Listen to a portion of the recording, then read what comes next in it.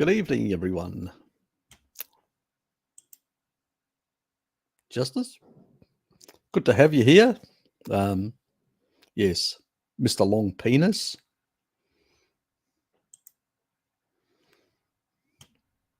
Richard, yes, still haven't come across. Oxalate juiced. Right here. Right here, mate. Right here. Very nice. Had a glass of milk before that. Get a bit of calcium just to bind the the stuff.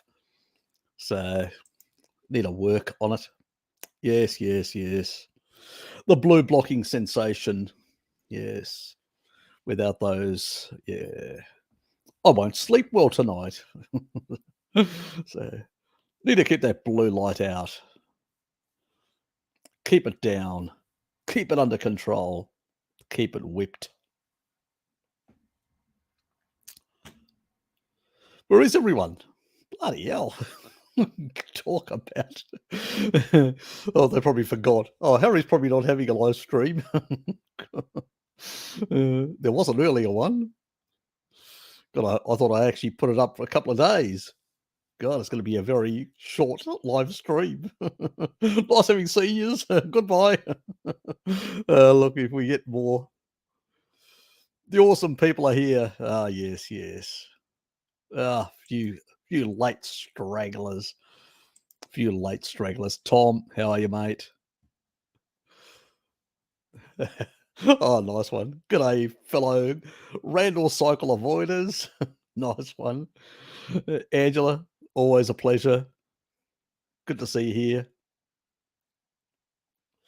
You're in the Zoom thing, Richard. Okay.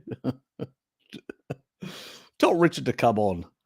Sorry, tell Paul to come on. That's what I meant. God, brain fog. Must be the coffee. The oxalates. The oxalates in there must be affecting me. Don't say anything. Please don't say anything. Not dark yet, Uncle Harry. Oh, God. I'm getting prepared because if I don't put them on now, technically I should be wearing these until about 7. But if I don't put them on now, I'll forget them. You know me. Sue, how are you? 2 a.m. in the US. God. Go back to sleep. You can always watch this tomorrow. Sleep is more important. God. Richard. I've got all these. Nancy's from Minnesota. She's here as well. Good to see you. I suspect all the Europeans, basically, they've probably got a blackout. They can't actually connect. Well, Paul, good to see you, mate. Have a go at me online. Why don't you? So pretty much I suspect the Europeans have, because they usually would be here, quite a few of them, they're probably having major blackouts throughout Europe. And their woke politicians in Brussels are probably telling them, just put a cardigan on and, hug each other and stay in one room, the whole family, in order to keep warm. So pretty much that's probably the reason why there's not many Europeans here at the moment, because they're having major blackouts and don't have the electricity to basically get online. Wonderful. Google must be not making good profits over there. Yeah, well, their woke agenda has nothing to do with, pretty much. You can understand why they're getting a hit, because when you've got big data centers, you need cheap energy.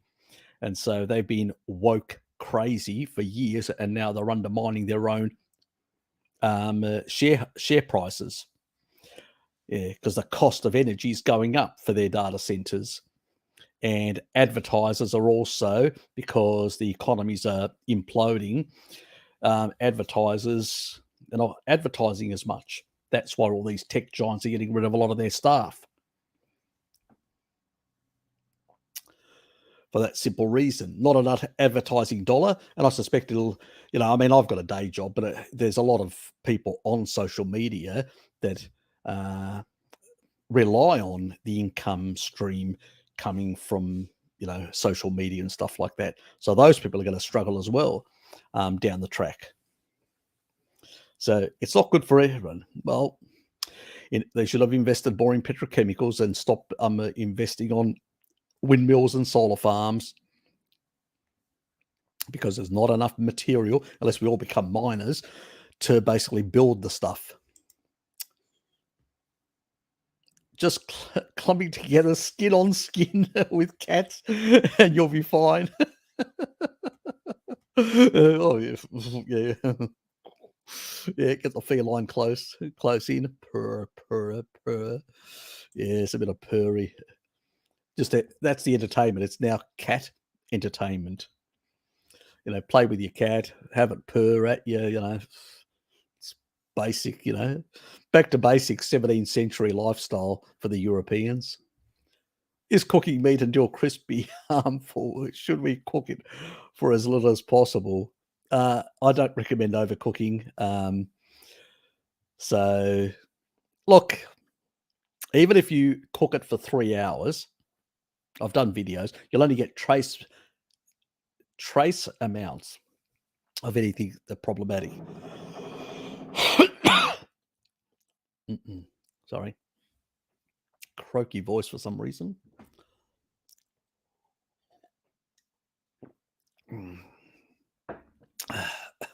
I hope Hello Kitty hasn't given me anything. You were down sick with some bloody thing. Damn. So, yeah. So, you'll get very trace amounts of oxidation after 3 hours of cooking. Before you get anything substantial, you have to cook it for 32 hours. So, no, it's not going to be harmful, but it will be a problem. Damn. That is annoying. So it will be annoying in that regard, as far as, the loss of taurine, the loss of some fluids that will take some minerals and stuff like that. Let alone, how can you eat it? It's going to be dry as a bone. You like dry meat? I mean, get some beef jerky and have a snack. So anyway, I mean, each to their own. But generally speaking, it's not the most best or optimal, but it's not going to kill you either.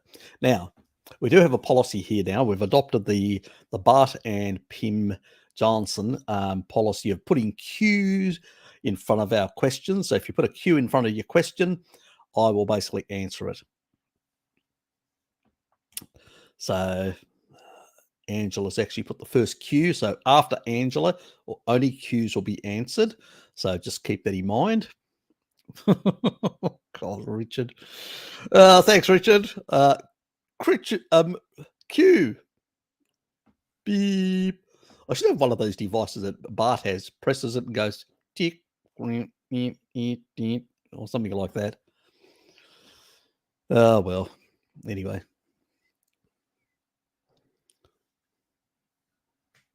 Oh, so Hello Kitty had to get into the act as well. Oh, you felt excluded, missing out. Anyway, yeah, so I wouldn't do it. I don't know how you could eat that sort of stuff if it's like, I mean, it's just too dry. God.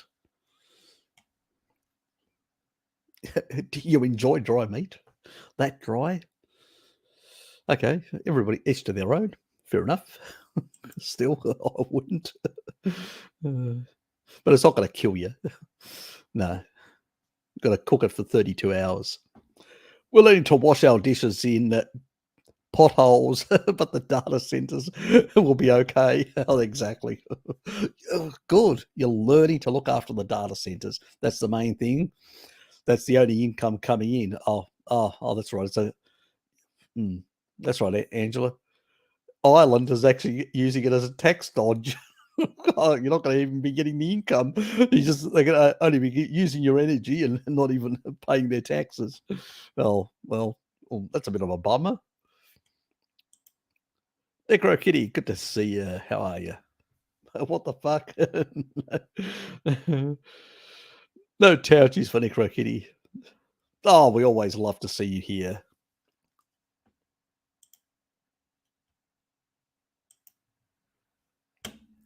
Oh, I did promote with the Discord with Lukey earlier, so you did get a big plug for that. Berserker, how are you, mate? Hi, how are you? With being hay fever season here in New Zealand, is hay fever allergies related to diet, and can species appropriate diet help? Yeah, they can. They can reduce it. You know, I mean, obviously we've acquired some of the genetics of Neanderthals and Denisovans. They do make us a bit more susceptible to these allergens, which, you know, our original Homo sapiens sapien genetics didn't make us susceptible. I tend to have the higher sort of level, but I have noticed I used to have touch asthma. I used to have a lot of different sensitivities, but a lot of them have gone away. So I'm much better now. I still have the bit of a problem, and that's probably just something that I've inherited, where in my family on my mother's side, we tend to choke very easily, which is a bit of a problem, especially when we drink, eat, and do things together and talk. So it's really easy. It's sort of narrower, the pathway, so we do have those sort of issues. So after multiple generations, we have acquired some, let's say, damage, all of us. So there's not only anecdotal evidence and N of ones, but a lot of people that I know have actually seen improvement. I used to get sort of hay fever sort of symptoms. I don't anymore, where I used to sneeze in spring like mad. And I know one guy at work who's actually gone a bit more plant-based. He shouldn't have, but he has. And his sneezing has become even worse than what it was before. So I do think a species-appropriate diet does improve. But I think vitamin D as well is very important for that as well, because it does regulate part of that immune system that affects allergens and stuff like that. The fat-soluble vitamins in general help with that side of things. So I do think a species-appropriate diet will be far better, superior in managing these conditions or even mitigating them completely. Some are related to things like structural hay fever and structural asthma and all that. What my younger sister had, which was a choline deficiency, it was a genetically based, because in a number of Europeans, a lot of Europeans have also got require to consume choline, because I used to consume it a lot in the past, more animal based. And so as a consequence, that whole area got down-regulated, where the Chinese, on the other hand, restricted it, and the Han Chinese ended up with the ability to endogenously produce it up to 76% of the population. So it does make a difference in terms of those sort of symptoms. So, and some of those symptoms like seasonal insomnia and all that, again, that's even related to methyl donors like choline as well. So there's a lot of things that are interrelated to not getting the right sort of nutrients. So you will get improvements in a sense. But we're not ancestral, as I said before, and so it depends how damaged we are. We still need the energy to produce ATP. If we've got too much mitochondrial damage, we're not going to be as efficient in mitigating these things or regulating our bodies. So there's a lot of factors that can be at play. So, but we don't see it in ancestral populations. So it's quite clear that it's definitely our lifestyle and diet. Oh, and you were getting close to me yesterday constantly. Friggin' hell. If I'm sick tomorrow, I'm going to come over and sneeze on you twice just for the fun of it.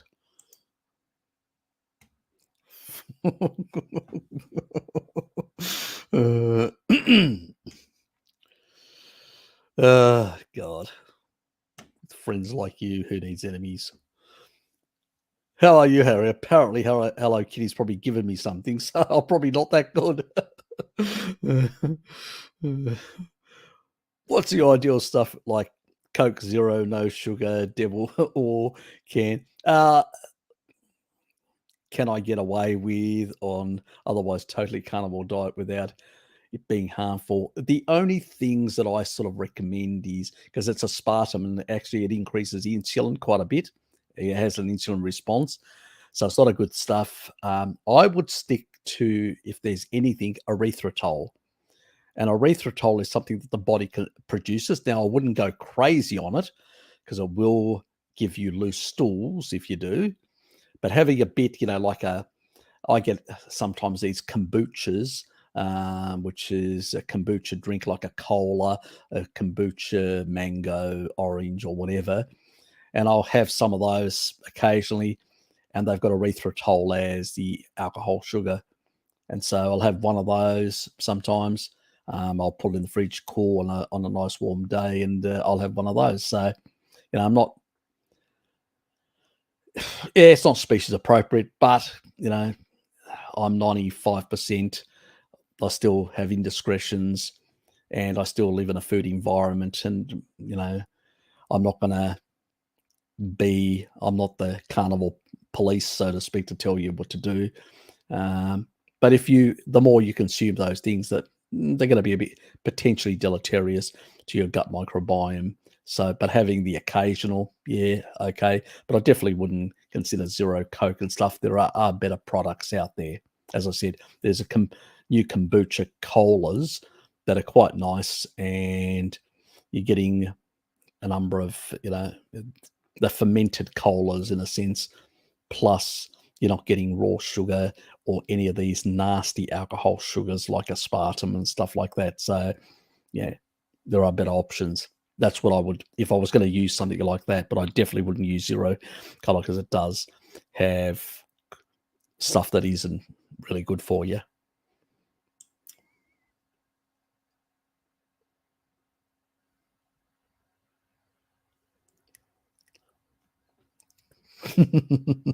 Yeah, she lives that way. Uh,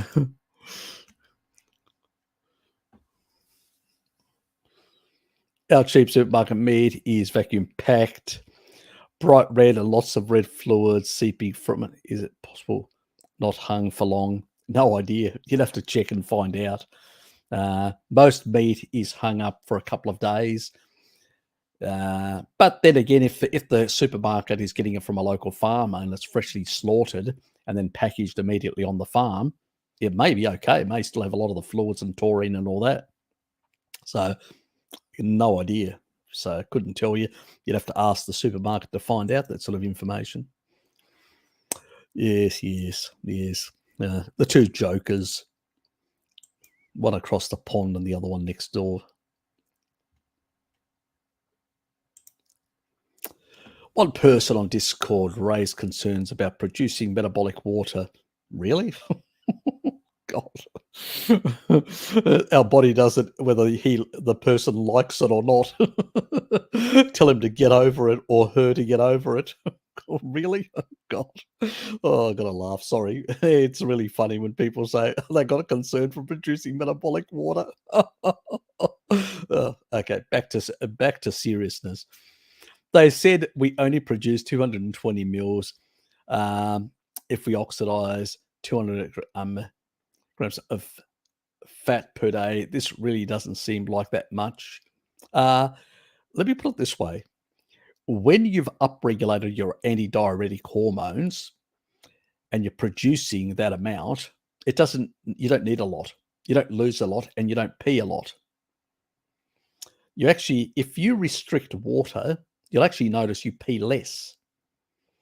And as long as you're basically upregulating your antidiuretic hormones, you'll recycle fluids, you'll filter out, and you'll just get a more concentrated yellow in the urine that you're actually getting rid of. And that extra water that you're actually producing is more than enough to produce one or two small urines per day, maybe three small ones. to basically excrete the waste products, depending on how much waste products you're producing. So it's a non-issue. It was funny. Thank you for making me laugh. You know, and the body can actually utilize. And the thing is, really, I mean, I only eat this amount. I can only produce. So what about the fat stores you got around your body? Well, that's not extra energy that you can tap in when you don't have enough. Really? That's why I'm laughing, because just because you eat 200 grams, yes, you'll actually produce 220 mils of metabolic water, or 220 grams worth, which is 10% more. But you remember, you've still got body fat. You can actually produce a hell of a lot more if you want to. Your body can, that is. So if it needs it. How much? It depends on the size of the person, how muscular they are, how much tissue they have, basically. They'll produce more or less. But it was funny. Thanks, Tom, for the laugh.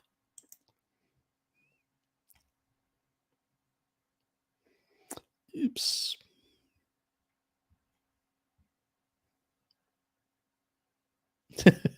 No wonder we're getting some weirdos. Aren't you one of the administrators on Discord? You and Lukey? What the effing are you guys doing? It wasn't me. Well, blame me anyway.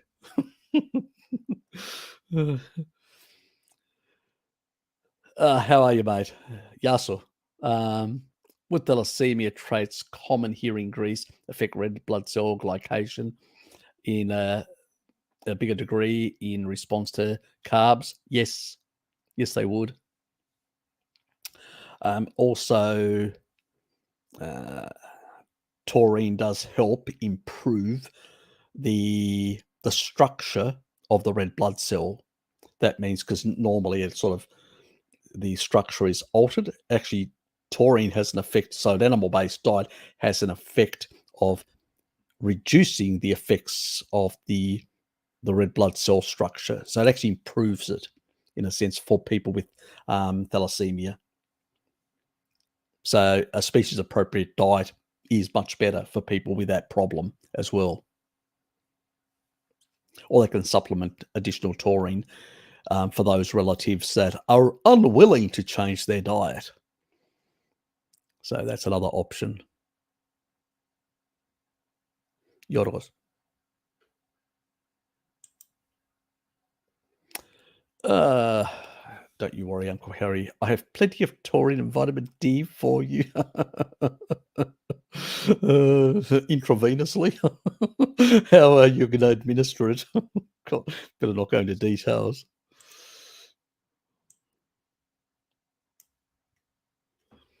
Some tips are not falling off the wagon. Tie yourself up. Up syndrome. You like that sort of stuff anyway, so it must be down your alley. The B vitamins. 2 before, 2 after, a bit of choline to export the fat out of the liver, those sort of things. Look, obviously, one thing that I've actually noticed is people that do supplement higher amounts of taurine, it tends to actually improve, like, it calms people down, it improves GABA-A, and it actually reduces what are called addictive behavior. So if you support GABA-A, it does have a positive effect. Now, choline has a bit of a role there, but we get enough in the diet to cover that. It's only people with specific genetics that may need to supplement or eat more sources of choline. But there are certain conditions, and I'll cover them in the video later on, stuff like that. But there are methylation issues, there are insomnia issues, and all sorts of things. But taurine would be probably one of those, peptides that could be used to reduce addictions in people. But then again, you've got the issue of the blood pressure meds and lithium and other things like that that they could be taking, and there could be interaction issues. So you'd need to be managed, and somebody that knew what they were doing as well. The physician would have to know about these interactions. So that's the other part of it as well. So yeah, not an easy. Anika, how are you? Good. Hi, how are you? What is better, low deuterium water in plastic or high deuterium in glass?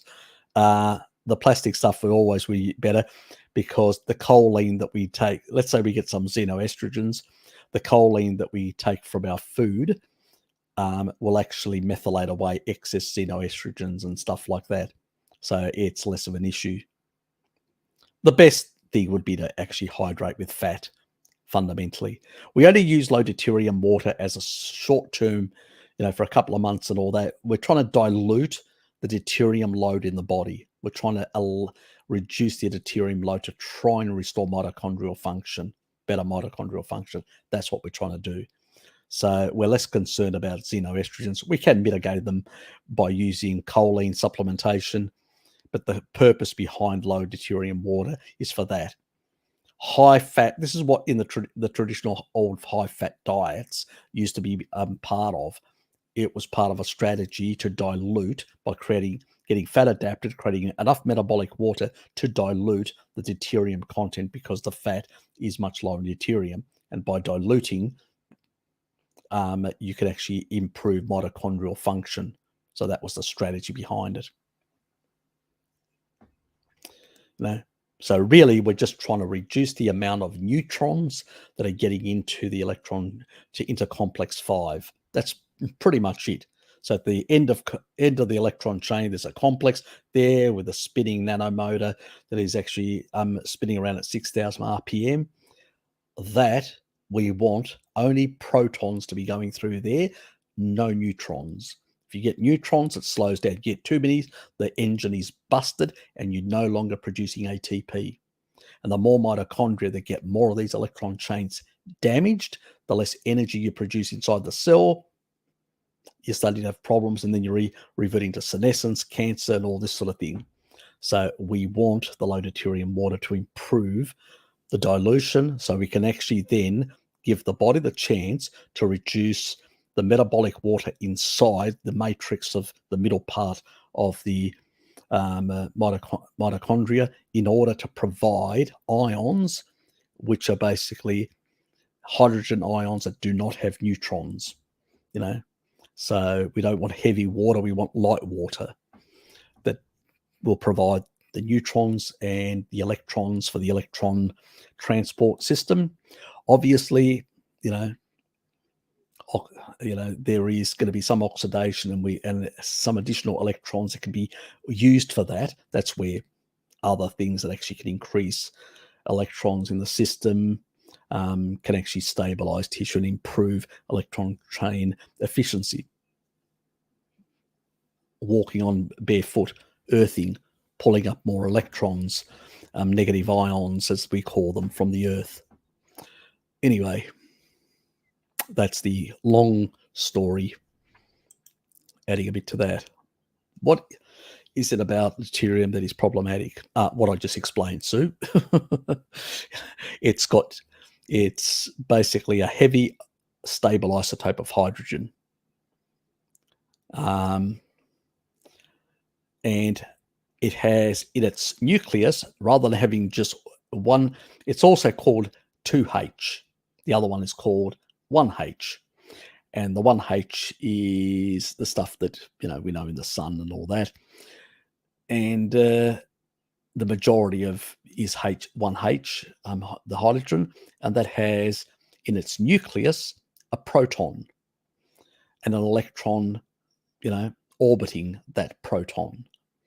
In deuterium, we have a proton and a neutron. The neutron is the problem. This is why they use heavy water nuclear reactors, for the neutrons, to increase the neutrons that actually can speed up nuclear reactions. So they, even producing deuterium depleted water is the same method that they use in nuclear reactors. They're getting rid of steam through. That's the light water that's going away, so they can concentrate the deuterium at the bottom. in those factories, they just discharge it into the ocean, but or rivers or whatever. But pretty much it's the neutrons, and those neutrons, if they concentrate too much beyond the capacity. Now, in the Krebs cycle, the TCA cycle, citric cycle, there are a number of enzymatic steps, and these steps can actually remove and replace, because these are like enzymatic complexes. They can remove and replace hydrogens, and they can get rid of the deuterium out of there. Now, that deuterium may stay the cytosol inside the cell, but it's not going to cause any problems. And it is required for collagen structures. It is required for other purposes, for cell integrity and stuff like that. So it has other purposes. We don't want to go zero anyway. Their sweet spot is about 115 parts per million, and the enzymes can do their job in terms of removing those and making sure that only 1H, ions, which are proton based nucleuses, get through and produce that for that metabolic water. That's it. And then those pumps, the complexes 1, 3, and 4, they can pull through and they'll strip off the electrons for the electron chain to power it up so the pumps can work, and they'll build a proton gradient in that inner mitochondrial membrane, which is on the outside of those folds, if you've ever seen a mitochondria. And in there, they will actually push against that, and they'll push through that complex that is complex 5, the rotational machinery, and that actually will take an ADP, adenosine diphosphate, stick a phosphate group to it, make it an ATP, and the release of that phosphate is actually where the energy of life comes from. So, if we reduce energy by putting too much deuterium, too many neutrons in the system, the machinery doesn't work. It slows down or damages completely. And then your mitochondrial energy production declines. And with that, so does your health. So at a fundamental subatomic level, this is what's happening. Food is being converted to these ions, and they are being used through machinery to produce energy, ATP. So if you basically damage this machinery because you put too many neutrons in there, it's not going to work as well. And you're not going to have the energy to build tissue, to repair tissue, to do all these sort of things. This is why as we get older, we sustain more mitochondrial damage, because we eat high deuterium foods, and those high deuterium foods damage our mitochondria, causing decline. And as a consequence, we have less energy to repair ourselves. When we were younger, we could repair ourselves faster than we can now. And now even young people are starting to have mitochondrial damage because of their mothers eating inappropriate things in the womb, damaging them. And then when they get out, they're eating a whole lot of absolutely non-food items as babies that are actually damaging themselves much younger and getting to that sort of state. So, yeah, we need to reduce the deuterium levels, not too low, but not where they are at the moment. Sugar and all that is in the 150 odd ppm, which is above the 130 safe zone. And seed oils, they're just off the show, double that. So with too much sugar, once you get over 30%, you're probably producing you've got so much deuterium coming in terms of energy, the rate limiting effect, it depends on people because of the genetics differences and all that, how well they can manage. Some can manage a bit more carbohydrate, some a bit less in dealing with deuterium from these sources. But if you add seed oils to it and water, which has got 150 parts per million, there are some tap waters that are at the same level as seawater at 155, then you've got a big problem. That you're basically going to be busting too many of these motors and making yourself very unhealthy. So Yeah. That's biophysics made very simple. As simple as I can make it. I hope that was clear.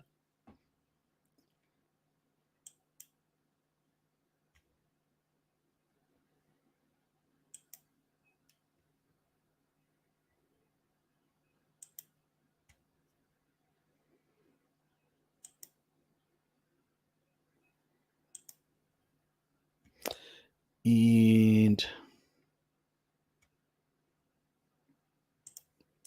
how are you, DC? Good to have you here, mate.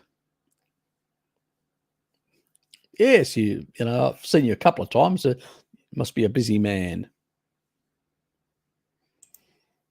Yeah, me and Luke admins Discord. Honestly, I think Bart is the source of the weirdos. He attracts dudes who are into military garb, but we still get some awesome people. Fair enough. Uh, it's probably Ted. It's probably Ted. Yes, yes, he does work Bart's knobs. Apparently, that's what I've heard.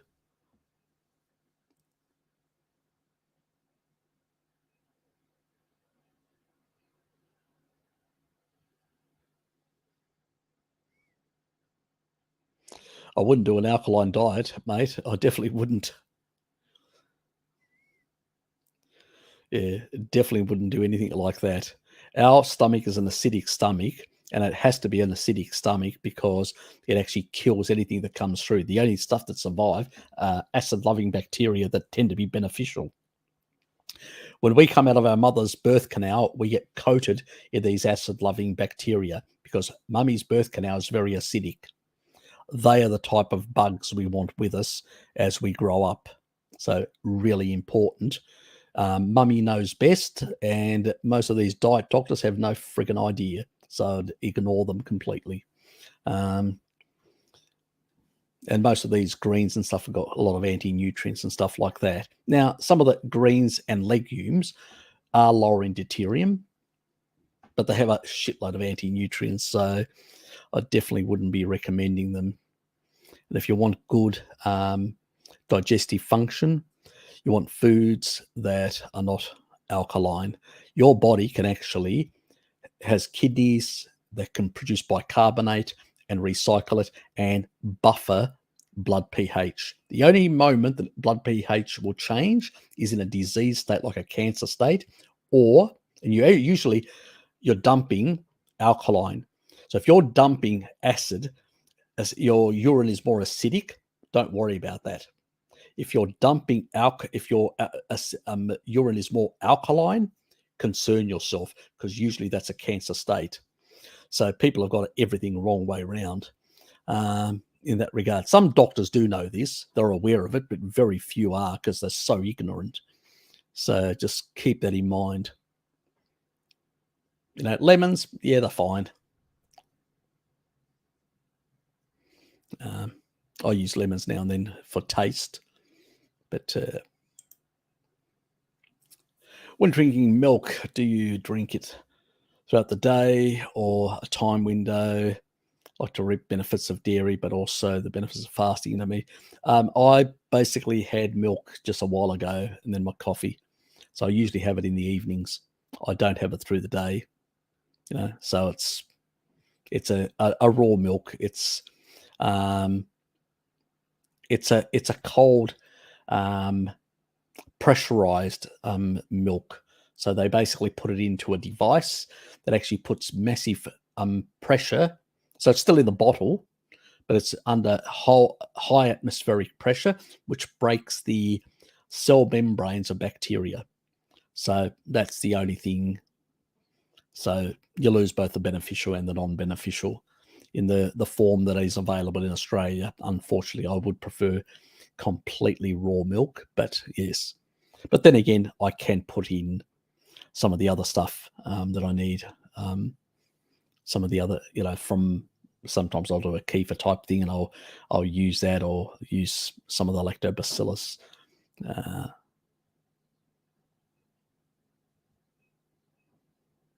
Supplements in it. What vitamins, mineral supplements would most people actually benefit from? You're not going to benefit from magnesium unless you've got a real deficiency and doing certain things that are contraindicated. I've actually done videos. So I would go and check. Do Google my name, magnesium. Google my name, copper. Google my name. I think I've got one for zinc, and Google my name for also potassium. And you'll actually find research, really good research, which a lot of people are unaware of, that actually explains exactly what the excretion rates of these minerals are and why we, on a species appropriate diet, will get more than enough. The other thing is, if you're not drinking massive amounts of water and you limit your water and you hydrate with the fat you eat and the fat you've got around your belly or around your body, then you'll produce metabolic water if you're fat adapted, and you'll upregulate your antidiuretic hormones. And if you get enough taurine by eating enough meat, then you'll also, or supplement taurine, you will regulate the ions, and taurine actually achieves homeostasis of all ions in the body. That means all minerals. And it means that basically you will have the proper amount of these minerals inside the cell and outside the cell and being recovered. So it's a great regulator. It's a master regulator. It's an osmolyte. So if you're on a species appropriate diet, you should technically be getting enough of taurine. But, there are conditions like oxalate dumping and other issues that can actually deplete sulfur amino acids like taurine. So under those circumstances, people may need to supplement. But there are issues with if somebody's on lithium or blood pressure meds, and I do have a video covering some of the things and how to go about using it. But vitamin D is the only thing that out of all the vitamins that I do, and that's only the winter months, because I do live 40 degrees south in Tasmania, which we get very little UV.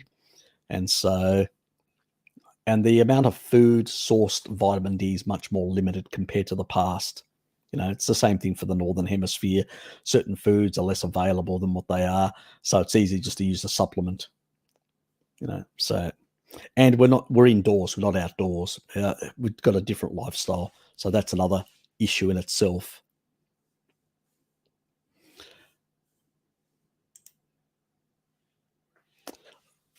I've been doing a lot of air-fried braised meats wrapped in aluminium foil. You don't want to be not in aluminium foil.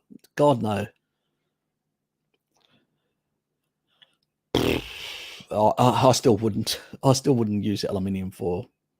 I use baking paper. If I'm going to wrap anything, I'll use baking paper, and I'll put it in. And even string. You can buy string in like a ball, and you can actually use string like you use with the a roast and stuff like that. You can use string. That's fine. And so if you need to wrap it, but I wouldn't use aluminium foil. Because some of it will seep out of there, and while our bodies need some aluminium, too much can be a problem, a bit like too much fluoride or things like that. Even fluoride, the body needs some, but not too much. There's always an issue with those sort of things. Nope. As I said, height. You have to basically, to create it, light water has to go out. Under heat, you get the heavy ions staying down, the light ions becoming, they're captured at the top of the vessel, and you can, at whatever point they're getting captured, as the steam goes up, you basically will capture different levels of ppm. So the higher, the lower the ppm. So no, you can't do it at home by doing that. There seems to be some value in photonic energy going through water that seems to change slightly the viscosity and that seems to have some sort of benefit that some biophysicists subscribe to and promote, but we don't really have robust human studies to validate that. We just have basically biophysics experiments, in vitro petri dish stuff, not actually in vivo in humans to really know whether something is working or not. So, yeah.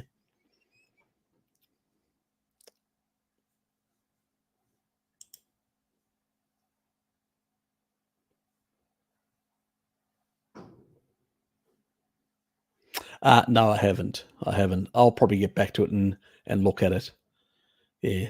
Oh, he's one of the people that I've listened to Laszlo and this Gabor as well. So I've listened to him as well, and a few others of the Hungarian, because there's a whole group of Hungarians that do these conferences. Some of it is in Hungarian. Sometimes they do some in English. So you can actually, sometimes they provide subtitles. So Laszlo's got on his site as well a whole lot of biochemistry that he does, like teaching aids out of the University of UCLA, which is the same university that Joey goes to.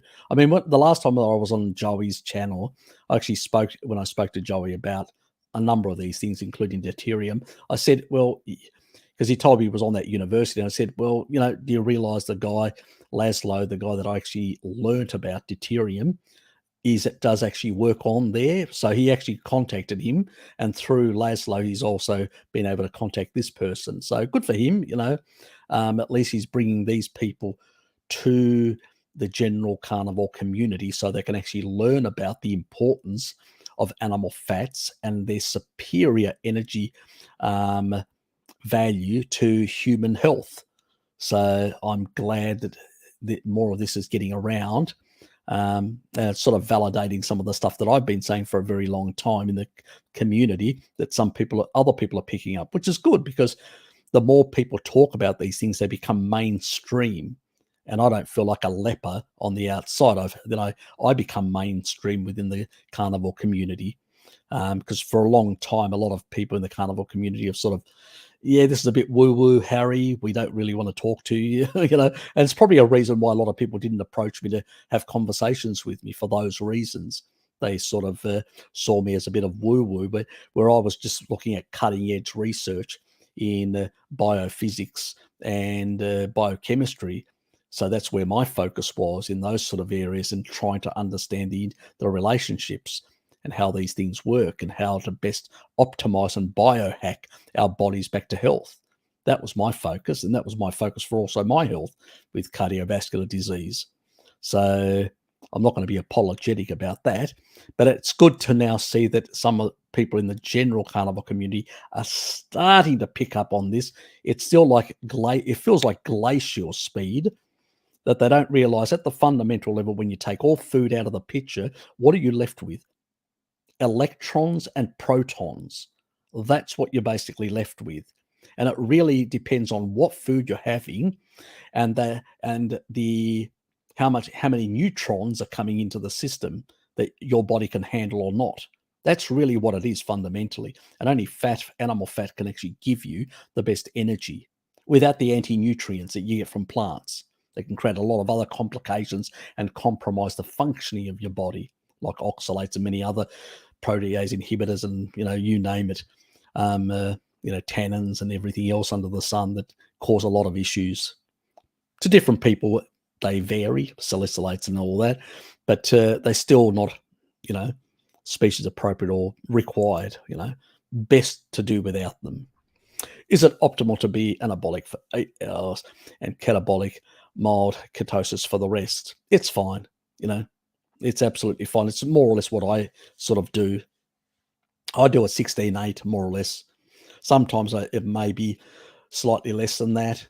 And most of the interventions within that 8 hour are usually coffee, milk, and then I have two main meals, a big meal and a smaller meal, which tends to be like a snack around about 11 o'clock when I break my fast. I have that small meal, and I have if it's winter, my vitamin D, because it's a fat soluble thing, I want it to, so I'll take it at that same time. And then later on in the afternoon, about 3-ish to 4, I usually have my other meal. And I'm doing it in a sense like even tribal people, they would go out, they would hunt an animal. In the morning, they would wake up. There's no fridge. You grab your spear, your mates, and you head out to find an animal. And, and that's what you do. So you get a bit of a cortisol boost because of the blue light. You're outdoors. That blue light that's coming up will actually signal, produce a bit of glucose through gluconeogenesis, provide a bit of free fatty acid, get the energy going. Good to go. That's why I usually say, if you wake up in the morning, before you do anything, just walk outside. Absolutely walk outside. Provide the signaling to your brain, this is morning, circadian clock, and immediately you'll get a boost of blood sugar and free fatty acid and be energized. You'll feel less sluggish in the morning. A lot of people get up and they sluggish doing their shower and all that, and I go, why struggle? You need to provide the circadian signaling to get going. Just get outdoors. It's easy. Just pop out for a while. Give your body the signal. Then walk back in and do your stuff. And then basically you would walk out. Eventually you'd find in the midday, you'd find an animal. And then at that stage, you may have a bit of like a multivitamin, a bit of the liver, maybe a bit of blood and stuff like that. So that's your snack. And then you take your, your catch and you walk all the way back to the camp. And by the time you get there, it's in the, late midday period. You start cooking it. And then you probably have a meal 2:30, 3 o'clock and onwards. So that's what humanity, that's the closest you could replicate in a modern world to an ancestral approach to eating. And you really have a big meal at that time. So that's the sort of way I do it. And it really works for me really fine. And it keeps me in that general mild ketosis. I get knocked out by the major meal, which is a good thing because that extra bowl of insulin means that the less catabolic. It also improves the general functioning in terms of maintaining the antidiuretic hormone response within the kidneys. So we get a better effect in the way our regulatory systems. Being too catabolic is not a good thing. And that's what we need to do. And so then for the other 16 hours, because remember, you won't get out of this anabolic state for a number of hours. So once you've had your meal, you will, depending on how much you've had, it'll take you 6 to 8 hours to digest all up, which pretty much means that you're probably like half the day in a non-catabolic, you're in a semi of different levels of anabolism, which is perfect. That's what our ancestors have always been doing. Half the day in a catabolic state, half the day in an anabolic state. This yo-yoing, perfect. Not an issue. And by doing an 8 to 16 hour eating sort of cycle, will then give you that 12-hour type digestion sort of cycle. Perfect. We don't need to complicate things any more than that. And by having it at that, because it does take a bit longer to process protein from animal sources. So, if you're having it about 3 to 6 by, 9 to 10 o'clock, you'll have digested and then you can go to bed. Perfect timing.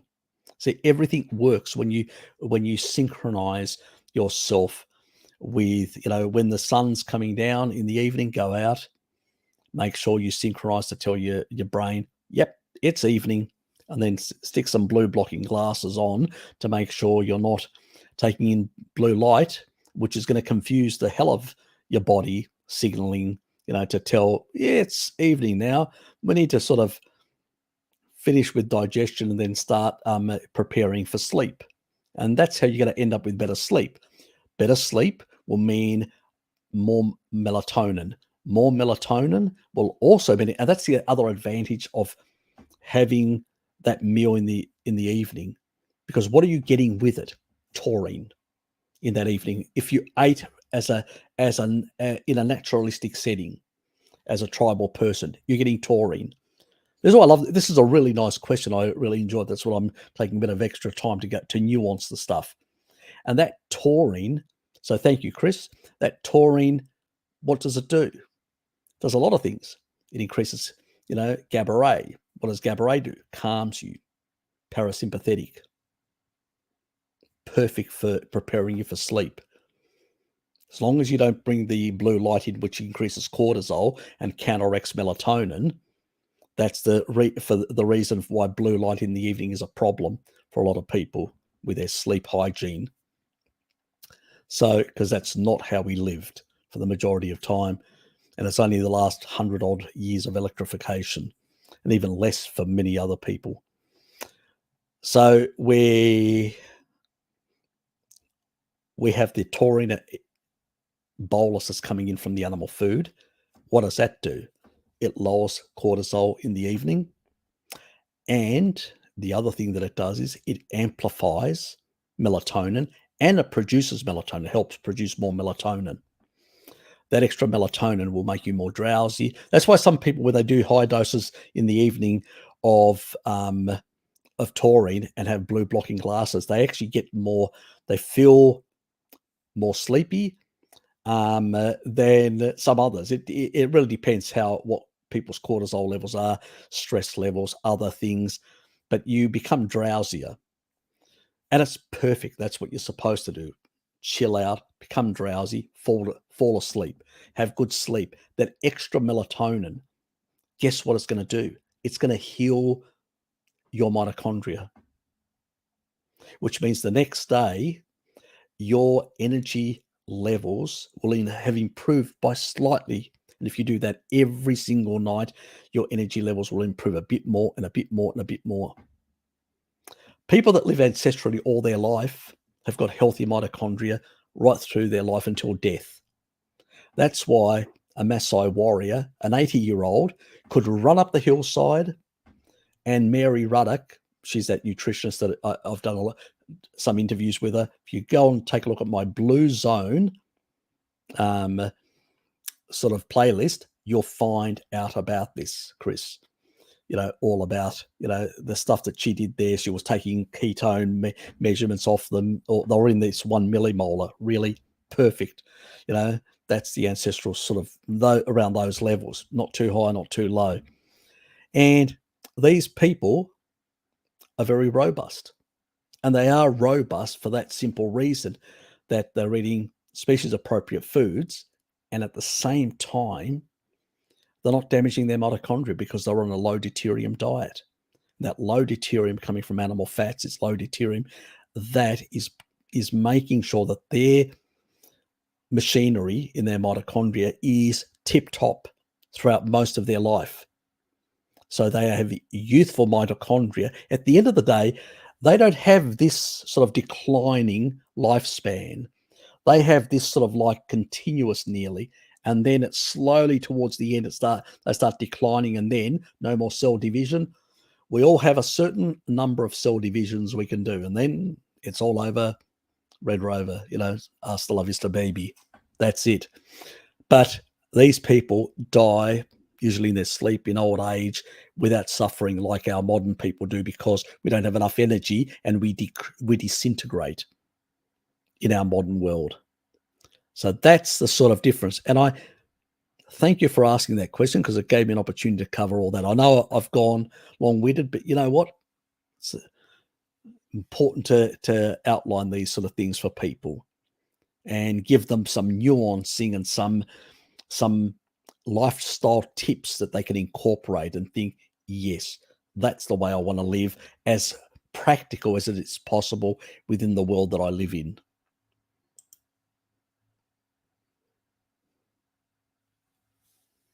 No, it doesn't. It doesn't at all. We're talking about a very different type of very high temperatures. If you were to capture, yeah, some of that steam, yeah, probably be low deuterium, but I mean, it's just not practical. Let's be honest. Anyway, Dom, thanks, mate.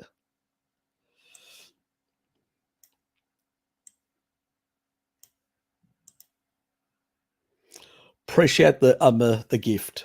Yes, yes. Thank you very much. Where are you located at the moment? I know you're in the UAE doing some work, and are you back in Ireland, or you're still in the Middle East at the moment? Yeah, it was good seeing you as well. Last time. So yeah, I just wished I had a bit more time on the Zoom session. Haven't seen Sammy recently. I don't know. I hope he's well and things are okay with him as well. Uh, the only person I haven't even seen Richard. I've only seen Paul on the Zoom session whenever I've been there. So yes, it is available for everyone else as well. I'll as of next weekend when I'm not doing my live stream on the 3rd, on the actually Friday night. I'll actually start it on Friday night, the 2nd, which is Friday Australian Eastern Standard Time, which will mean it's very early in the morning in the UK, and in North America, most people are asleep. But I will basically start it off then, the December Zoom session, and we'll run it right through to the new year. And then we'll try and do something on the new year. I'm going to have a live stream, and then followed after that. It'll be basically a post New Year live. Let me hold off on that for a sec. But I will want to do some sort of New Year thing on the live stream, on a Zoom session and live stream type combination. So I have to work out the details. Let me find out also what my brother's doing around that period of time. So once I've got we've worked out and what I've been committed to, because I don't even know, he'll tell me. It makes life less complicated. So what are we doing, Sean? Oh, this. Okay. Because it's pretty much me and Dad and the whole entire other family. There's more of them, so they can actually decide how it actually all plays out. I just ask them, "What do you want me to bring?" And I just bring it. Makes it easy, less complicated for me. So I'm definitely not arguing. You take on responsibilities, you take on more duties. You should know. Anyway,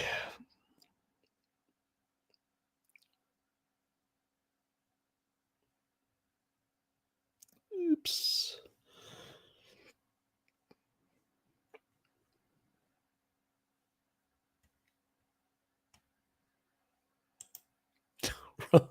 Gummy bears. 3 heaps of a tablespoon of gelatin powder. Nice one. Is that for the relatives or for yourself?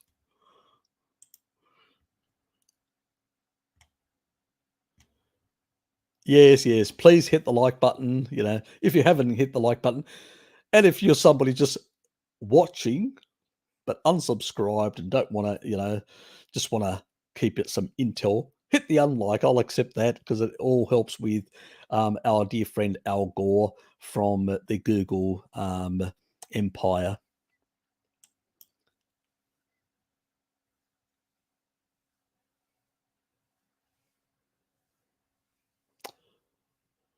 In the nutritional field,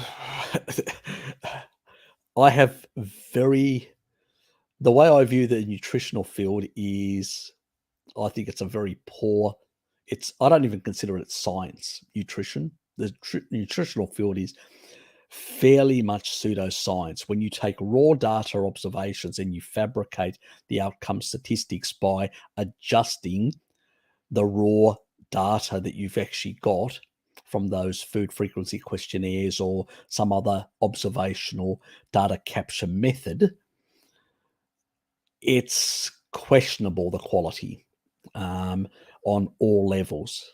One, you cannot actually determine which components of what people have recorded or what you've actually observed are actually causal.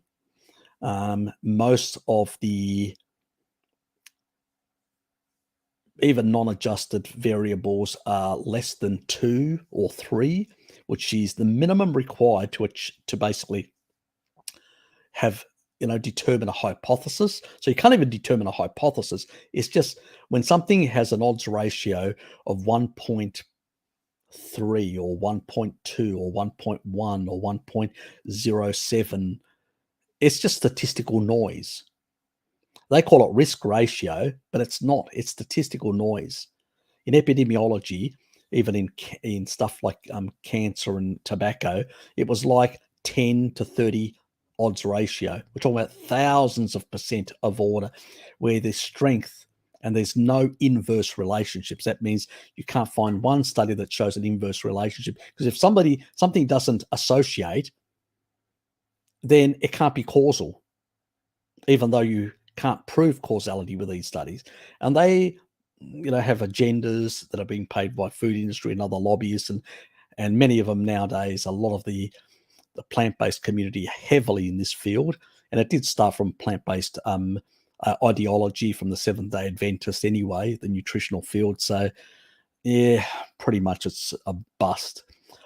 If you really wanted to find out about the isotope analysis data, which shows what our ancestors really consumed, the long bones of our ancestors were high in certain isotopes like nitrogen-15, delta-13, carbon, and a number of others, which indicate that we were super hyper carnivores.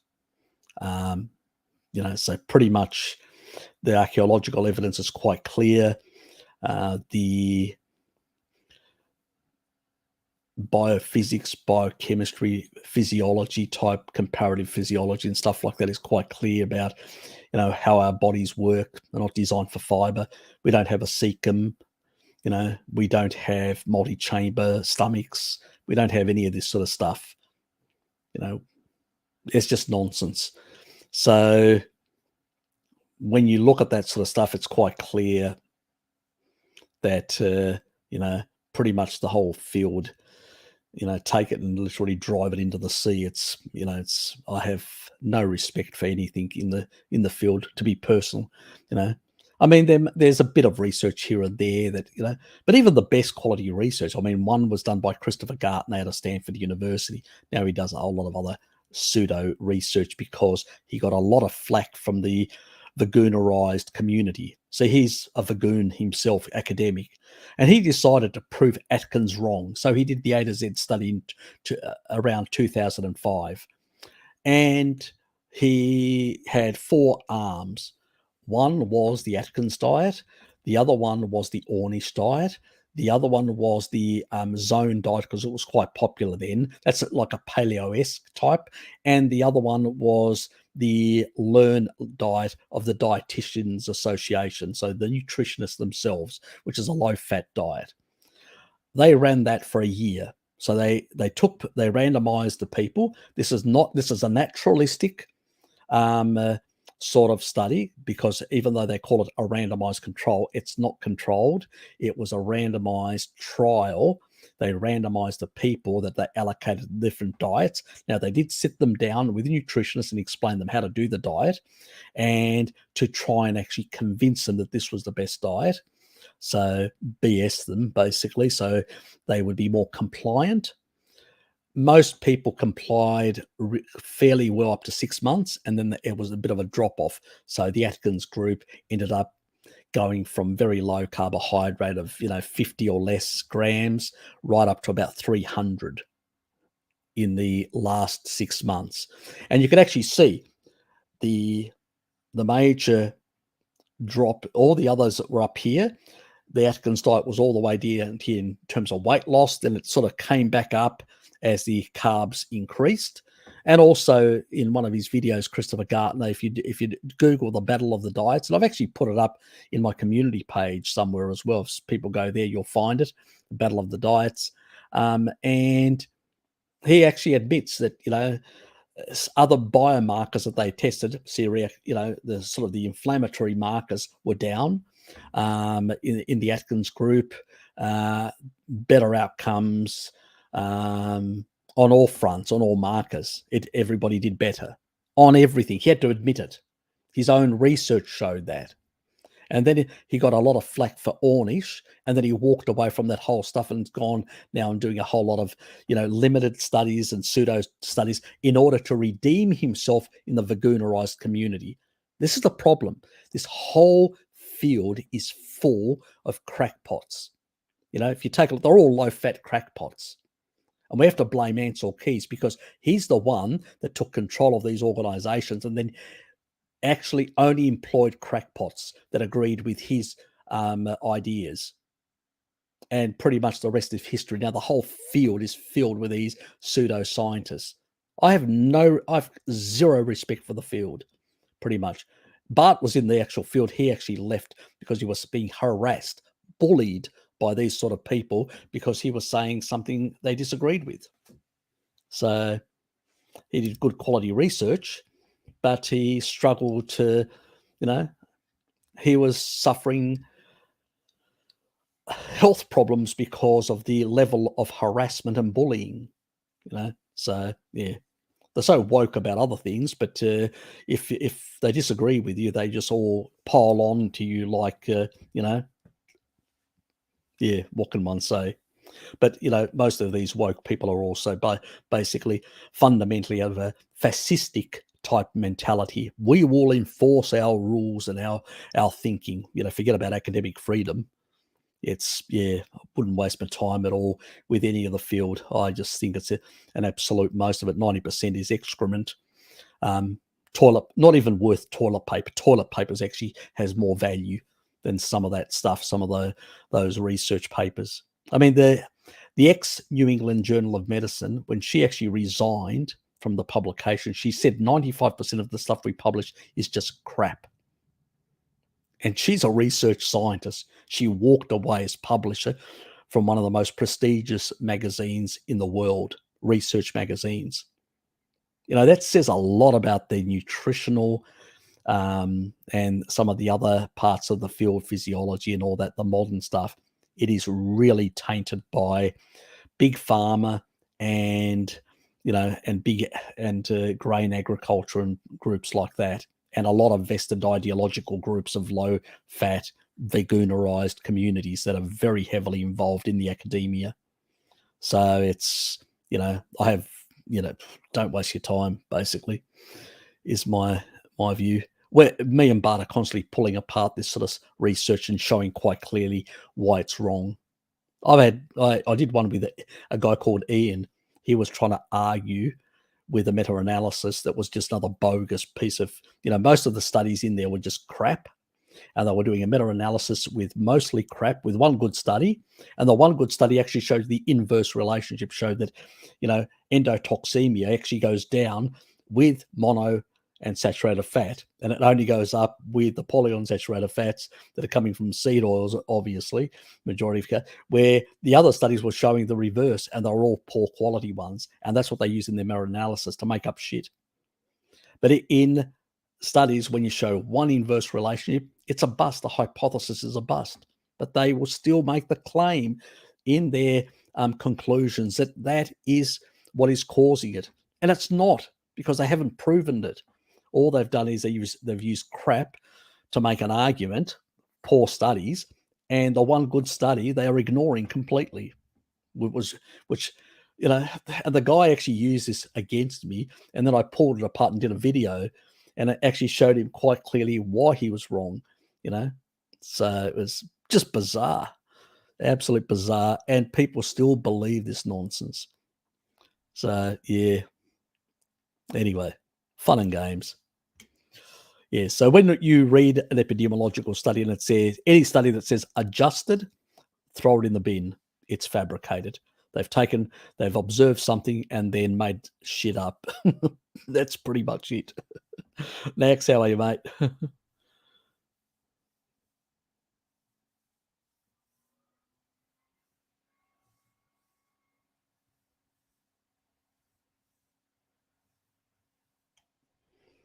You may have had enough number of issues. You could have seen somebody like Bart or whatever to give you some tips to improve, because you may have some gut motility issues. That means you may have certain issues with your digestive tract, and you may have needed, to do a protocol of B vitamins, vitamin D, and taurine and things like that to improve your gut functioning. So, and you could have also done the kefir as well. That helps improve all that sort of stuff. I've had people, Necro Kitty can tell you she basically had a lot of issues and they're all resolved. So going back to this sort of stuff, which is high deuterium foods, may mitigate the thing in the symptomology, because what it's doing is it's just binding this sort of stuff and holding some water retention to make it softer and whatever. But it's not going to solve the problem long term, and the extra deuterium is going to damage your body in the long run.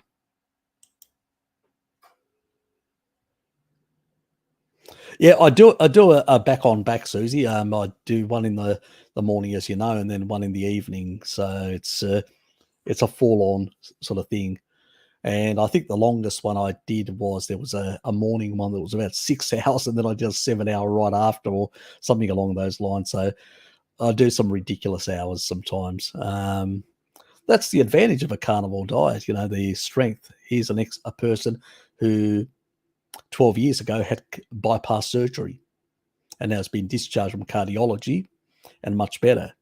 And as I said to Nack, he needs to persevere. It's easy to go back for a crutch on certain things, but try and resolve the problems and be closer to a species appropriate diet. You're going to be healthier in the long run. So, and sometimes people not eating enough fat. That's the other thing, a 1-to-1, because fat is required. And so to basically avoid, getting hard stools, you need fat for the lubrication, the moisture. So the 1-to-1 is a valid thing, and most people still ignore it because they fear fat, so yeah, one of those. But thank you for being here. Not a problem. I'm glad that came across.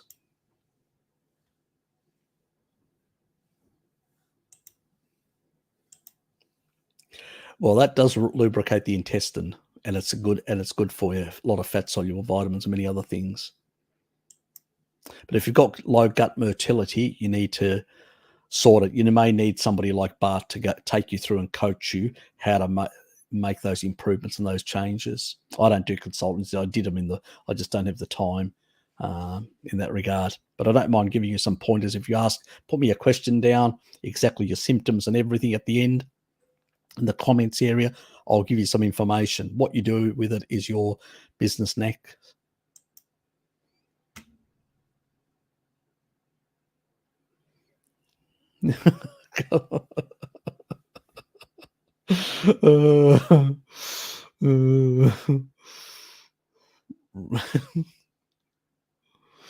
Don't blame me.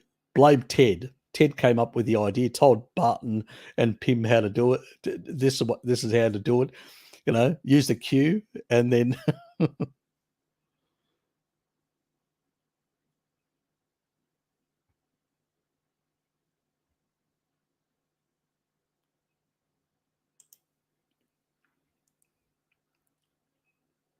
yeah, that's true. They do.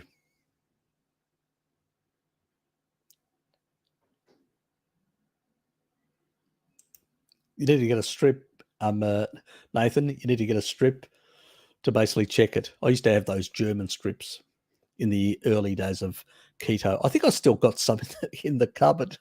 I probably haven't thrown them out. Probably should. I'll go over there. Let me just take a look.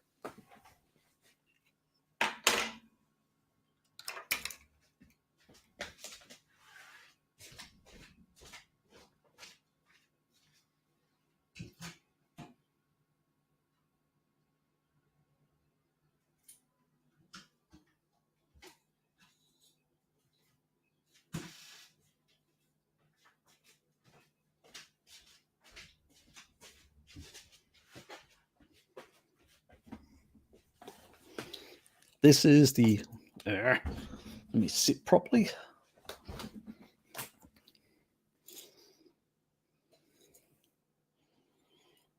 Buyer.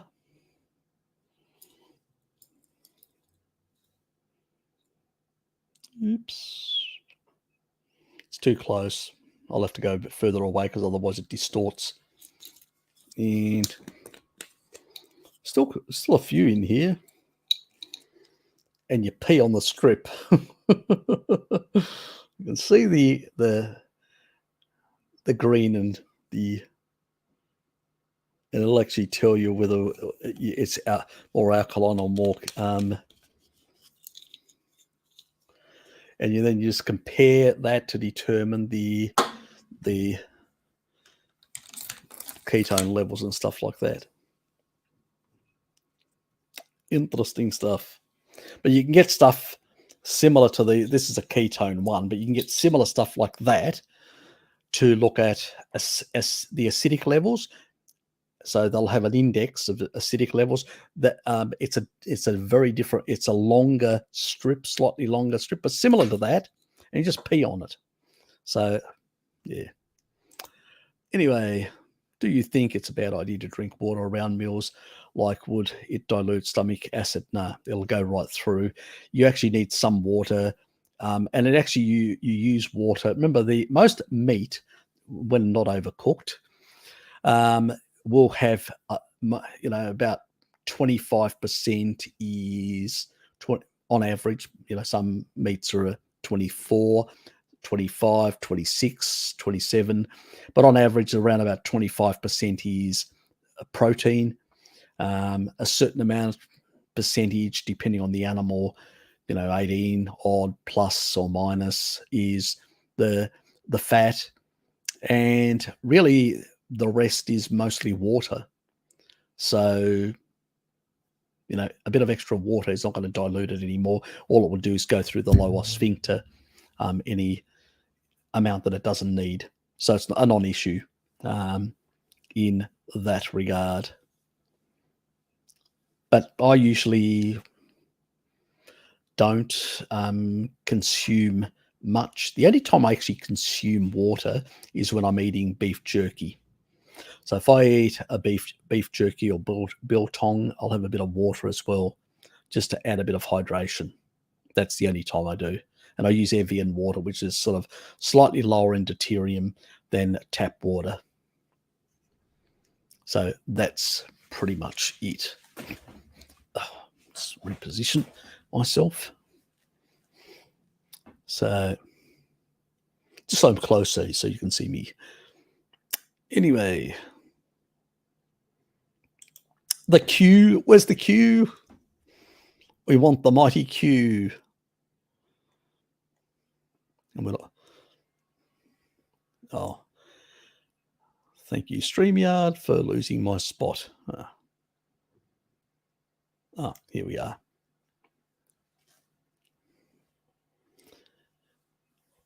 So, a question regarding your Neanderthal. Is it Neanderthal video? Is it possible that some people with small percentages of Neanderthal genes cannot get enough adipose tissue which you deem healthy without carbs?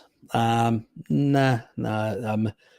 This is, just because you've got lower genes, our ancestors had lower, were living in glacial periods when there was no carbs, because the level of carbon in the atmosphere was much lower, so you couldn't produce a lot of plants that produced. You need more carbon to produce flowering, to produce stuff to eat, fruit, stuff like that. So no, it's just the difference is in the fat cell numbers. So that's the amount of fat cells your body can produce. See, some people can produce more new fat cells. Some people are toffies, thin on the outside, fat on the inside.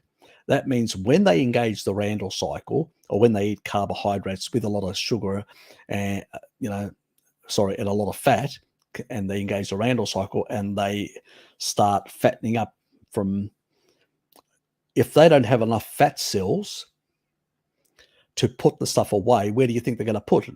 In the viscera fat, around the organs. That's where the fat accumulation, and you'll end up as skinny fat. So, you'll find places deposited, and if you can't, then you'll get fat droplets inside your organs themselves, liver, heart, different, probably later in the heart, but in especially liver, kidneys, pancreas,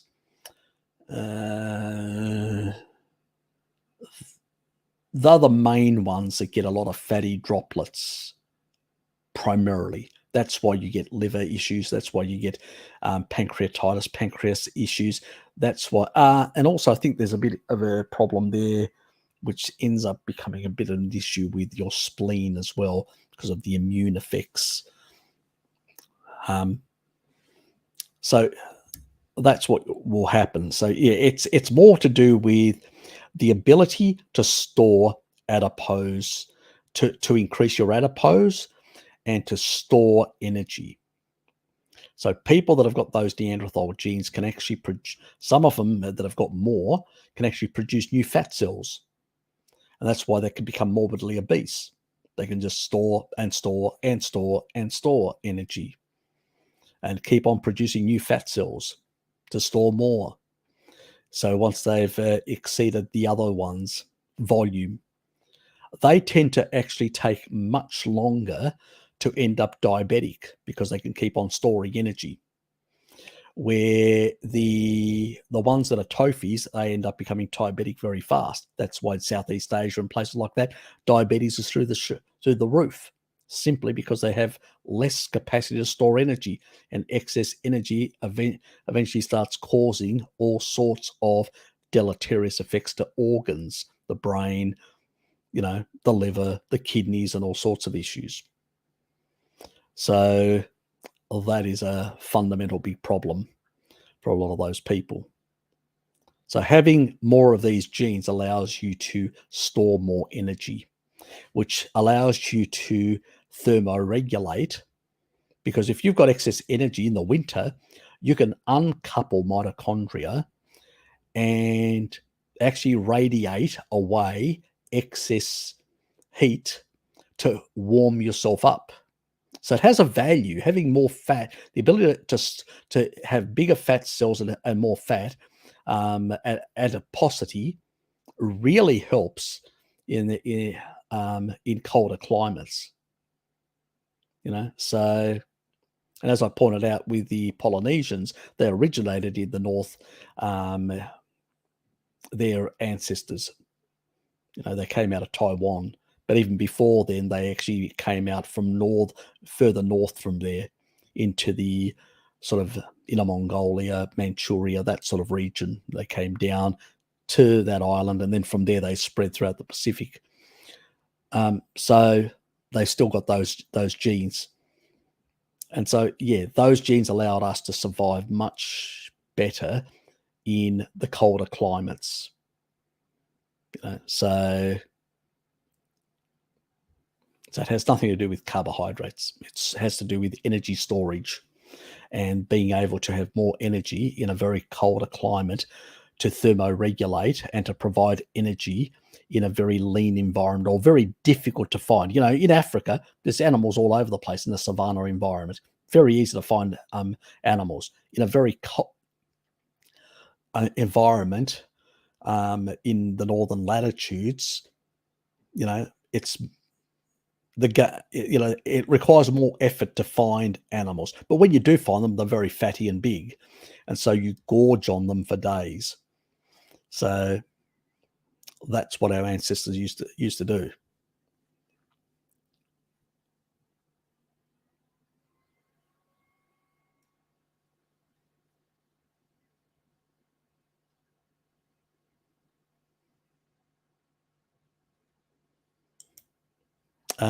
They just undereat. It's really, they undereat. That's the only problem. They have a lot of physical activity and they undereat. in particular fat.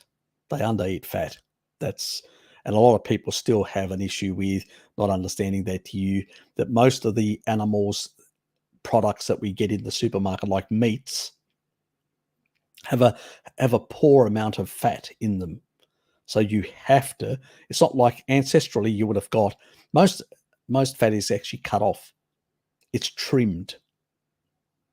So you're not actually eating the way our ancestors would have consumed. The only other way of actually doing that is to go out and get lard or tallow or have dairy fat like butter, ghee, stuff like that, to be able to put back the fat that you've actually missed. And so what you do is to have a one-to-one.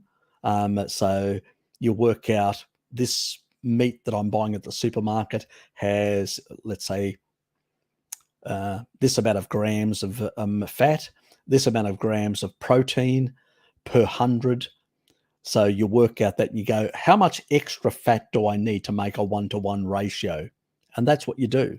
And most people are unaware of that one-to-one ratio and sometimes undereat energy and get their endocrine system in the toilet, their hormones in the toilet. It affects their thyroid and many other things. Because at the end of the day, if you're not getting enough energy and you're doing it chronically on a daily basis, you're going to have thyroid issues. Nothing to do with the diet. It's just you're not getting enough fat in the diet. That's your problem, because you're eating commercial leaner cuts of meat. So I always go for the fattier cuts of meat, and sometimes when I can't, I just add additional butter. So slab it on. Butter's nice, creamy, yummy. And I have been known to drink like pure cream, like this coffee has only cream in it. Bud does the same thing. His coffees are full of cream, not even milk. Getting a bit of it. And the nice thing is you get a bit of extra energy that way.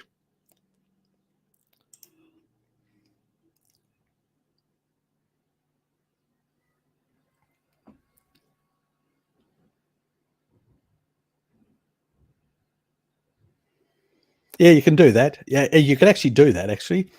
My father does that. He puts baking paper and then puts aluminium on top and sort of covers it. So you won't get, that. So, that's the other option. Good point. Where's the queue, Jean? Where's the queue? Nobody asked. I'll have to enforce this queue a bit stronger. What do you think, Richard? Be brutal? Harry asked a while ago about camels and deuterium, but got busy to hear your answer. Sorry, you mentioned way back you can't tell a camel's age because because of it. For one, source on this, need a rant. Oh well, there's an old story. This is where the story comes from. Is from the Arab Peninsula, so it's not my story. Okay, I'm trying to remember now. Is it in the Quran mentioned? It may be in the Quran mentioned. I can't remember exactly, or some other text, Arab text, which says that if you go out on your own, don't take a camel, always take a horse. The reason for that is that if you take a camel, it's really hard to tell its age. And because it's hard to tell its age, you may get an older camel and it may die, and then you will die in the desert. So take a horse, because at least you can tell the age of the horse. And if it's getting too old in the tooth, you can replace it. That's where it came from. Now, I'm not sure whether it's in the Quran, and I'll have to ask next time I speak to UAB Biff, who's in the United Arab Emirates, who's one of my subscribers. Sometimes he comes on the Zoom. I'll actually have to ask Sammy, that's his real name. I'll have to ask him, whether it's written in the Quran, because I can't remember now whether it's an Arab text or whether it was an Arab text in the Quran. So I'm not sure. Laszlo and Cole, who's an American doctor who works with Laszlo, they mentioned this as well. And it's because the hump is very low. It's got a very low deuterium fat, and the animal hydrates with that. It also eats cactus, and cactus is one of the lowest deuterium sources of water you can find in the desert. So if you want the best low deuterium water and you're in the desert, cactus is your best thing. So if you get cactus, you can actually grab the water out of the cactus. It's going to be very low deuterium.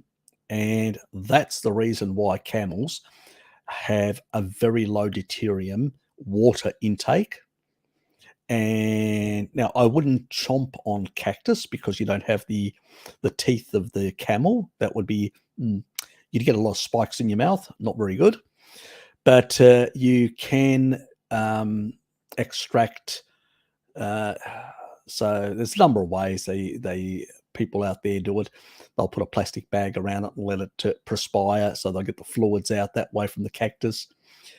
Or they'll cut them and then drain them. But the problem with that is the potential risk of getting some, oxalic acid. So it's best to basically use the plastic bag type approach and just get them to release the water content, in a sense, without the oxalates. So that's probably the best way. You can do it around leaves. Use a plastic bag. It's an old survival technique to get water from leaves. And there are other materials, not only plastic, you can use, but I'm just trying to give you an illustration of how to get. So they basically have very low deuterium water sources, which they either consume or produce from their own fat stores. So it's one of the lowest deuterium. They tend to run at a much lower ppm than any other animal in nature. So their mitochondria sustain extremely little damage throughout their whole life. And then once cell division finishes, they just drop dead. And if you're unlucky, person to be on a camel on your own in the middle of the desert, you're stuffed. Let's put it that way. You're a goner. Use a horse. Listen to the Arabs. They know best. They live in that environment. So that's the sort of the backstory. I just have to find out from Sammy, because I usually do mention this story now and then. I do need to find out from him exactly where the source is that I'm quoting, or Laszlo and Colin are actually quoting. It would make it much easier in that regard.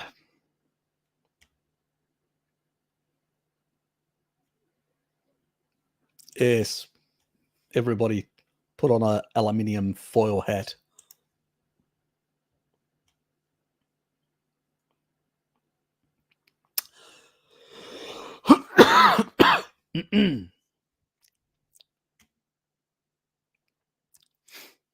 Yes, hats. Yeah, freaking hell.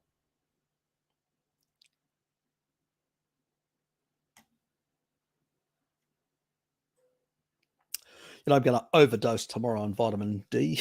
It's too late now, but tomorrow I'll be overdosing Hello Kitty.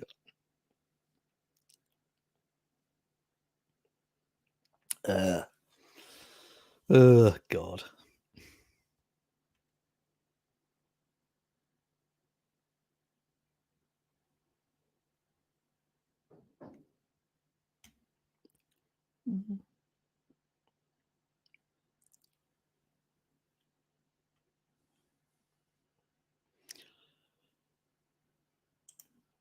G'day, Nick.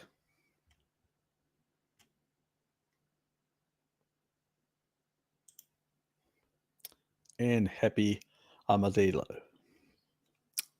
In my impression is that the RDA for folate is hard to meet on a carnivore unless you eat lots of liver, or like 12 eggs plus eggs. Doesn't folate RDA matter on carnivore? Yeah, far less. We're getting enough choline to actually support the second methylation pathway, choline betaine. And there's also a bit of a, with B6 actually plays a bit of a role. And the key other factor is riboflavin. So riboflavin upregulates, and also if people don't have specific genetics, the majority of people, it's only 4%. This guy does have that problem, so I have to have a bit of liver and quite a few eggs. But most people don't. So if you don't have that genetic SNP, you're not that 4%. Most people tend to not. If you do a blood test and your folate levels are normal, most carnivores are, because you can still convert other precursors in the body to produce folate.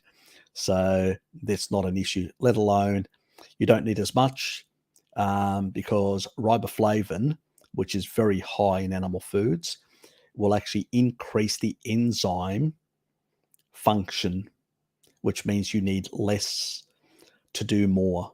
So it's less of an issue. So that's where the issue, and that's why, a number of people have done on a carnivore diet a test for folate, B12, and all sorts of things, and they found their folate levels are either at the higher end or in the middle range, in a normal range. So there's no issue there. So there's not going to be an issue unless you've got certain genetic SNPs. Our requirements for a lot of nutrients goes down. Remember, we use a number of enzymes to do things, and they need cofactors. When you're actually on a carnivore diet, animal-based diet, you actually need less of those cofactors, less of those enzymes. And so, thiamine, as an example, you only need 50% because you're only using one. Fat and protein only use one of the enzymatic pathways, not both.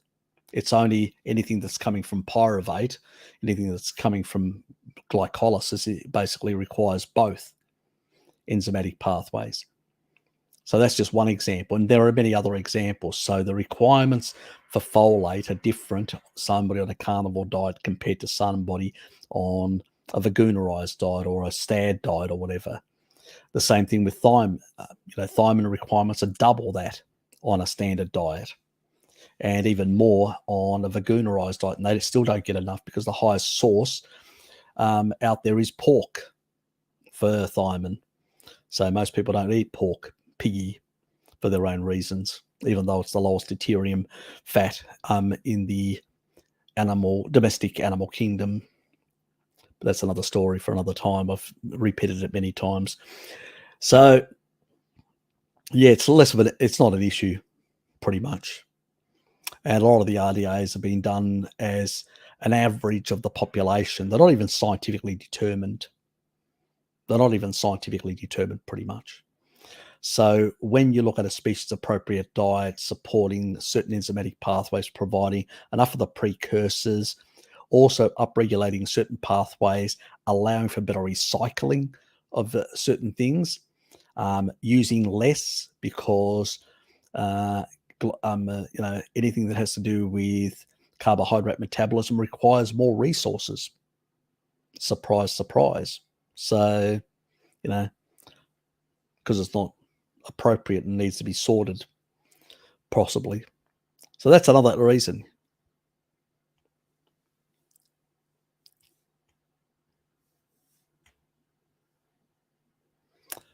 G'day, Jonathan. Good to have you here, mate. You're welcome, mate. And I'm glad you're doing well. That's, it's about bloody time that more of our community started supporting you. Now, where am I? That's the nice thing about StreamYard. I always lose my spot because the damn thing jumps. And we've been telling StreamYard a long time to do that. They still haven't fixed it, the problem. God. Anyway, can't do anything about it. Some chick, how are you? Any tips on trying to naturally tackle things like attention deficit disorder, executive function issues, depression? Taurine pretty much has an effect. All these things have something to do with GABA-A, and taurine is the thing that regulates GABA-A. So if you can get the person on a species-appropriate diet, yes. If not, than taurine. Even the gene that actually can make you very antisocial and stuff like that, and a number of other genes, actually taurine can actually change their epigenetic signature. So it can actually improve, calm young people down. It can lower their blood sugar levels and also reduce lactate. It can do a lot of things. It's like a master regulator. So a couple of grams will really calm. Now, as long as the child is not actually taking in any lithium. I have a video covering lithium. You have to reduce the lithium as you increase. You can go 2 grams taurine, but then anything above that, you have to reduce the lithium, because otherwise you'll retain lithium. It's an ion, and for some reason it's not one that is properly regulated. Because normally in the diet we get very little trace amounts, not the high concentrations that are given in medical preparations that are trying to, change some of the chemistry in the brain, where taurine does exactly the same thing without the side effects. So it's much better and safer. So I've got a lot of mothers who have approached me, sent me emails in the past, or left comments, and they've actually used a couple of grams of taurine, and their kids are much calmer and much better students, and are doing much better. Their grades have gone up as well. So, and the mothers that eventually get to the point where they start putting them on a species appropriate diet, reducing their sugar levels and looking at alternatives, like you can get, you're not going to keep them away for soft drinks. Well, why not use some of these erythritol alcohol sugars with, some kombucha in it, which has got a bit of a probiotic, stuff like that. Give them something like that. Now, it's not the perfect stuff. Even I abuse that sort of stuff, and it is an abuse. It's not indicated. I'm not going to argue it's carnivore, because it's not. But, that's a better alternative than the stuff that's out there. So there are options that we can actually mitigate some of the excess fructose that goes into their bodies, and some of the inappropriate foods. So, those are the sort of options that we can look at. And also blue light in the evenings. Get them some blue light glasses. Get them to sleep better. They'll also improve their general health and their attention and their healing in the evening. So that's also important. There is a lot of association with blue light exposure at night and depression. So, you can change the lights in the home, which is a benefit for everyone. But at the same time, screens, that's the biggest problem. And you do need the glasses. All right, unless you've got money and you can actually afford to buy screens that eliminate blue light in the evening completely. Some do exist on some laptops, and some I've got, like the big screen here that I've got, not on this laptop. The next one that I want to buy, I definitely want to buy with a different type of screen. But this one that I'm using, the side one here, the large screen, is where I put all, my images on and stuff like that. That one is basically a Philips one, and it's got a lot. It's a sort of it's actually quite a nice one, because it's got 3 milliseconds, so it's good gaming, for gaming purposes. I do like a bit of gaming myself. Yes, maybe 56, but I'm young at heart. And so, yeah, the screen at about, I think it's, 925, it actually goes into this low blue light mode. So it doesn't eliminate it entirely, but it goes. So if you're wearing glasses like this, you'd eliminate it, the remainder, because it's not a lot. And they're cheaper, so you can buy quite a lot of pairs, give them to the kids, and so if they damage them, you can just replace them. Where these more expensive ones, more for adults, less of a risk, costing you an arm and a leg. So, yes. So these are cheaper ones you can buy online. You can buy whole packs of them. So they've got a 50%. There are some that have got about a 70%, and they usually tend to be a couple of bucks. So even if they damage them, you can replace them much easier. So keep that in mind.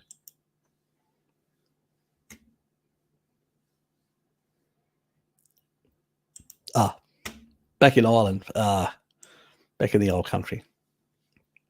Good to hear.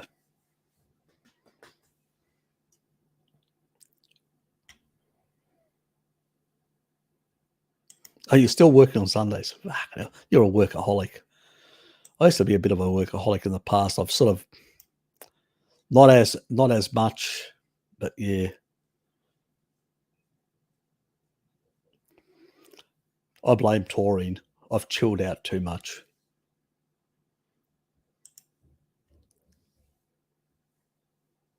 Good to hear. Good to hear. I need to catch up with him. I enjoy my conversations with him. He's a nice gentleman. Bjorn, how are you, mate? Good to have you here. Just had some raw liver yesterday. Surprisingly tasty, sweet, nutty flavour. A lot better than cooked. Yeah, look, the thing that, it is in that regard, you will notice a difference in that regard. The other nice thing is what I find with raw liver is I cut small amounts and put them, like I'll freeze them and then let them thaw out. And then I'll take them with me sometimes to work or have them later. And the thing that I find is, always, be sensible, don't go crazy on the amount. But the body, if you're a bit down on I find in summer I'll consume a bit more. And I think because I'm out in the sun all the time and I'm using far more retinol, it's the thing that actually protects me from getting, remember I did like experiments with high retinol, then getting out in the sun 5-6 hours, no burning whatsoever, again for that purpose. But then you burn through quite a lot of your retinol, and so you tend to require a bit more. Winter, I don't bother, but in summer, I do. I'll have because I usually in winter I'll just get my retinol from eggs and stuff like that. So, and whatever I get from butter. But in the summer months, I will have a bit, and I do enjoy it. Both cooked and raw. So yeah, but it's different. Yeah, it's a different flavour. I actually prefer the lamb's liver. I know some people find that difficult to stomach because it's a bit more. It's got got a stronger taste to it, and it's really either you like it or you don't. But I grew up on it, so for me, I have a taste for it. That and goat liver as well.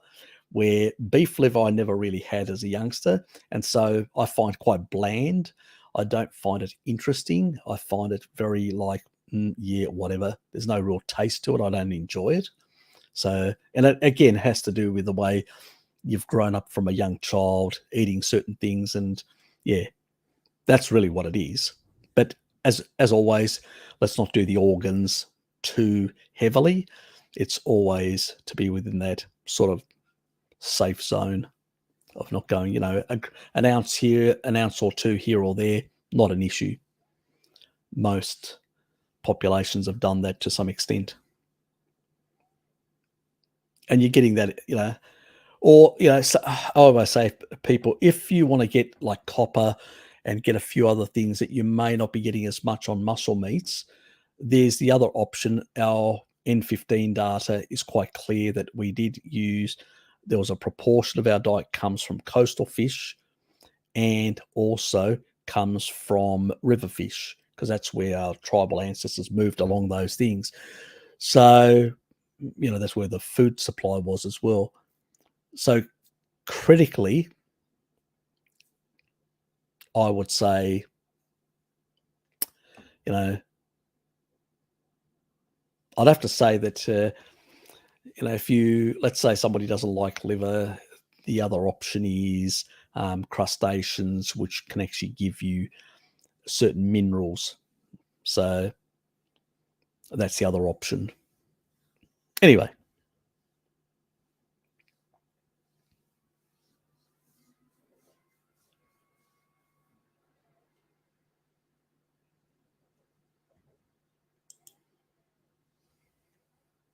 Oh, you're welcome. Not a problem. Yeah, yeah, I did surviving with ANG.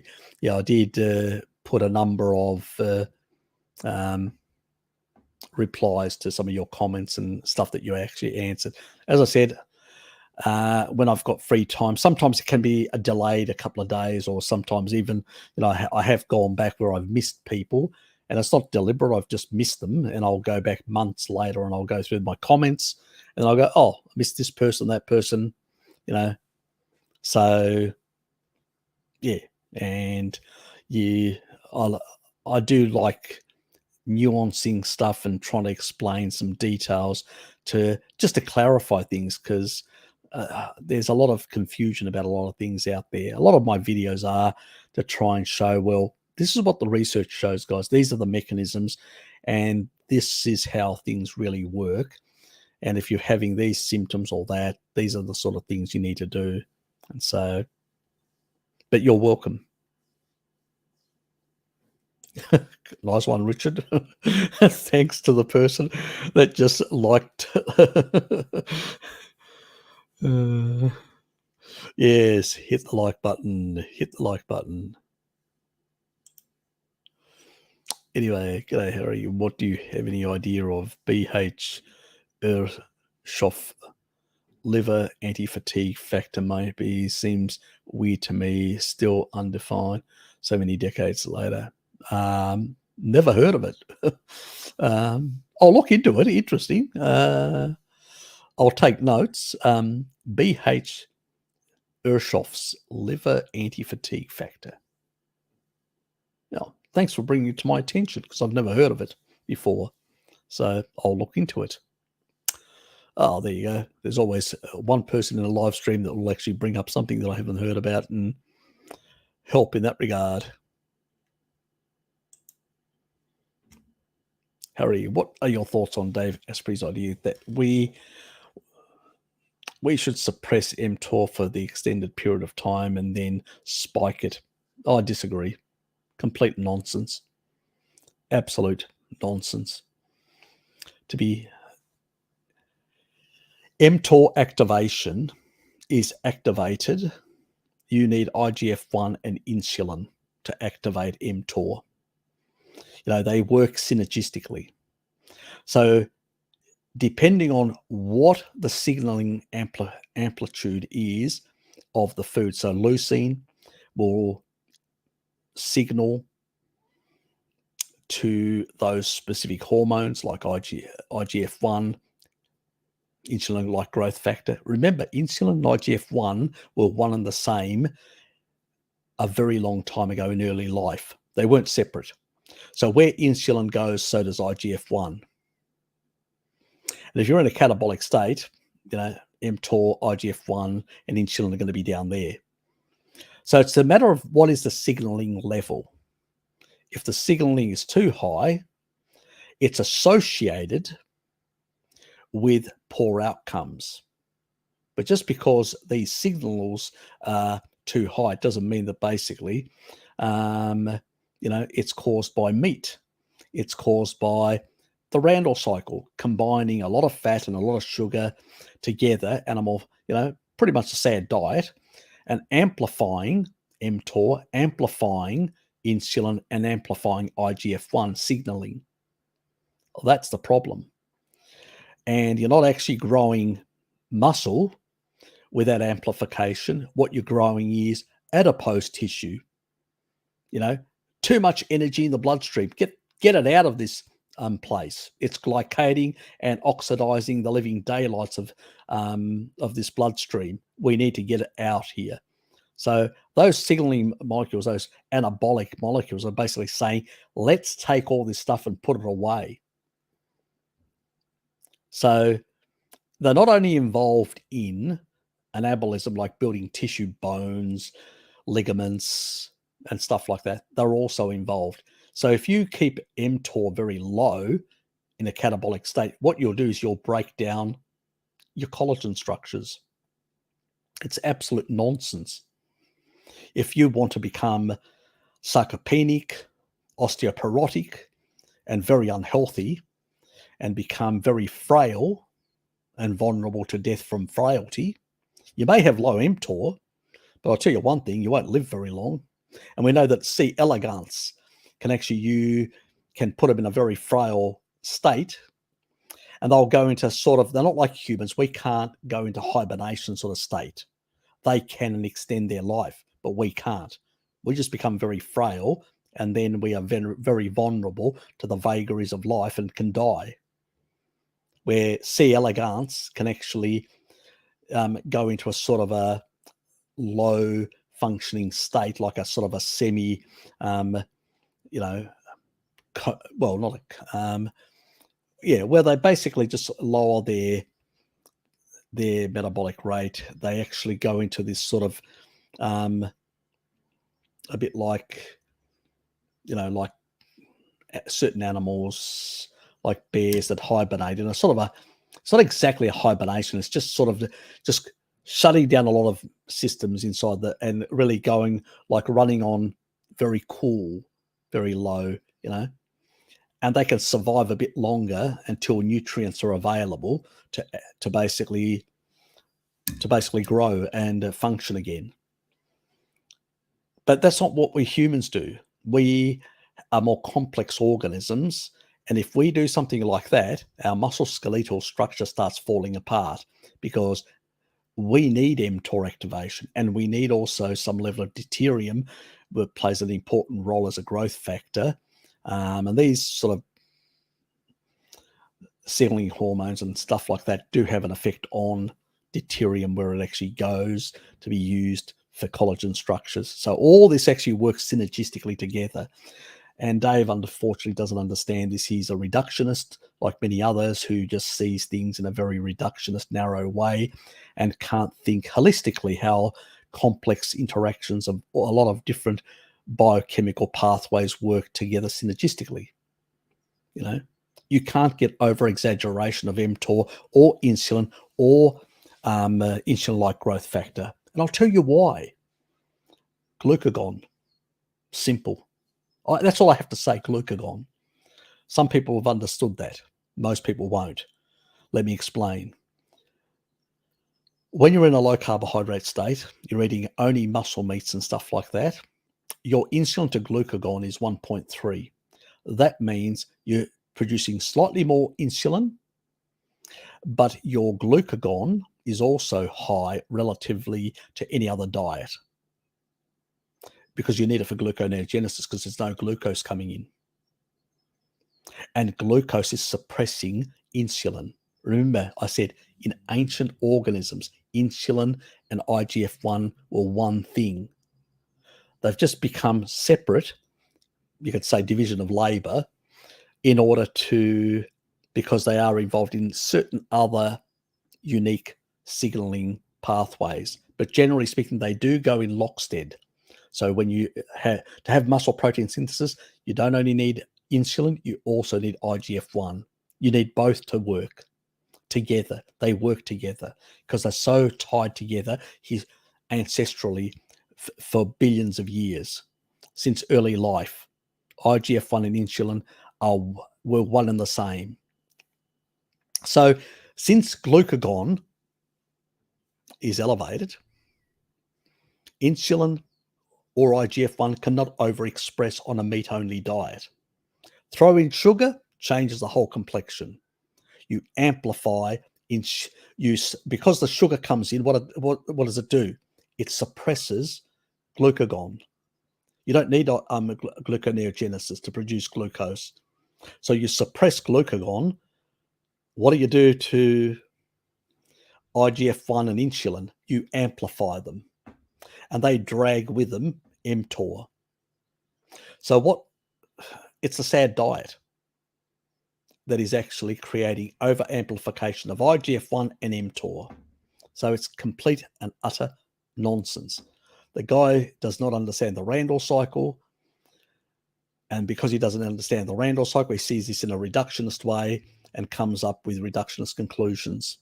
So it's just nonsense. Bruce Lee, it's nonsense. So he's another crackpot in terms of his understanding of these things. So I always say, show me the research where the animal or the human is only eating meat, nothing else. There's no carbs in there, no rice, no potatoes, no other thing, just meat. Show me the over amplification of mTOR. There's not one study they can show you. They look at you and they know they've got nothing because all the research is from mixed diets. So they know they're making up shit. And they're using that reductionist research to make a claim against meat and using the proxy mTOR as the issue. And you go, really? Really, guys? Is that all you got? Please go back to school and learn something. You know, it's just friggin' absolute nonsense. But that's the sort of stuff, you know, well, I have to put up with every day. Well, not every day, but, you know, there are always people out there coming up with all sorts of things. Yeah, anyway. So let's move on.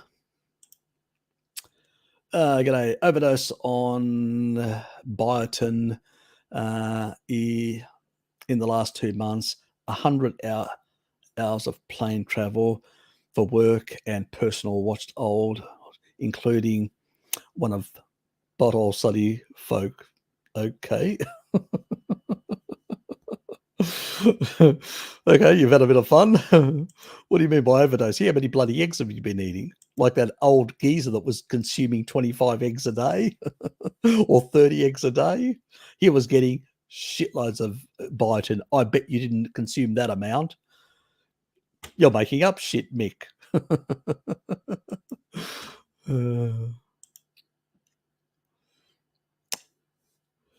Oh, I don't know, mate. The New England Journal of Medicine is a great alternative when I'm low on lubed rolls. You like it rough, Nick, don't you? You like it bloody rough. I thought it was contraindicated, that roughness.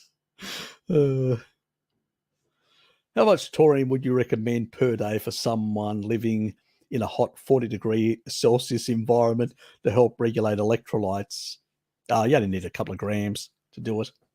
The biggest problem is if you're not fat adapted, you can't actually produce your own water internally from your fat stores.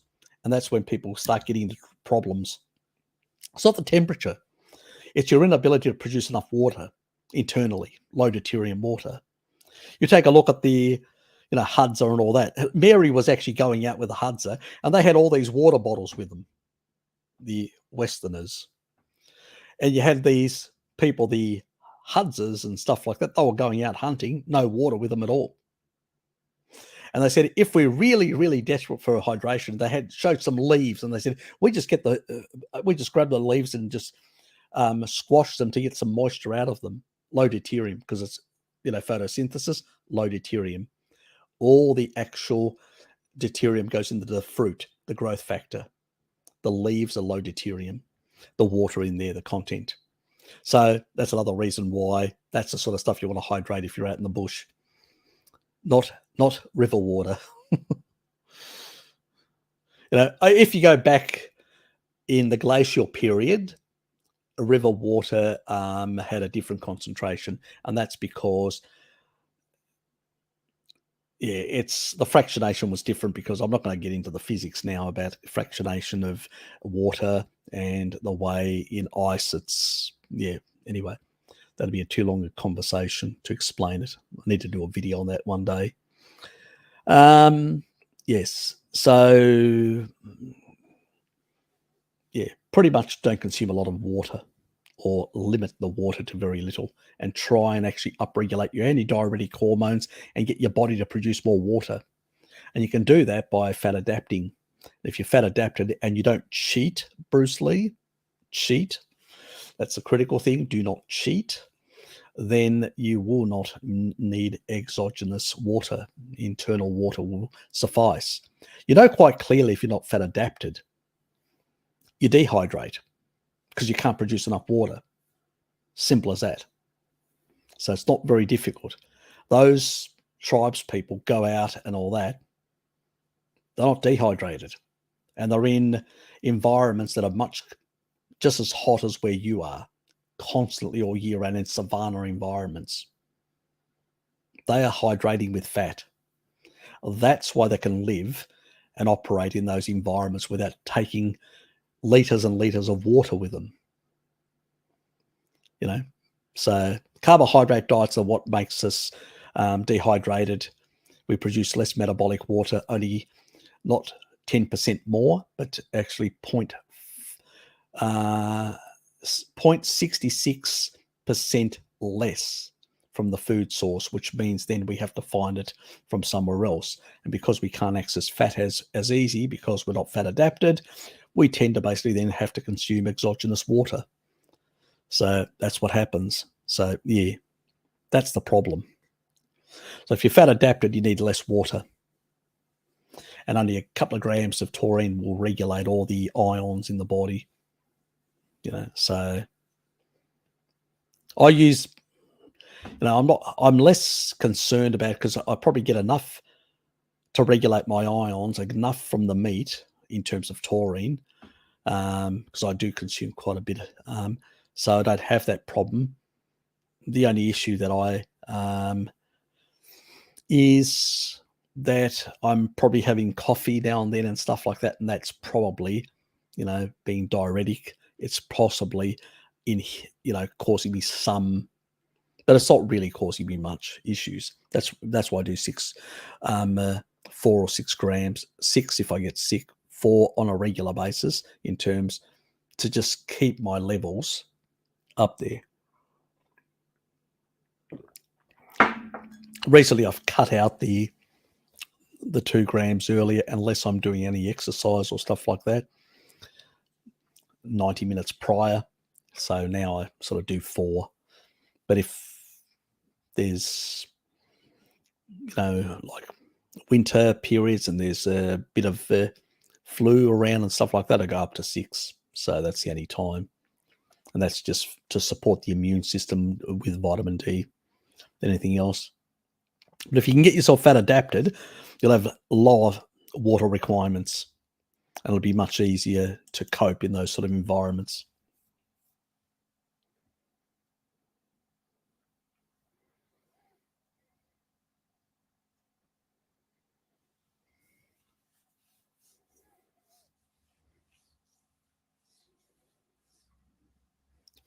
Yep. And that's and now I've actually redirect people to come to your Discord and chat with you guys to get the information. So I'm doing that deliberately. I'm not apologetic about it as well. You want the information, contribute to the community, support the Discord.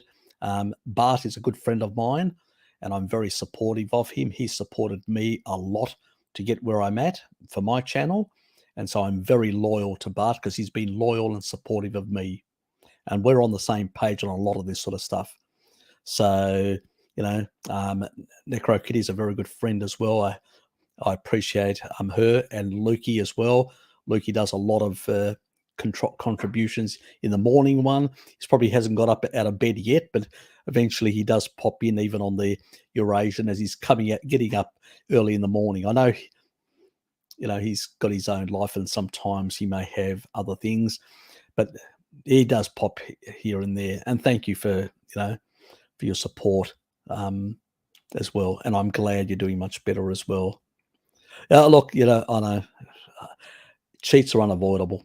We live in a real, as long as we can keep it 95% plus most of the time, yeah, we'll be far better off than most of the people out there.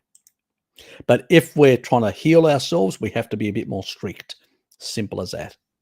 Let me be quite clear. Cheating, once you've fixed everything, occasionally, because we're social animals, and we have to interact with other people as well to some extent. Got goat wrappers in bacon, slow cooking, Roy. Oh, sounds good, mate.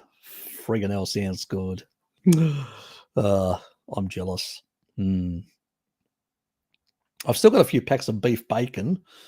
Got a bit, I've had 2 packs. I did have one remaining, and then I think I've still got either 3 or 4 in there, and they are nice.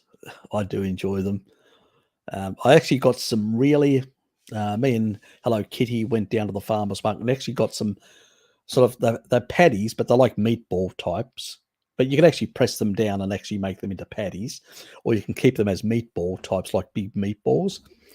I actually like them like that as well because they stay red inside. They stay sort of, but they've actually put like 30% fat. They're really fatty. These really like fat bombs of so.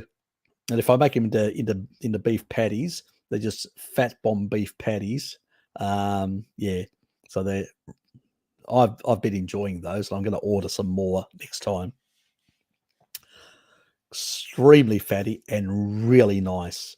So I usually do that. I'll press them down and I'll cook them, and then I'll put them on. I'll cover the actual plate so they remain warm.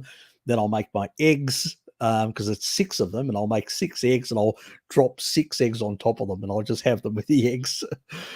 Sometimes I'll do quickly, like I've got I'll just do poached, and I'll just break a poached egg on each one of them. So very, very nice. So I've been enjoying that sort of stuff. So yeah.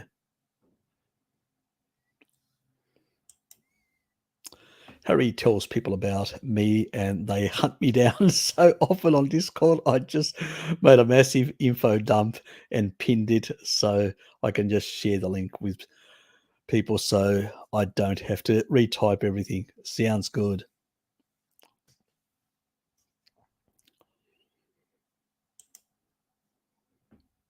Oh, my Kiefer video. Where's that? You're going to make me a Kiefer video. Still waiting for it. I won't hold you to it. I know you're busy at the moment. You've with your work and stuff like that. So when you get a chance, is a quartermaster head of research for Bond. Suit Roy. Yes, the Q. Yes, he's a special character.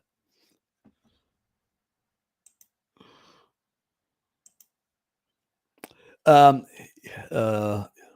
is when we're deluded into thinking that by writing it, your question will arrive quickly. Probably. I just made that up. Lather. Harry, my normal pulse is 70 beats. Goes up to 100 once I have red meat. More red meat, still more. Does not happen with fish or eggs. Any ideas? Interesting.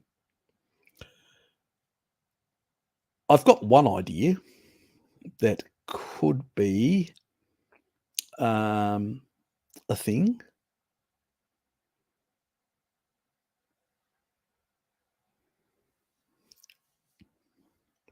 Actually, there's 2.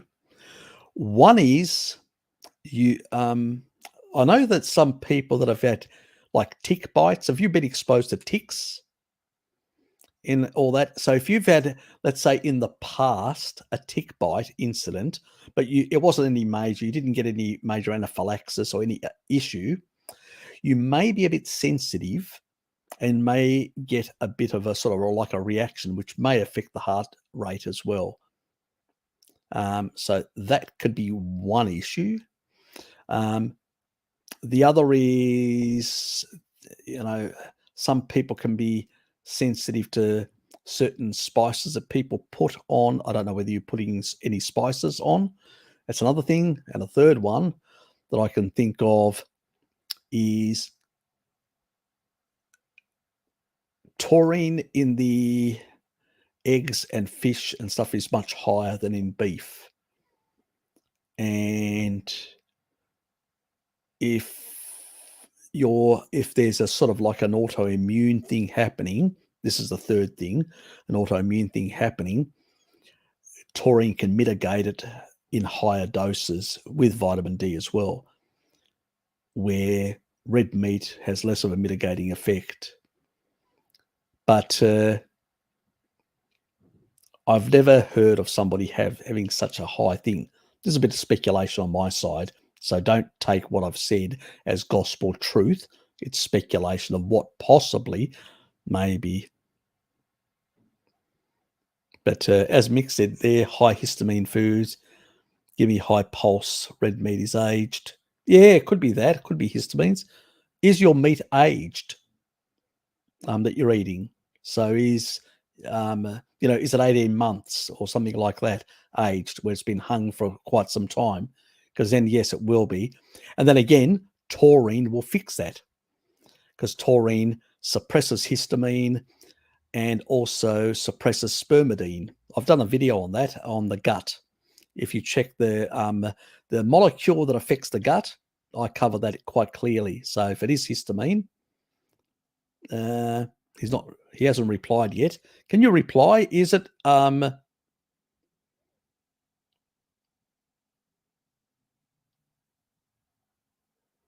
still hasn't replied. He may have gone. Anyway, yeah, it could be aged meat that he's actually consuming, because in some countries you can't actually get like fresh meat, only a couple of weeks old, and you may actually get transported meat to your country, and it could be, refrigerated for quite some months, and then yes, then it will be higher in histamines. And if you haven't fixed your gut, yeah, good one, Mick. Yes, that's possibly the other one as well. So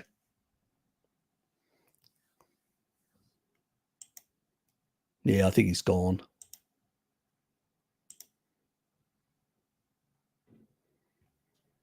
So you actually react as well to histamines with, not everybody does.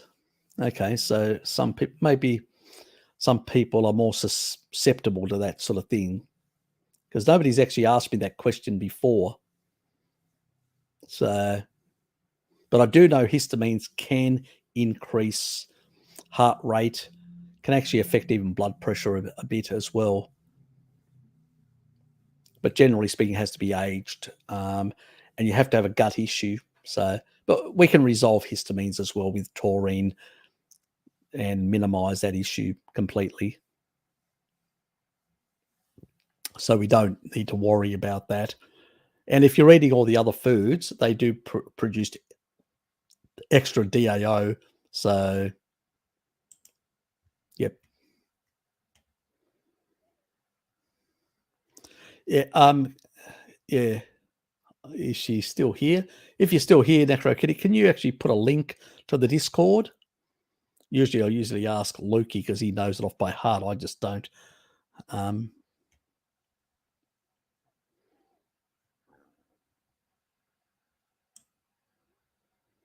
Good night, mate. Good night. He's probably gone already.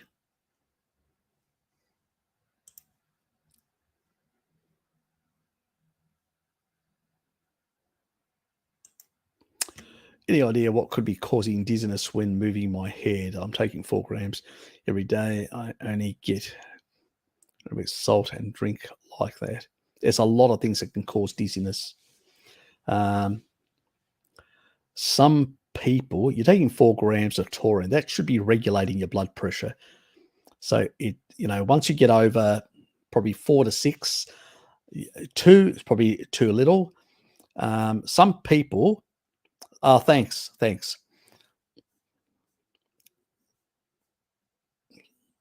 Some people can actually, let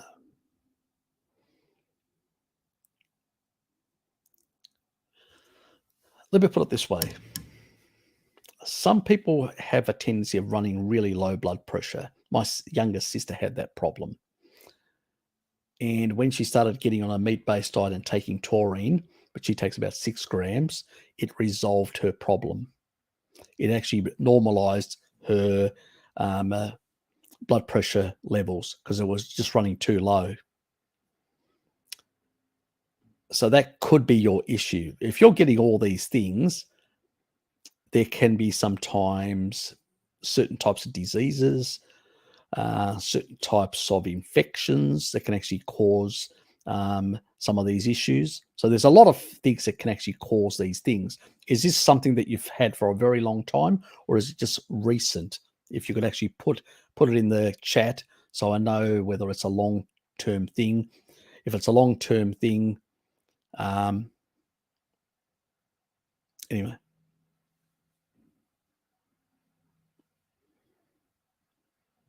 Yeah, just put it in there because otherwise it's really hard to answer that. So if you put it in there, then I'll be able to answer it if you're still here.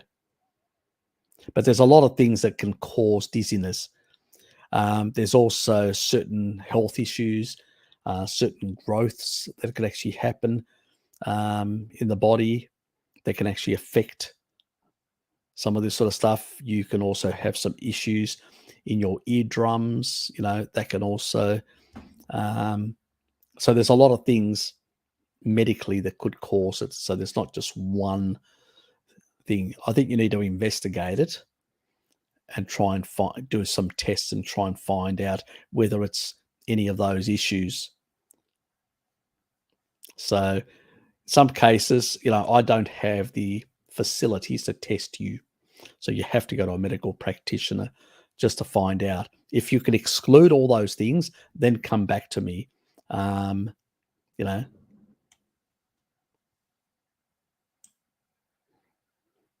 most people don't get this issue. Things normalize. If things are not normalizing, there's got to be some other underlying issue, and it needs to be investigated.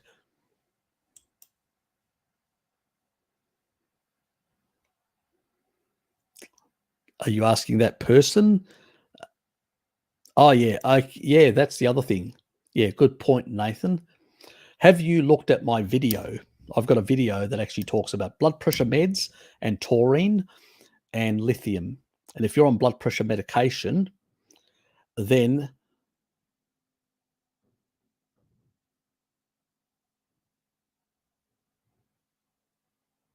so you had something recently, and you also had. So you're not on any medication. Okay. So yeah, it could look. Sometimes it could be a viral thing. You can get a viral thing that can actually affect your and make you dizzy, and also because sometimes when you get a virus, it can actually be in your ears as well, and it may be low grade, but it actually can affect your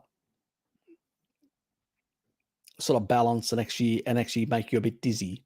So there's a lot of factors. As I said, without investigating, it's really hard to know exactly what may have been causing it to you. If it's only been a couple of days and it's gone away, well, I wouldn't worry about it. If it comes back again, then I would investigate it.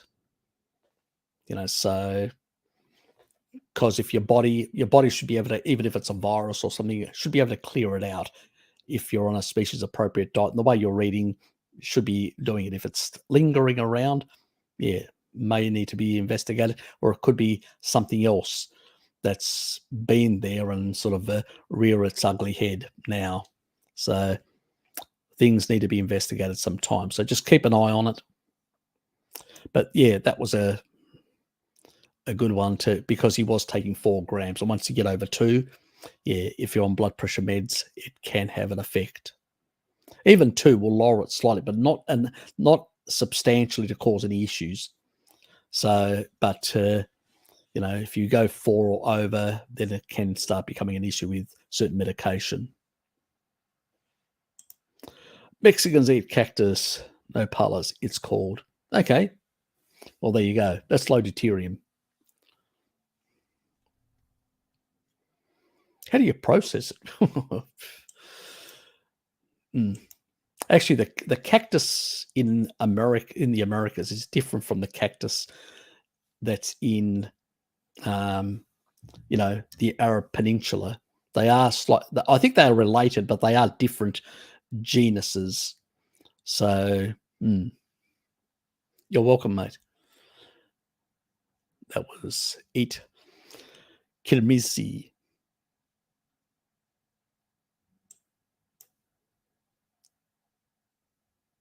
Yeah, if I've caught something from you.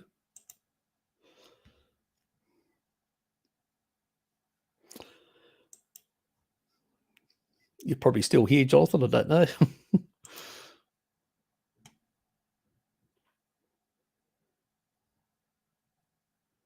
I'm happy. Good. You're welcome, mate.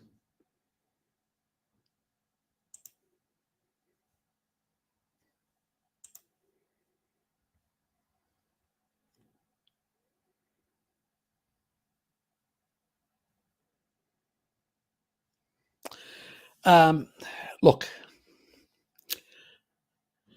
generally speaking, taurine's a big one, but there are some others on the genetic front, and they can be choline, which is what I've got. My retinol, so Irish that consumed a lot of cod liver oil, and so have down-regulated their conversion of carotenoids, and that can be an issue for them not getting enough retinol.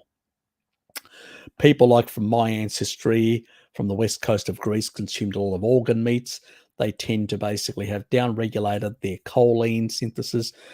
So we need to consume choline-rich foods like liver, like eggs and stuff like that. Retinol, I've only got about 32% reduction in carotenoid conversion.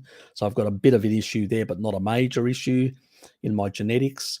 So yeah, there are things like that, we are not exactly like our ancestors that came out of Africa. Last 10,000 years, the people that have lived within an agricultural environment or a pastoral environment have been consuming a certain level of dairy, a certain level of organ meats and other things. And as a consequence of doing that, we've altered some of our genetic pathways. That means we were getting excess of certain nutrients, so our bodies were down-regulated the uptake of those nutrients. So we have to consume more to get the same that somebody else would. So that could be an issue. And that's where where I encourage people to do some genomics and get some idea. And I've done a number of videos covering some of those things, and that will help people,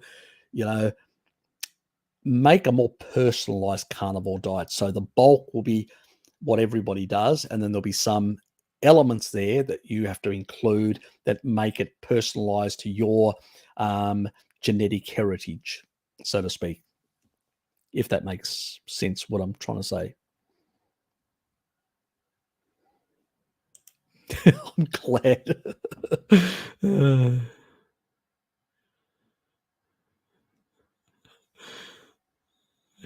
Oh, God, I bet Harry would be great at Magic and Gathering. Yes, yes. Need to get my card counting skills back up to scratch. Is that what you're saying?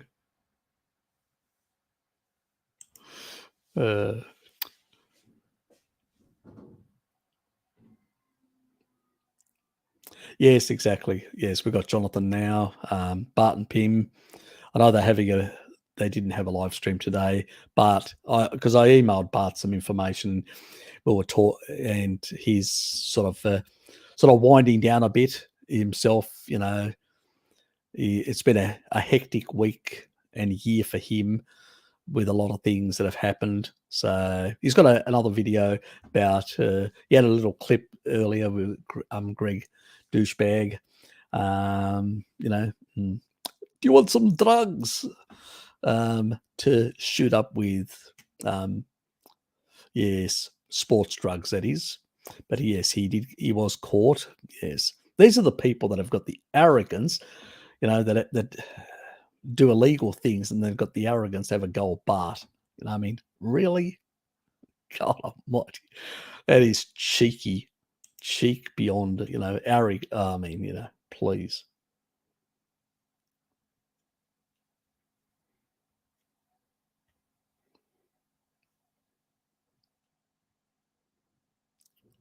Oops. Is tyrosine near as important? We get enough in the diet. Yeah, we get enough tyrosine in the diet. If you look at the amount that you get from, one steak, we get more than enough of all the different amino acids. Taurine is not an amino acid. It's called a sulfur amino acid, but really what it is, it's the reason they call it an amino acid is because it has, when you to a sulfur you add a peptide. Peptide is a string of some amino acids. That's what a protein is called, a peptide in the scientific literature. So when it has when you attach, you can call it so, but it's really a sulfonic acid. So the actual component that that is attached to this peptide is a sulfonic acid, and it's in the fluids. So this sulfonic acid, when you cut open a piece of meat, fluids run out. Well, the taurine goes with those fluids. That's the problem. So when you have a freshly slaughtered animal, it's not a problem. There's still a lot of fluids. It's still moist. The meat is still very moist. And you see tribal people, what do? They will drink the fluids out of the body of the animal. I've seen videos of Inuit just drinking and with cups and drinking all this fluids. That's just heaps and heaps of taurine that they're getting. So low deuterium water with taurine in there. That's what they're getting from that animal. And so, yeah, it's the problem is we slaughter things. In the past, we used to slaughter things and then the butcher would just sell it on the day. Now we slaughter things weeks earlier. They get transported in trucks. And then sometimes they can be hung up if they're exported, they can be hung up for months. And all the fluids just pour out and you lose so much taurine. Now, I like aged meat. I like cured meats. They are low in taurine, I know, but I like them and all that. I don't have a problem with histamines, so I do enjoy them. But I recognize that they are much lower in taurine or have very little in some cases if they're very aged and the way they've been, a lot of the fluids, they're dried out or whatever. So that's the reality. I accept that. I live with that. And that's one thing we need to realize. But things like tyrosine and any other amino acid, you get enough. Don't worry about it. When sluggish, I do mollusks, squid, prawns in a mix with an omelette. Sorts me out pretty good. Yeah, the high taurine and it's got a lot of minerals, and there's a number of other nutrients. There's heaps of cholesterol as well, especially in squid. There's a lot of cholesterol in squid. It's one of the highest cholesterol sources. It's like eggs nearly, but it's a seafood, equivalent to the eggs on the terrestrial side of things. And you're getting a lot of micronutrients. You're getting a lot of B12 and many other important B vitamins, minerals. These seafood is superfood packed with nutrients, far more than ruminants. Let's put it that way. But we don't need like excessive amounts. We need still some, but a quick way, if people don't like organ meats, a quick way of getting a lot of micronutrient density is through seafood. It's really packed. So yeah, very good point, Jonathan.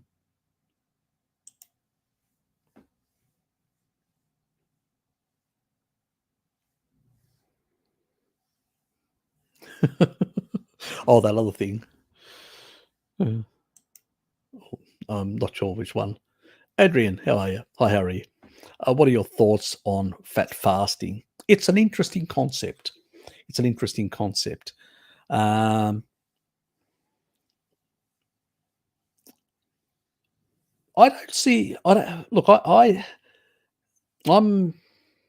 strange concept. If you're eating fat, you're still not eating protein. And if you're not getting protein, you're not getting the anabolic signaling. You'll still be catabolic. And I don't see the difference between that and releasing your own fat stores. I can see a value in one case, and I'll tell you what case. If somebody's not fully fat adapted and they want to include fasting to slowly try and get themselves faster into a fat adapted state, actually adding fat, they will produce ketones, they will oxidize long chain fats, they will also produce more low deuterium metabolic water. That will also dilute and improve their mitochondrial function over time if they do that, on and off. And as a consequence, they will actually increase and improve their mitochondrial health and their fat adaptation. So as a fat adaptation strategy, it's not a bad idea in that regard. you're still going to, it's like a fasting mimicking diet in a sense, but rather than using, plants like green plants and stuff like that, you're still going to upregulate uncoupling mitochondria, AMPK. You'll still have some level of uncoupling of your mitochondria. You still do a number of these things you get in a fasted state. So you may actually uncouple even more. I'm not certain about that, but there is a possibility that the level of energy coming through as substrates may upregulate that in order to, because you can't store it. You're in a more catabolic state. You can't use it as, and so that excess amount that's just flowing in the system will tend to basically have a tendency to push the body towards uncoupling of mitochondria and radiating heat. So it will warm you up a bit, potentially, as well. It's an interesting concept of fasting like that.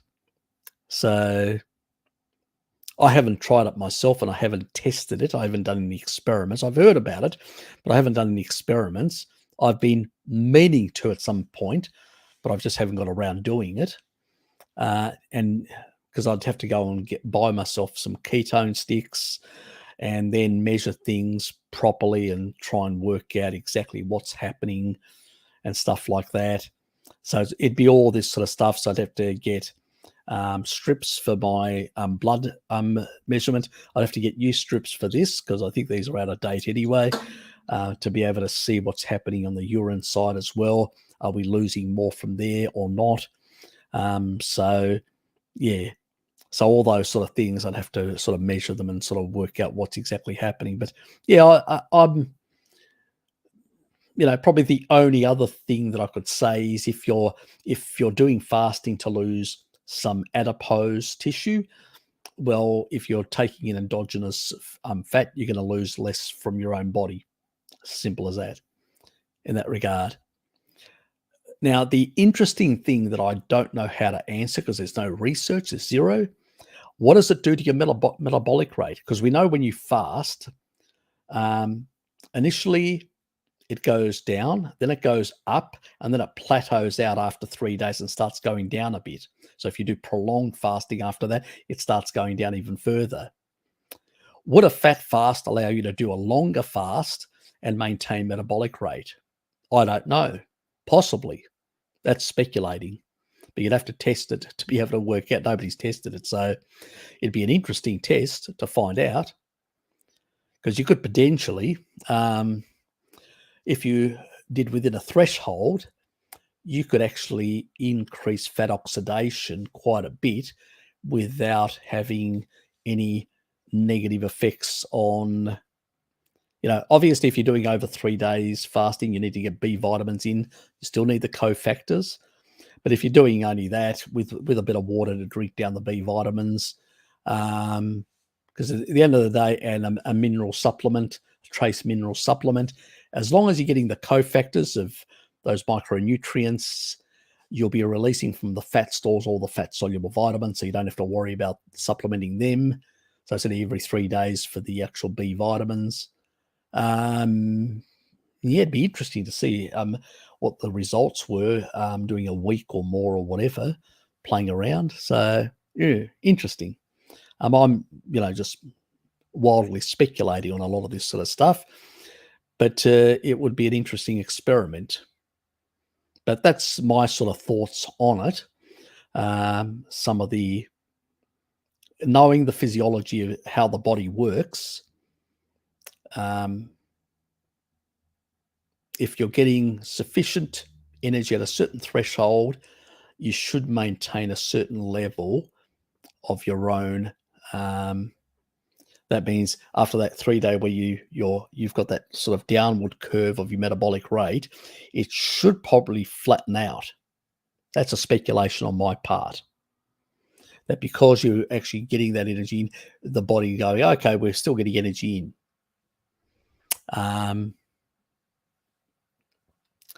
And periodically, every second day, you could also put 6 grams of, in a fasted state, leucine, just once a day, which would pretty much momentarily force muscle protein synthesis, which would push you out of a catabolic state into an anabolic state for a very short amount of time, but actually improve the retention of muscle sparing and protection, while at the same time, that's a dirty fast, as I call it, with leucine. And I have done a video showing that it's leucine more than anything else that actually drives protein synthesis. So yeah, it could be a nice combination hack. I'm going to have to try it at some, not now, but next year. I'm going to definitely try playing around with it and see what sort of results I get. Yeah, thanks for that, Adrian. Yeah, I've heard about it, but I've sort of know about it, but I've just sort of ignored it. You brought it to my attention and have made me think. And when I start thinking about things, then it starts annoying me that I don't know. And when I get annoyed that I don't know, I need to know. It's one of those, I don't know. I have a problem. When I need to know something, I need to know something. So yeah, you guys get the benefit of that little idiosyncratic sort of thing in my personality. Could be worse. I could have other idiosyncrasies. I'll have to watch it as well. I haven't. Look, I'm behind on a lot of things currently.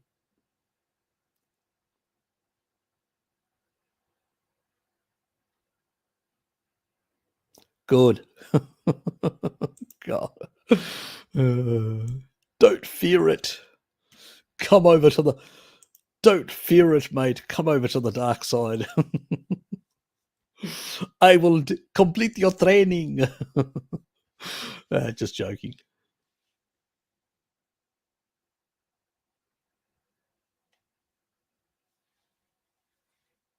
Okay, it's a very old video. Okay, there you go.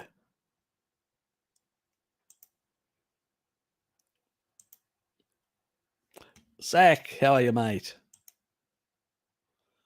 Update on adding dairy back into my diet after your genetics video. Up 7 kilos a month, mostly muscle. Also haven't had a sip of water in weeks. Completely dairy fat hydration. Sounds friggin' good, mate. A number of other people I know have been doing that. Have been hydrating with dairy and fat, and they become more muscular and leaning out, and they're younger, obviously, like yourself, and really doing well.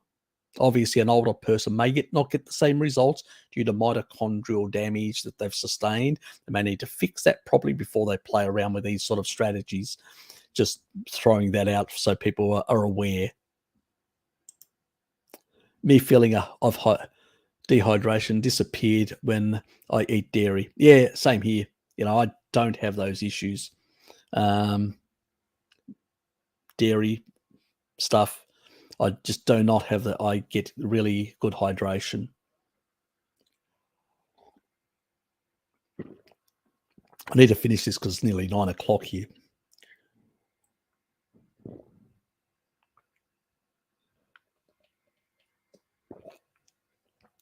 Done. Sorry about that.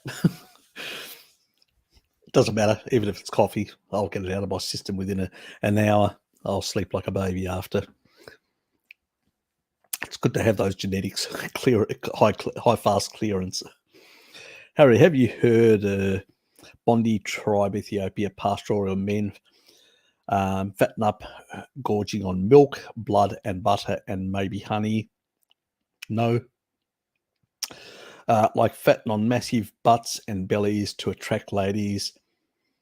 How possible? Look, in Africa, in some places, people will actually they will eat excessively beyond satiety. These people are eating beyond satiety. We're not, normally, people can eat these foods, but if you eat excess energy, it's got to go somewhere. not all of it can be pooped out or pissed out. At the end of the day, it's going to be stored. That's the whole purpose. See, the nice thing about it, the reason why it's not a problem, when you have satiety signaling, you eat 1 or 2 meals within that 8 window period, like our ancestors. You store that fat that you've eaten into your fat cells, but because there's a much lower, because of the insulin to glucagon, your insulin is much lower. It's not way high like on a SAD diet. It means for the other 16 hours you're not eating, you're accessing the stuff that you stored away. So as chylomicrons come in every 10 minutes on the other side of the enteric system, so off the gut, they take in stuff from into the actual across that membrane into the other side of the gut in the bloodstream there where the chylomicrons are. They'll go through the body, and then they'll circulate for about 10 odd minutes, because they usually go through the lymphatic system right through the thoracic duct into the heart. They'll drop off their stuff.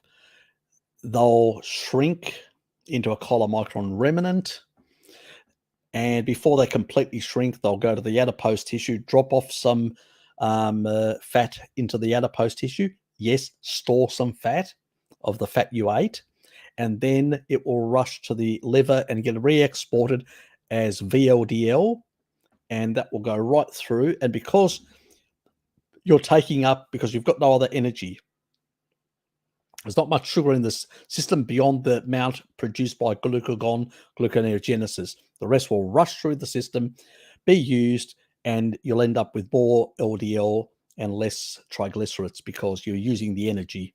Simple as that. That's why on a low-carb diet, our stuff goes up.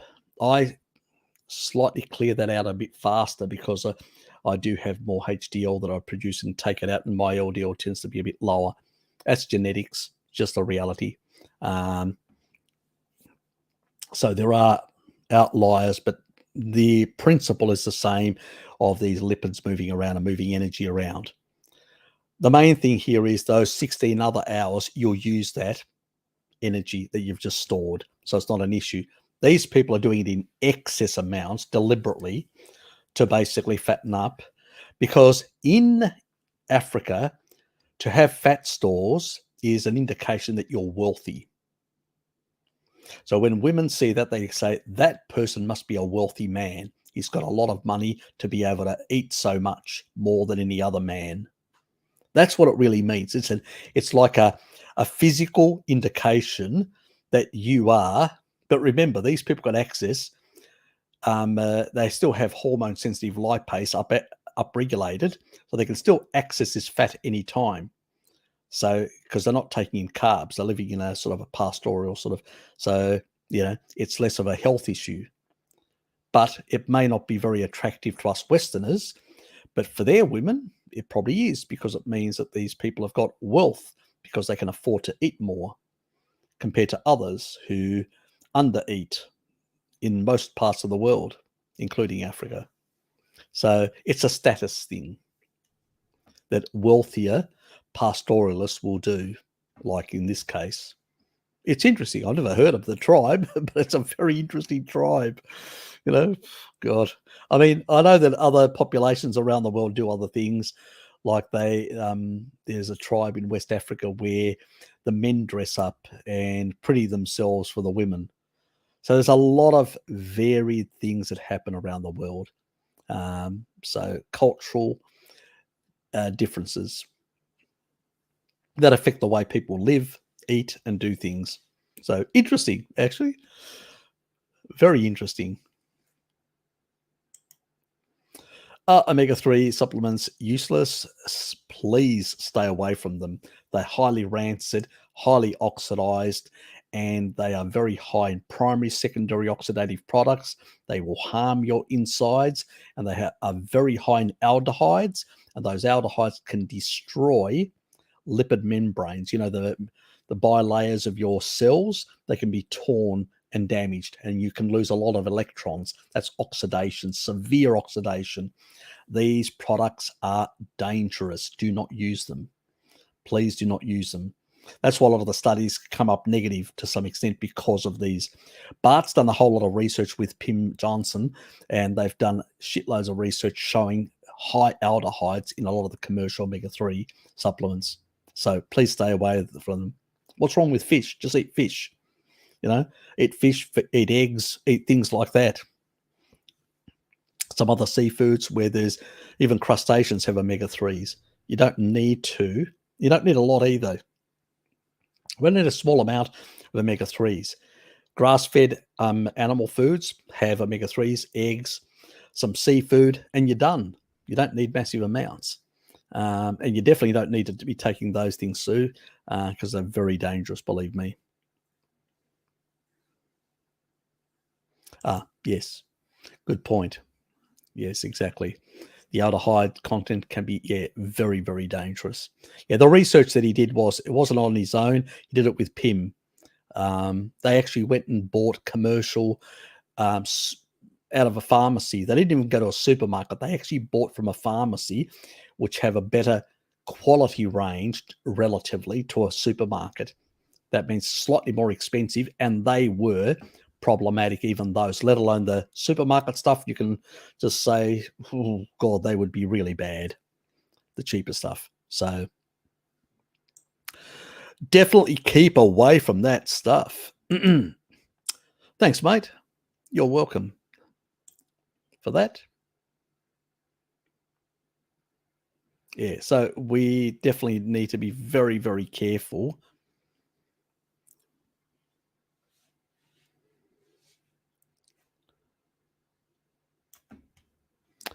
Anyway, now we're in my...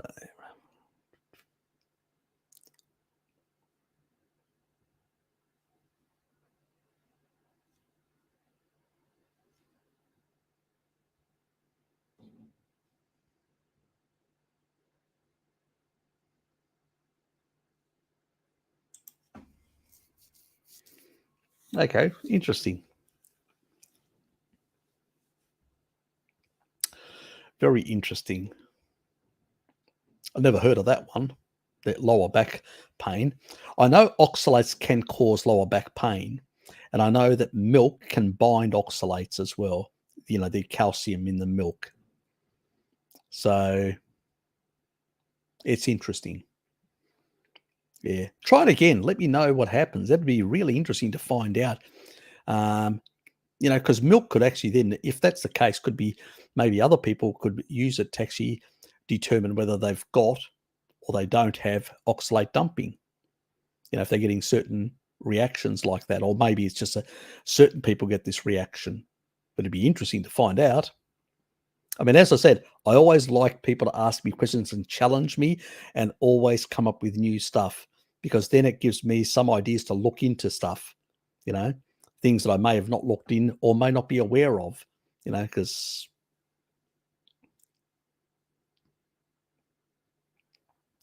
Okay. I've noticed that old ailments come back in reverse. Okay, interesting.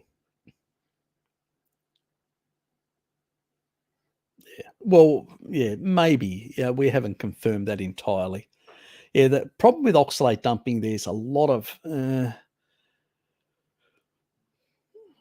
issues, but you can find out. You can go and do a test and find out in a urine test whether you're actually, because they can actually look at how much crystals are coming through in the urine, and that can actually tell us quite clearly that you've got an oxalate dumping issue.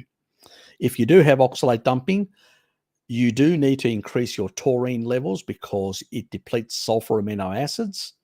The other thing is you need to get a food-grade citric acid supplement to basically deal with them. Citric acid breaks them down. So we do need some, and citrate also helps with the Krebs cycle. So you get some additional benefit there. Improves the efficiency by certain percentage points.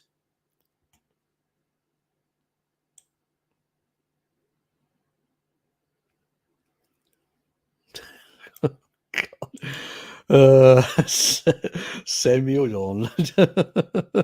You'd have to be a damn Aussie that would ask me this. What's your cheat meal on Carnivore, Harry? usually ice cream. It's usually ice cream. It's not. It's most people think, I mean, but I know alcohol, and I occasionally do have a bit of gin, a bit of alcohol now and then. But my key thing is usually ice cream. So, and Hello Kitty knows that's why she's laughing, because she knows that that's usually yes. Somebody used to produce a carnival style ice cream for me. She doesn't do it much anymore, does she? She knows I'm lazy, so she goes, "Nah, do it yourself."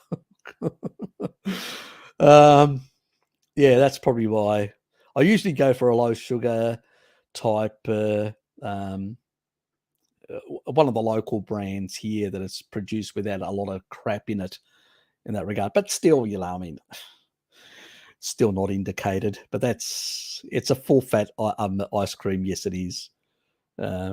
So it's one of my indiscretions. And it has to be vanilla. I don't like anything other than vanilla. So, as an ice cream, that is. I'm about to sneeze. Oh, God. I blame you, Hello Kitty, for these symptoms. God. I'll be increasing that vitamin D tomorrow just to make sure it clears out of my system, whatever it is.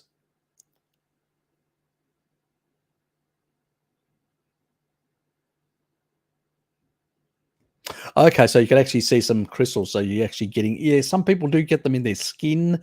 Some people do get them in their urine, like foamy stuff. I had a lot of foaminess, and I was doing a lot of food grade citric acid. I've still got some. I'll just show you the stuff. Yeah.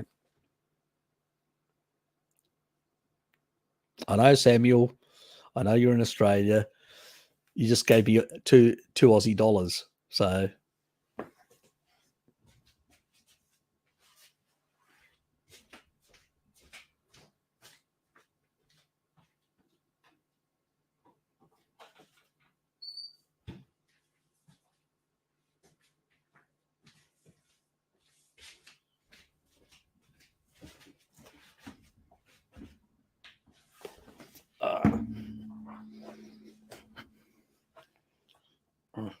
damn seat.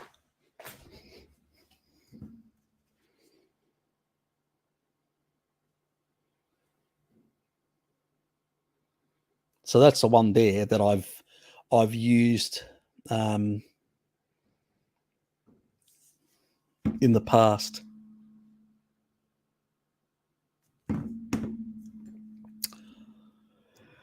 Hello Kitty tried it. She hated it.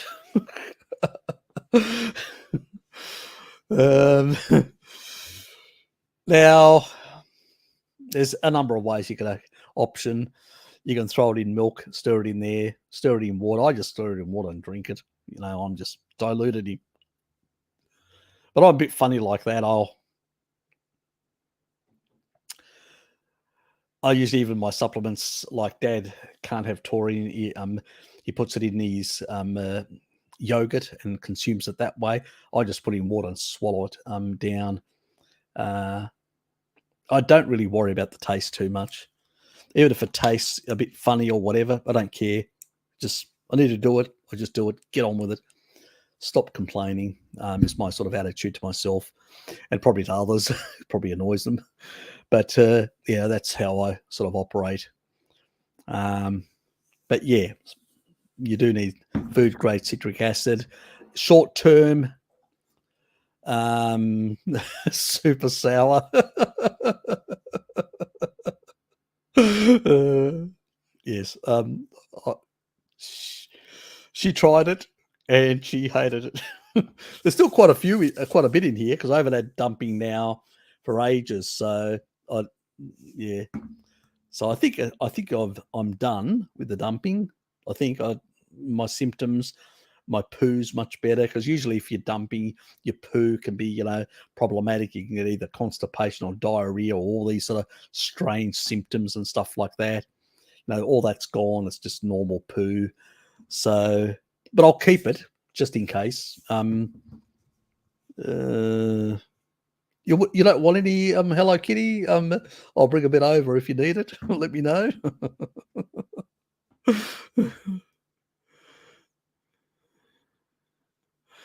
That's okay, Samuel. That's okay. Not a problem, mate. Um, any contribution is appreciated.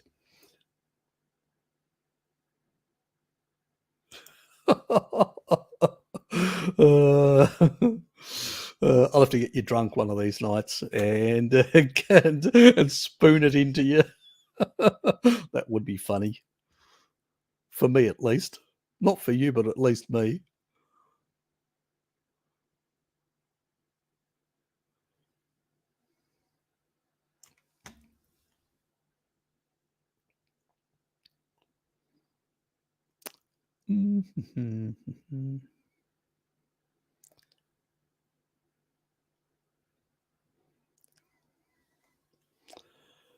Backtracked by location. Yep.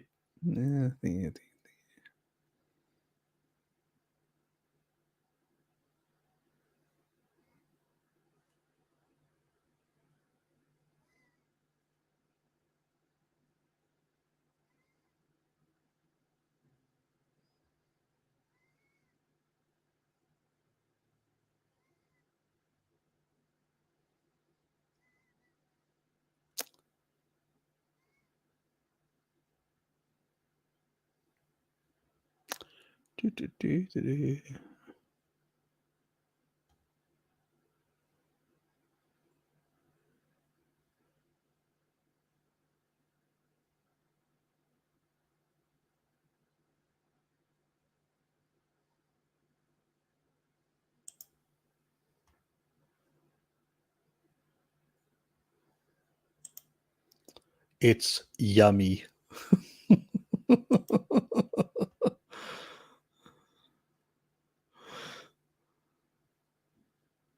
It definitely has my tick of approval.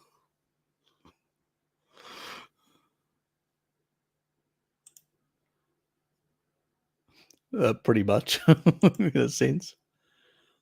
It does have some other stuff.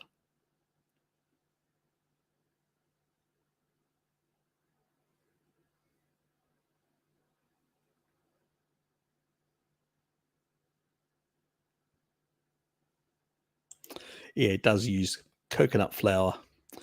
But I don't have a problem with salicylates, so which is a key thing. Some people do have salicylate issues. Now, people from Southeast Asia, China, North Asia, Middle East, Mediterranean, like Greeks and stuff like that, like myself, we don't have a salicylate sensitivity. So we can tolerate salicylate foods, and coconut does, but some Northern Europeans don't do so well. This is why I still don't understand why in the low carb keto community in the North, people aren't aware of this issue when it comes to coconut and salicylates. But anyway, yeah, it tends to be. I actually had some lamb today over at Dad's. He cooked a whole lot of lamb. I I pigged out like a little piggy. I really pigged out. You should have seen the scene. I was disgustingly gluttonous. It was free.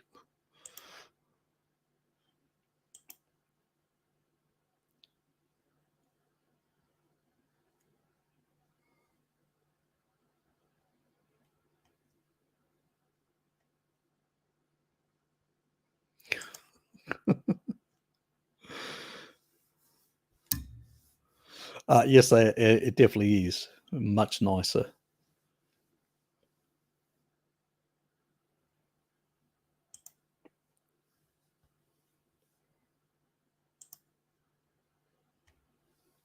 Whole egg is equal to 350 milligrams of taurine. That explains why I get away with low potassium intake in my diet. That's the little thing. But remember, we get enough potassium, actually, Jonathan. We get, even on if you have a big steak and have a couple of other things, you'll definitely get about, easily well over 2,000 milligrams. We only excrete every day. Actual excretion rates 192 milligrams. But even if though we can eat a lot, the only actual way to get potassium levels up is through supplement. If you eat it, you'll actually absorb less if you've got quite a bit in your system. And taurine, if it's in the enteric system, it'll actually prevent uptake if there's too much. And it will recycle over the kidney level, both magnesium, potassium, and also it will force it into the cells and pull more calcium and sodium into the bloodstream. It's because it's an osmolyte. It regulates the ions. So it plays an important role in the homeostasis of calcium, the homeostasis of sodium, potassium, and magnesium. This is why taurine is very important. It's why the flesh of animals is so important in the regulation of our bodies. So it's critical. I mean, you can artificially, like on a low-fat, very high carbohydrate diet, induce the retention of electrolytes. Is what Walter Kempner did back in the 1930s. I've looked at the studies and all that. He vehemently was opposed to electrolytes because the body can hold on to them in a high carbohydrate state. Simple as that. And he wanted to, and because if you added additional electrolytes, you would actually cause more water retention, which would undermine his protocol, which was a protocol trying to improve kidney function for a specific type of kidney disease. And it worked because it disengaged the Randall cycle. It did work. So he did get results back then. This is before he even knew about the Randall cycle. Unfortunately, had he known about the low carb keto diet, he could have used that as well and would have got the same effects. But, that's the problem with science. In many cases, people are doing stuff here or there and they're not even talking with others. It's all isolated. Especially back then, there was no way of knowing unless you found out later on from a magazine. And in those days, a lot of the epilepsy stuff was in the sort of the magazines that were more involved with psychiatry and psychology and stuff like that, less in the mainstream publications. So the other medicos in the other fields had no idea that it was even being used, ketogenic diets, that is. And the MDs, because there was not really a nutritionist. There was sort of the Seventh-day Adventists pushing their little barrow with their little associations around the country, but they weren't part of the official network yet at that stage. And so doctors were still basically doing some basic training in terms of nutrition, and they knew that basically if you had diabetes, you just took out the carbs, people would normalize. If you fasted them for a while, things would normalize, and people would put people on low carb diets. That's what Banting did, and he wrote the Banting diet, which was what his doctor recommended. That's what all doctors recommended, even if you go all the way back to ancient Greece. For epilepsy, they used to basically fast people, and for diabetes and that stuff, they used to withdraw carbohydrates, the sugar. It was simple as that. Nothing complicated until we get to the modern era and we create junk science by the food industry and the pharmaceutical industry, and then everything becomes complicated. Yeah, well, when profits are in play, obviously, that would become complicated. There is ulterior motives to complicate things in order to hide other things, other truths, so to speak. Yes.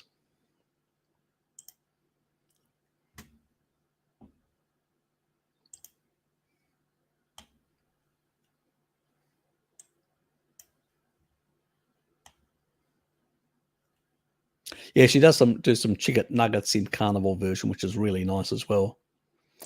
And that's the Discord is there. So do join and get the info.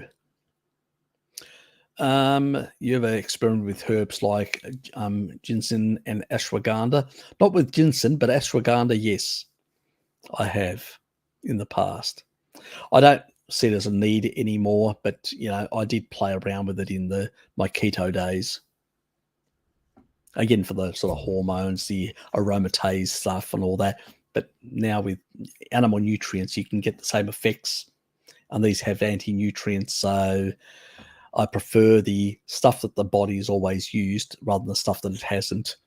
So it's easy to go overboard on some of these nutraceuticals or polyphenols and other things.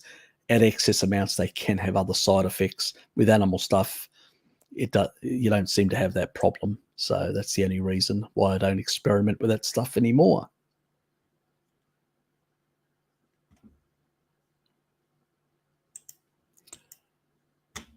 Anyway,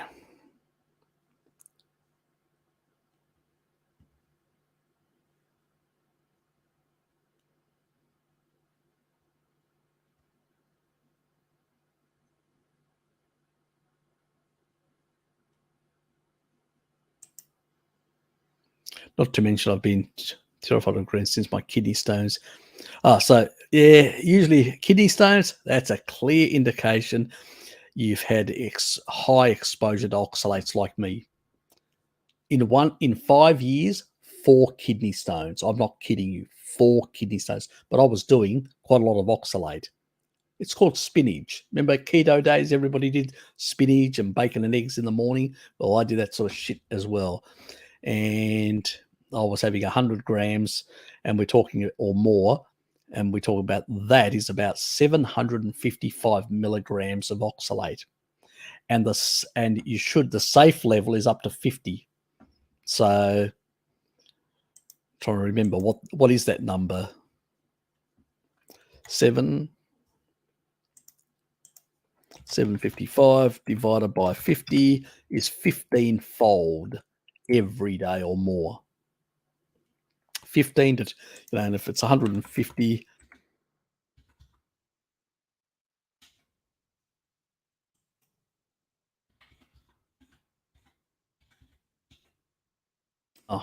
wrong, sorry.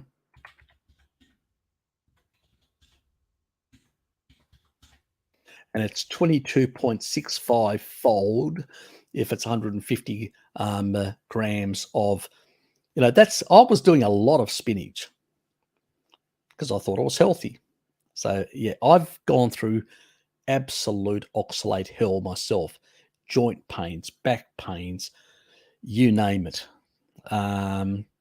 So a couple of years, so I've got a bit through the ringer. This is why I'm so vehemently against oxalate foods, for that reason, because I've suffered as well.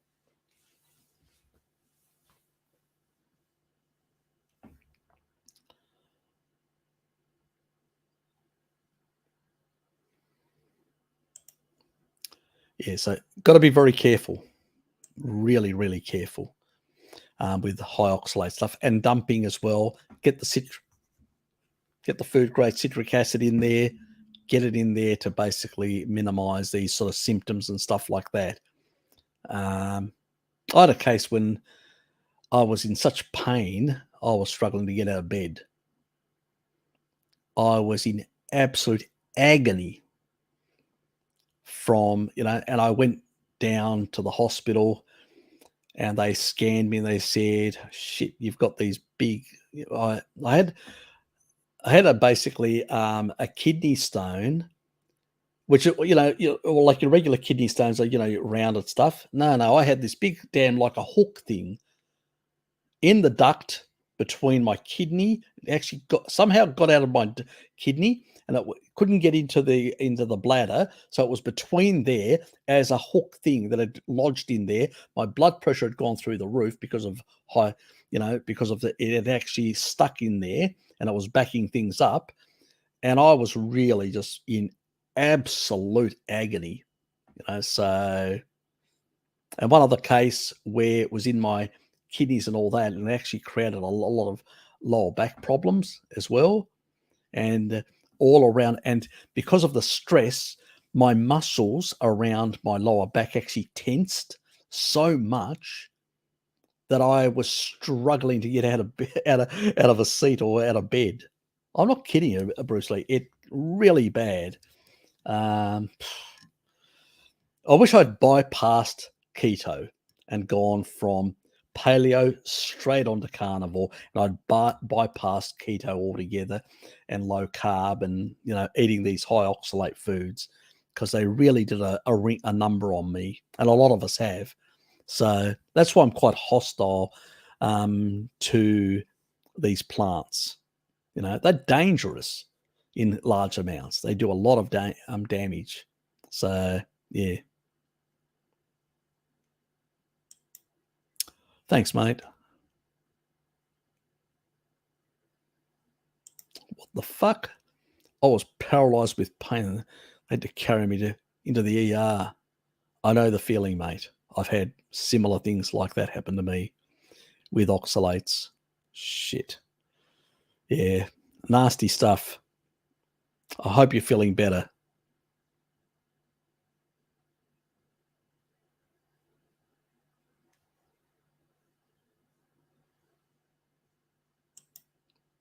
It's a nice way of putting it.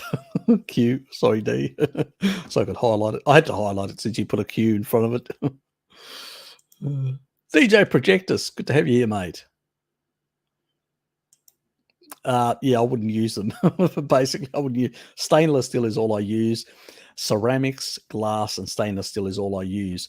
Iron, is fine to some extent, as long as you oil it with you grease it, sort of grease it with lard, yeah, or tallow, whatever your liking is.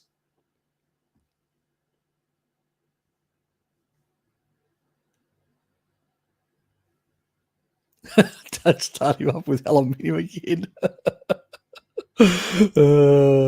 You guys are characters, aren't you?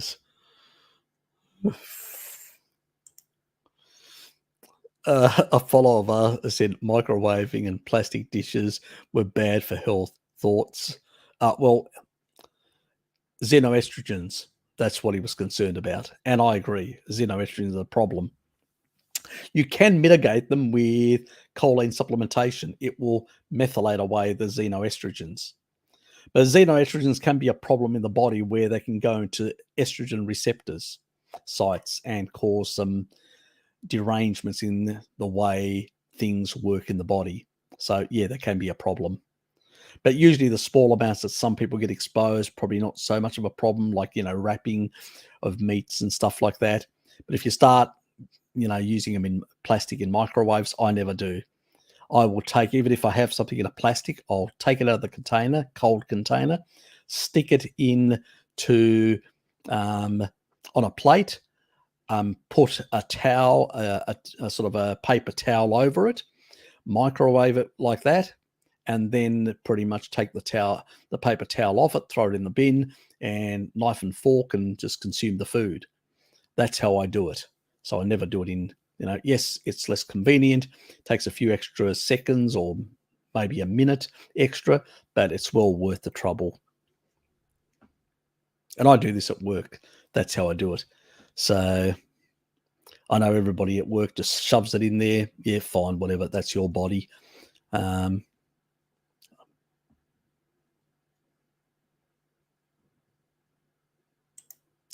Speaking about loyalty, was quite the hype moment when he mentioned you in the Mark Bell podcast. Okay. I haven't actually. Okay, Mark Bell. Oh, that's right. He was doing a thing. I haven't seen it. I haven't heard it.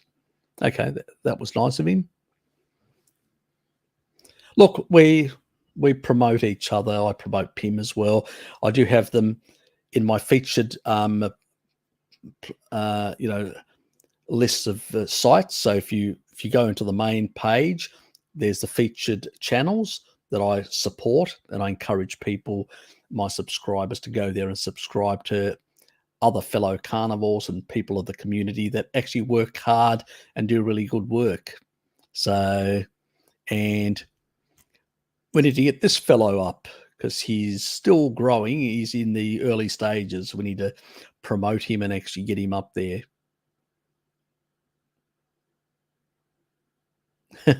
Mark's podcast viewers wouldn't be able to withstand Harry's deadly blow to the standard bodybuilding diet community.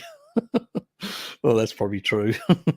I do have an aversion to a lot of powders in personal. The only powder that I do two powders that I do consume. Well, the powder that I consume every day is taurine. That's about it. L-citrulline I only use as a vasodilator here and there. So pre-training or pre-sex, it's my alternative to Viagra, and which is safe in that regard. And the other one that I use occasionally, choline, because I do have a genetic reason for it. I need to get it more from the diet. And if I, don't really, I don't really feel like having a lot of eggs today or none, I'll take a gram of choline, and they'll be done, sorted. So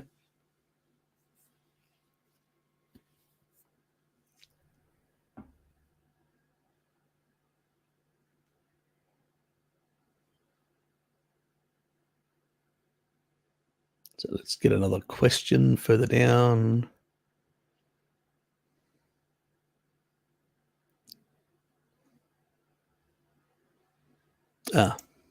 There's KL. Good to have you here. I'm moving through a bit faster now because it is getting a bit later and I do have work tomorrow. So I need to get through the questions now, speed the whole thing up. Feel like I've just time travel, managed to catch up to the live by listening to Harry at 4 speed. May the force be with you. Yes. You've time dilation. Yes, you're moving faster.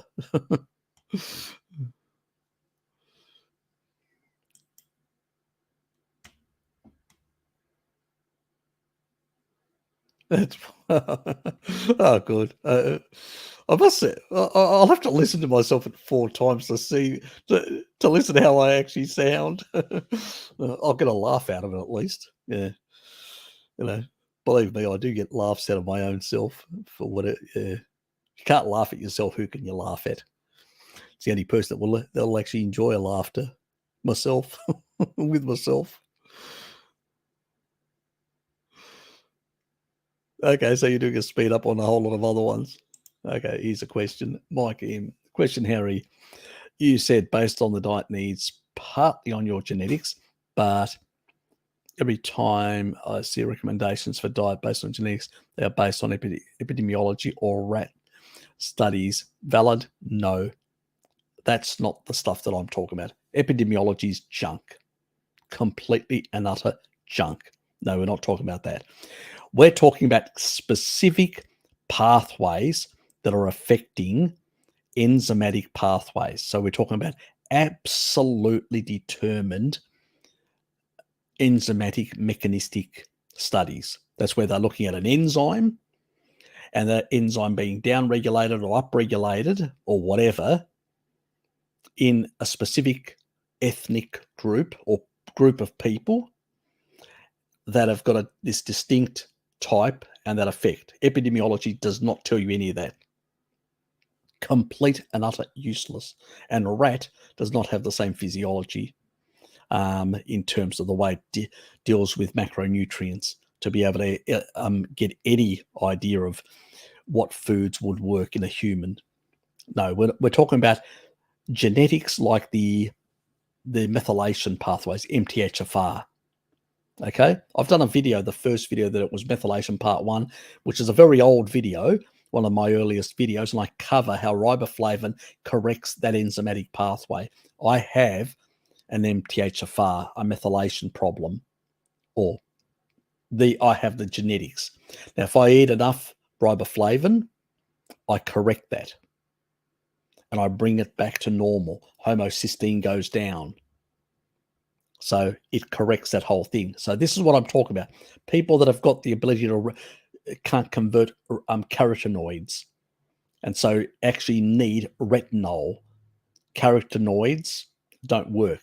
So if you get grass finished animal foods, the carotenoids in the fat of the grass finished animal, those ones can be converted by most people into vitamin A. But on the other hand, if you don't have that ability to convert very well, like so many of the Irish, well, then you have to eat retinol to get the amount you require for your body. That's the sort of stuff we're saying. Specific genetics that are racially based, that specific groups, the Hoppler groups I've talked about. Every single ethnic group has a Hoppler group where people that have lived together share a lot of common genes, and also certain genetic, that affect the way they deal with certain dietary things. A bit like, choline requirements among Han Chinese, very low. 76% of them can endogenously produce it. Even if they don't consume any eggs, any liver, any animal foods, they can, they will require animal foods for other things. But even if they will be able to produce a certain level endogenously, where I can't. I'm at the other extreme end of that sort of situation. That's what I'm talking about. When I say genetics and diet, I'm talking about specific genetics that affect the micronutrients that one requires, not macronutrients. Well, obviously you need certain macronutrients of certain animals, or not certain species sources of nutrients to basically get those micronutrients you require. So we're talking about here more or less specific pathways, enzymatic pathways that require specific amounts of cofactors that you either can't synthesize and you need to get from the diet, or you need extra because your ancestors consumed too much of that. That's what I'm talking about. So yeah. So there's that specific thing. And we're not talking about massive amounts. We're just talking about getting sufficient. I'm not into mega dosing anything. If you get enough from the diet, it corrects it. So if you have that genetic SNP like I have, I eat enough milk, milk basically, a big glass of milk, 16 ounce, will give me all my riboflavin for the day. If I add meat in that, I'll get heaps. It's only if you're on a low fat, low meat, animal based diet, that's when you can get, which I was on a more low fat diet in the past. That was a problem for my methylation. Now that I'm eating more animal products, it's not a problem. So I don't need to supplement folate. I don't need to supplement B6. I don't need to supplement B12. I just need to get enough of those nutrients that anybody else would require, what their requirements are of everyone else. But I do need more riboflavin than them, because that enzyme doesn't work as well. So even if I give it the same amount of B12, the same amount of folate, and the same amount of B6, it still will not work as well in me compared to somebody else that eats exactly the same amount. So you get the maximum requirement, all the other cofactors in that enzyme, but it needs one additional in there, and that's riboflavin. So it needs more riboflavin than the other people to work better, that enzyme, and then it works. So it's not a requirement. This is where everybody's got the methylation stuff wrong. That's why I've said people that supplement folate end up causing themselves a B12 deficiency because they end up depleting from excess folate, and vice versa. It's not a deficiency in folate. It's not a deficiency in B12, and it's not a deficiency in B6. If you get enough of those, it works. Well, the missing micronutrient that's required in greater amounts, that means double the RDI, so is riboflavin. I need more riboflavin than other people. And then those enzymes will work properly with the same amount of folate, B12, and B6 that everybody else gets. So for that enzyme to work properly, I just need more riboflavin. That's the missing link. That's what I showed in that research.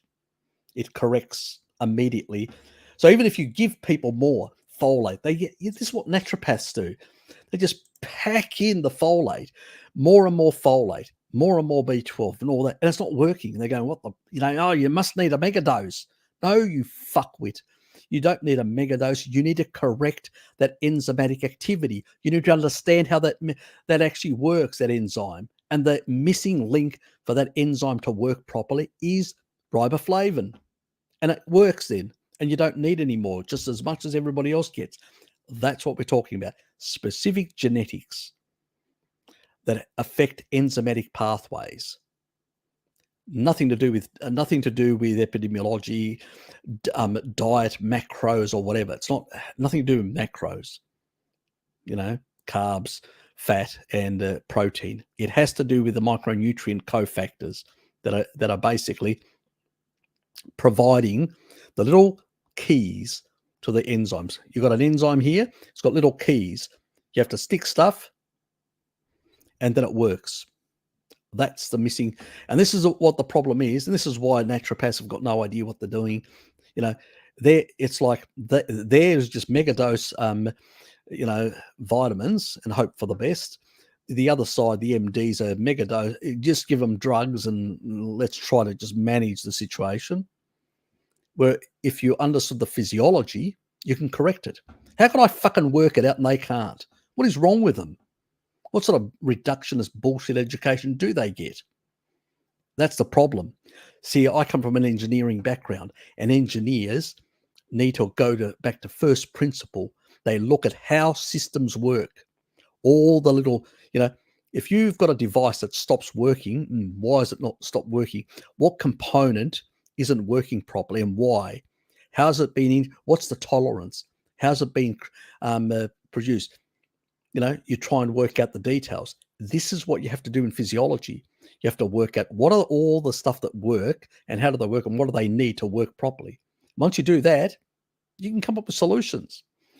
Then you end up coming up with a species appropriate diet.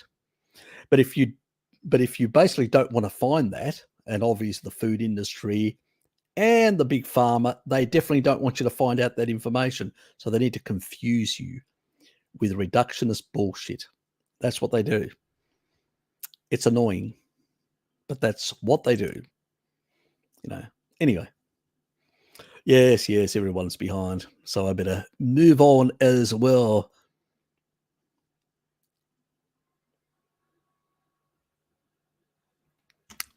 Anyway. Hard Logic, how are you? Hello, Uncle Harry. On the topic of milk, where does filtered milk sit compared to raw or any mildly better than UHT? I don't like microfiltered, and I'll tell you why. It has the ability to break down the protein structures and the fatty acid structures, and I think that does cause some problem. Oops, I better show same chick his little humorous thing. I think that was me ranting. So I'd give it a miss completely. Obviously, ultra high heated milk UHT. I mean, if you need to have something stored away for a rainy day, especially if you're in Europe where the lights are going to go out and whatever else, it may be useful with some vitamin supplements and all that, quality ones, just to cover your ass. But otherwise, when it comes to, I'd still stick to raw milk, unhomogenized, pasteurized would be the next one. and then on from there. So yeah, I'd definitely give micro-filtered a miss, because it's like homogenization, but an extreme version of homogenization, which actually makes things worse. So the next one will be homogenization after non-homogenized milk, and then you'd move down that way. I'd even go first to UHT before I went to micro-filtered. So yeah, that would be definitely my last choice, because of the damaging effects to the lipids and proteins of that milk, particularly the lipids. That's my biggest concern. The fats, that is.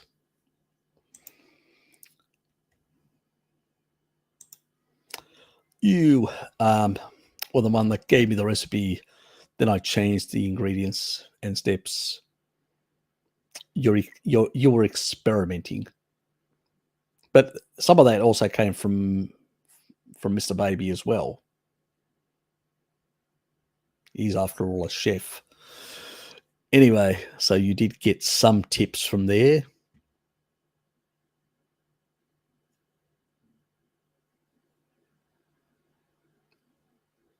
So give him a plug, because he did help you out a bit.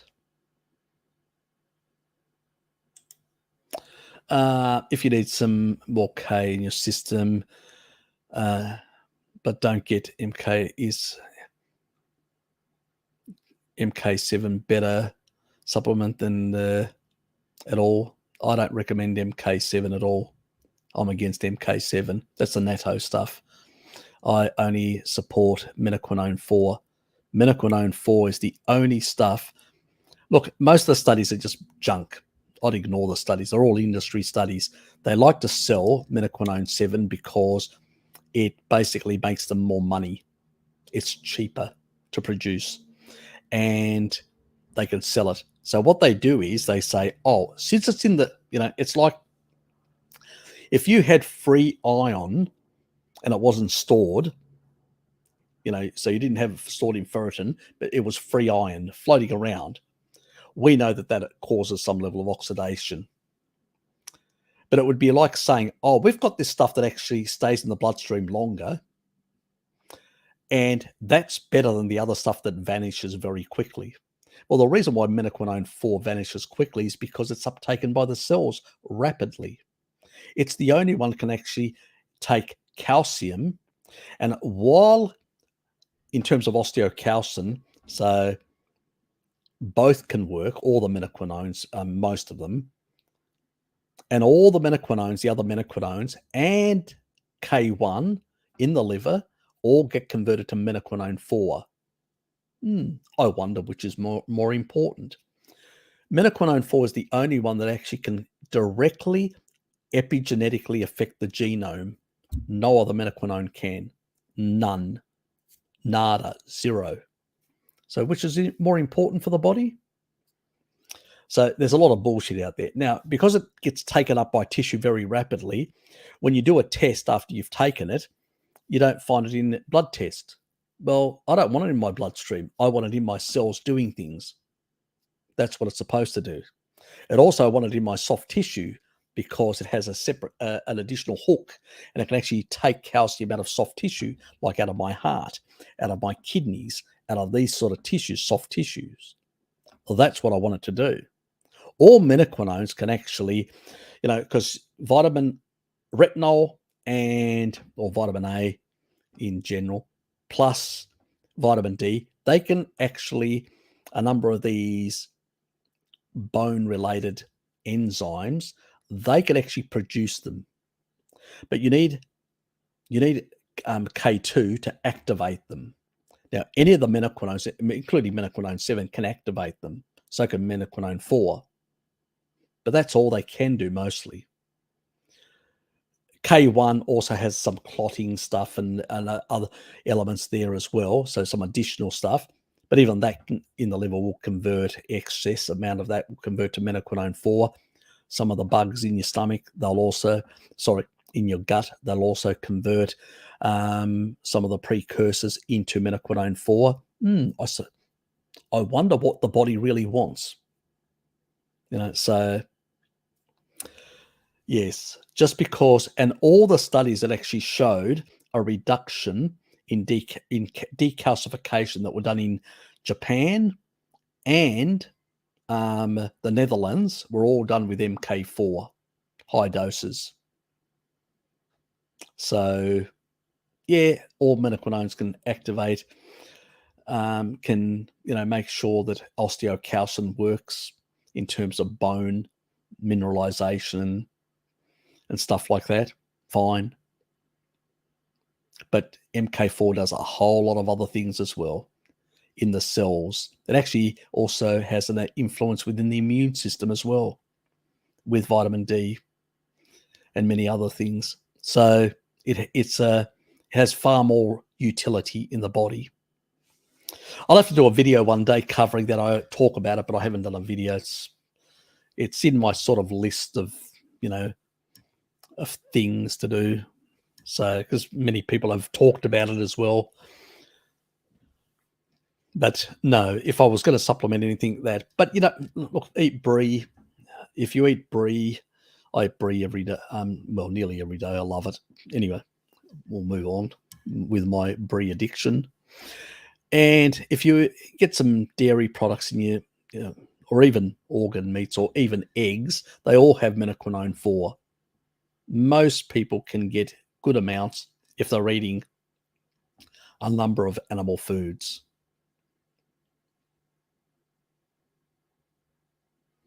I just use minoquinone 4 for decalcification with calcium, and I'm not talking supplemental calcium. No, dairy calcium in a combination in certain ways with the other fat solubles and water soluble vitamins and all that, in order to get decalcification protocol and all that, stabilized soft tissue.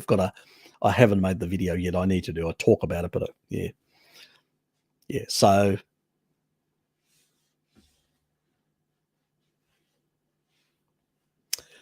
anyway, move on. You can do tests. You can ask your doctor to do tests, or you can go to a naturopathic doctor would actually be better at doing these tests. Just be careful what they recommend. Or you can do very high doses of taurine. Check my videos. If you check the gut microbiome videos, there is one there that talks about the molecule that actually sorts out the microbiome. And that's the one that actually I talk and show the research. So it's on iHerb. So if you go to iHerb, I think Amazon has it as well. I think. I'm not sure. I think. I know one guy actually put it in his yogurt, because added to his yogurt and actually ate it with his yogurt because couldn't drink it either. So that's another option. You can have it with yogurt. And, you're actually getting some of the calcium that can bind the oxalate as well to be pooped out. The stuff that's coming through, your biles. So, yeah, there's options there. Thinking.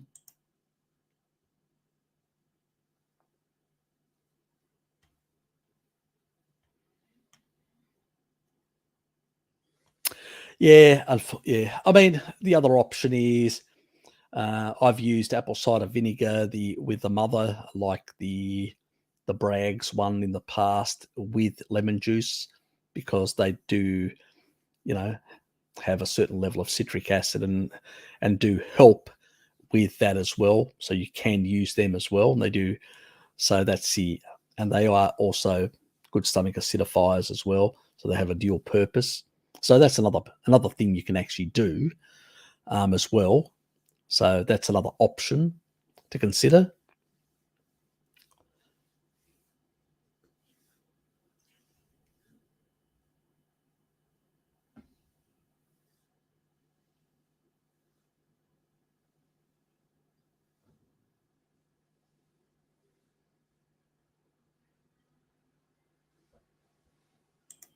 What do you mean? What did I say? Did I say something that I shouldn't have said? Sorry if I did. Oh, all that. I'm with you. That was funny for me, your reaction. I know it wasn't for you, but it was really funny for me. It was a special moment we had. Well, I had, I think. Okay, I'm being an asshole.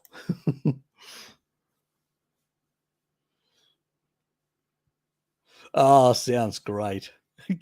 Gotta get that taurine. See you, mate. He's gone already. Anyway, he'll hear it later. Sorry, Harry. Oh yeah, don't worry about it, mate. Don't worry. God, I don't do it for the money. You know, people give me donations and to say thank you, but I don't elicit or and don't sell product or anything like that. I sort of enjoy this banter, and anyway, and doing just things off the cuff. Anyway, yeah, I know. I did the same thing. You know, nuts. I had one night. I went through a whole bag of almonds. I'm not kidding you. Whole bag. Yes. So I know exactly. You know, I had 2 years of dumping hell. That's why I've got something like this in my household still, because I went through that sort of shit. You know, so we've all done the keto things with the almonds and the nuts and the nut butters and the spinach and all that. Bart did the same bullshit in his keto days, and he did this sort of stuff as well. I mean, so we've all been there. You know, I just wish I hadn't done so much. You know, because I had to suffer, and I know. And the thing is, this sort of stuff we have to get to some extent. Dumping is painful, but also useful because we're getting it out of our system, and it means our joints, in the long run, will be healthier. They'll recover. I mean, yes, in the transition, you can get pain, you can get kidney stones, you can get all these sort of very uncomfortable things. That's why you've got to use the citrate to avoid kidney stones and stuff like that. But once you get over that hurdle, your body will start healing. And in the long run, getting into old age, you'll be a hell of a lot better for it because the less crystals we have in our bones, in our, sort of joints generally and stuff like that, and we take all this sort of stuff out, they will work better into old age. So that's the critical step. But, as I say, no pain, no gain. And really, this sort of stuff, shit, it is annoying and painful.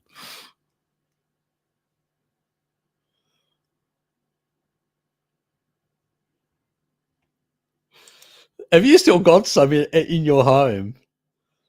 Try it with yogurt and see what you think. Can I come and watch? I just want to see your facial expressions. I'll do a little video and I'll send it to Mr. Baby. No? I'm going to get the F off soon from her. No reaction. She's gone. Okay, I can get away with anything then. I can say anything. She's gone to bed.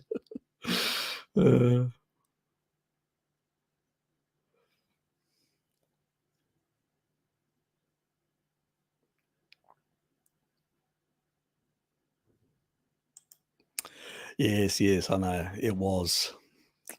I heard the complaints.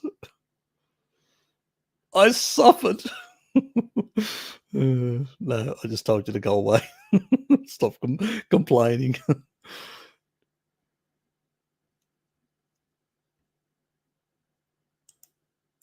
Do you avoid certain animals like pork? Definitely not. One of my favorite foods. Blasphemy. How dare you? Go and take yourself to the corner and spank yourself silly. Pork is a great, great, great food.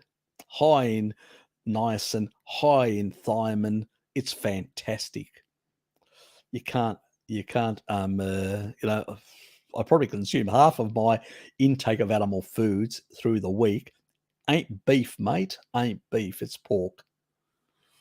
So, and I've done a whole lot of videos covering PUFA in animal foods, and it's all nonsense. Just do PUFA, Harry Serpanos, and you'll go through all the stuff and you'll realize it's even the most lowest deuterium. Laszlo eats, raw smoked bacon. And I can tell you, because I've tried it myself, I've got some smoked bacon, nitrate-free smoked bacon in the fridge. Man, that is beautiful stuff. Cut into thin strips, stick it on a bit of brie. Oh, magic. I should take some to work tomorrow. Oh, I still have the other stuff. Midweek. There's always midweek.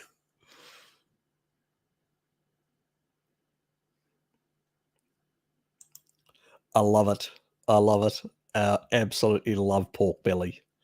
I'll get big slabs like that and just create pork crackle. So, yeah, love pork crackle.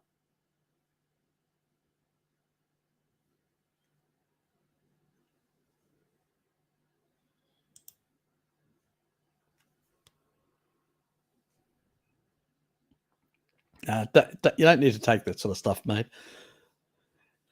If you want to supplement that, just eat a bit of little bit of liver, or eat some seafood. It's, if you want to get the B vitamins or any other micronutrients, when you're looking at, seafood, it's way up there compared to most other things. Don't need that sort of crap. Most of the supplements are crap. That's why I don't promote them. I don't sell them, and I won't be doing it, because our ancestors for thousands of millions of years required supplementation. As I said, deficiencies require supplementation, but I've actually, and that's the only time I actually recommend supplementation for people with deficiencies, if they have difficulty consuming organ meats. Otherwise, I put them on organ meats for a couple of months to fix their deficiencies. And then they just come down, because we don't want overvitaminosis or too many minerals and other things. But, that's what I do. I prefer that method. That's one thing I do agree with Paleomedicina, but they don't nuance that enough like I do. As for me, it's a short-term intervention, not a long-term thing, unless you know the genetics of that person, and then you can make certain adjustments where they may require certain things. Anyway, Tanya, how are you? Nice to meet you. Greetings from Switzerland. Nice to meet you as well. Thanks for being here. What is the fastest way to increase vitamin A and iron deposit? Checking I'm already doing the right thing. Well, the fastest way is something like an organ meat, eating some organ or crustaceans. There are some mullocks and some other for certain minerals that are really good, and eggs are really good for retinol. Butter is really good for retinol. Organ meats, as I said, especially liver. So if you combine some of these sort of foods in, you will improve your vitamin A levels, and some of your iron levels. The other thing is to regulate these things very fast. Taurine supplementation. So what it would do is, and this is the important thing, the trick with taurine, once you take a couple of grams of taurine, do check my video based on lithium. If you're on lithium, you need to watch that video. If you're on blood pressure meds, you need to watch that video about the interactions between taurine and medication. Just Google it, you'll find it, my name and medications, and it'll actually bring up that one about taurine. If not, then you can do a couple of grams, and what that will do is will regulate the ions. So even if you're taking this stuff in, your body will go, okay, we've got too much of this mineral, we'll get rid of it. We don't have much of this, we'll recycle it through the kidneys. And what eventually will happen is you will achieve a certain homeostasis of all these minerals in your body, and things will start functioning better in that regard. Now, I don't know what your prior exposure to fat-soluble vitamins has been in the past. If you're going to be losing weight, you may have stored retinol, stored vitamin D in your fat cells, and then you will basically start releasing those things. So the supplementation requirement goes down, you know. But if you're very lean, you've been on a vegan diet or a vegetarian diet, and you don't have a lot of fat stores because you've been very catabolic, you've in that regard, then you may need to eat more organ meats to recover the nutrient deficiencies you've got. So it depends on what your circumstances are, and don't go crazy. Do it for a couple of months and then shift to a more, unless you know specific genetics that you require certain things, and you can test for that. So once you go to a standard carnivore diet, after that, occasionally having some eggs, having some seafood, and having some muscle meats.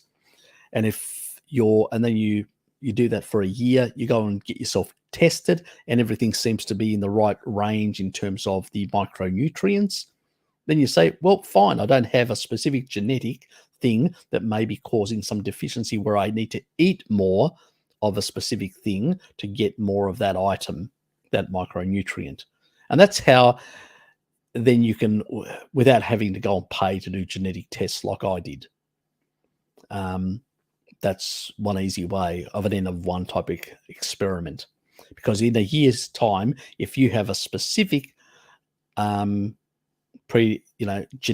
specific genetics where it requires certain things in the diet, that will actually push certain things out of range. And then you'll know quite clearly, okay, I've got this, and you'll come back to me in a year's time and ask me a question and say, look, I've done a test, and this, and this is high, this, and this is low, and I'm doing this standard sort of carnivore-ish diet, and I'll say, yep, well, you probably have this genetics, and you need to make these adjustments. So that's the easiest way to sort of manage it. But organ meats for vitamin A, and so liver, eggs, and butter are a good source. And for iron, meats in general, certain crustaceans are very high in iron. So if you let me just find this.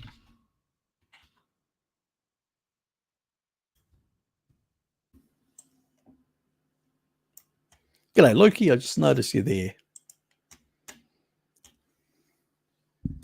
And you reminded me I haven't shown that other thing. So I will have to show it. So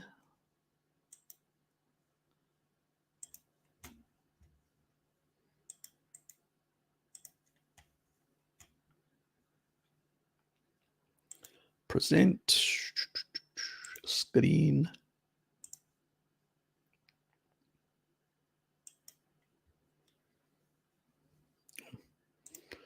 Just turn that off. So this site here, provides, you go under the food list, it has all the different vitamins, minerals, amino acids. I'll ignore all that other shit, but these ones here can be useful. Go away. Okay, that's annoying. So, yes, okay. I have to click on it to go. I thought it dropped. It usually used to drop. Why is it doing that now? Okay, let's increase this a bit. Okay. So she's using USDA data. So we've got iron.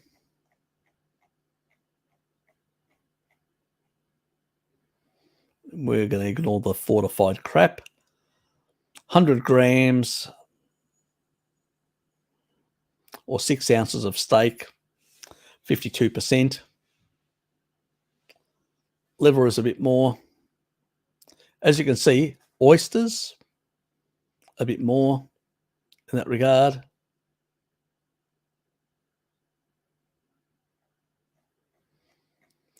And if we go all the way down here,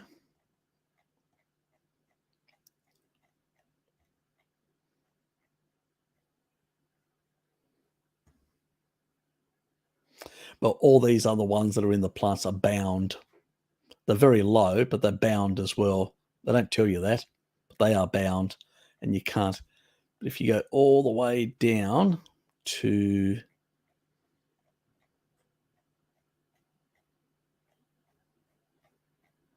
okay, she's got like for the nutritional ranking tool.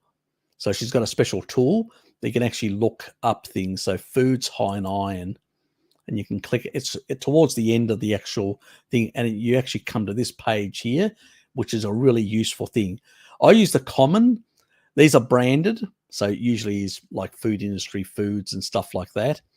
I select 100 grams always, which is 3.53 ounces for those on the non-metric system. Why the hell are you still on the non-metric system? The common stuff, and then we can look at, obviously you're going to get all this other nonsense, turmeric and all that. It's all bound on this, so it's useless.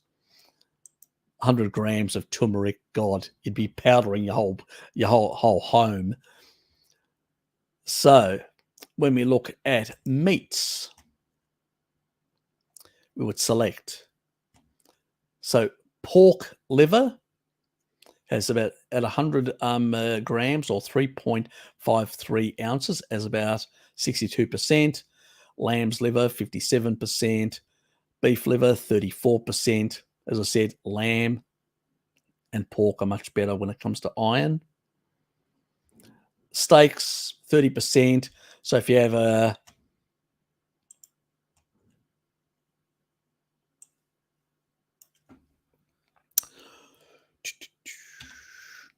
what am I doing?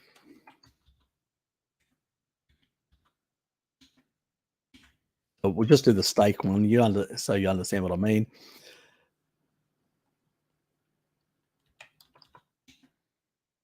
So that's 333.33 grams will give you 100% of your iron. And that's heme iron, not the bullshit stuff. Divide that by 28.333 to get the ounces. And it's about 12, nearly 12 ounces.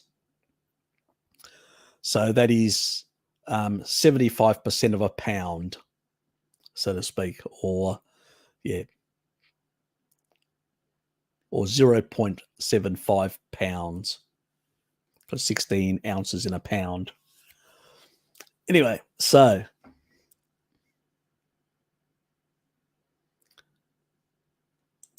one big steak will give you all the stuff. And obviously we do eat other things. So if we look at dairy and eggs, it's dried egg yolk raw, 15%, fried. So that's a whole egg fried, 11%. So how many eggs would you need for 100%? So 100 divided by 11 is about 9 eggs, 9.1 eggs to get 100%. So you could actually eat 16 ounces, which is, we'll give you 1.3, 4 eggs, plus 1.33. Oh, that wrong.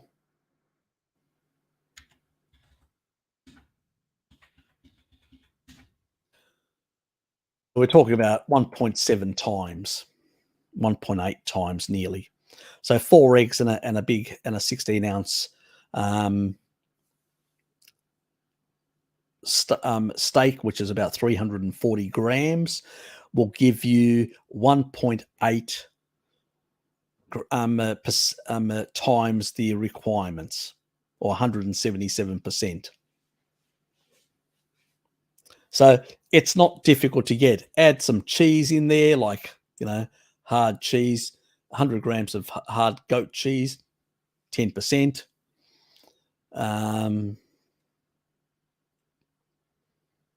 Different types of cheeses have 5% and stuff like that. Cheese is not the best source, dairy, for iron. I've talked about it before. And it's not heme iron, it's, from dairy. So you do need the animal foods like eggs, stuff like that. Then when we look at fish, they should actually call it seafood because it actually is seafood. So mullocks, 100 grams of mullocks is 60%. So as you can see,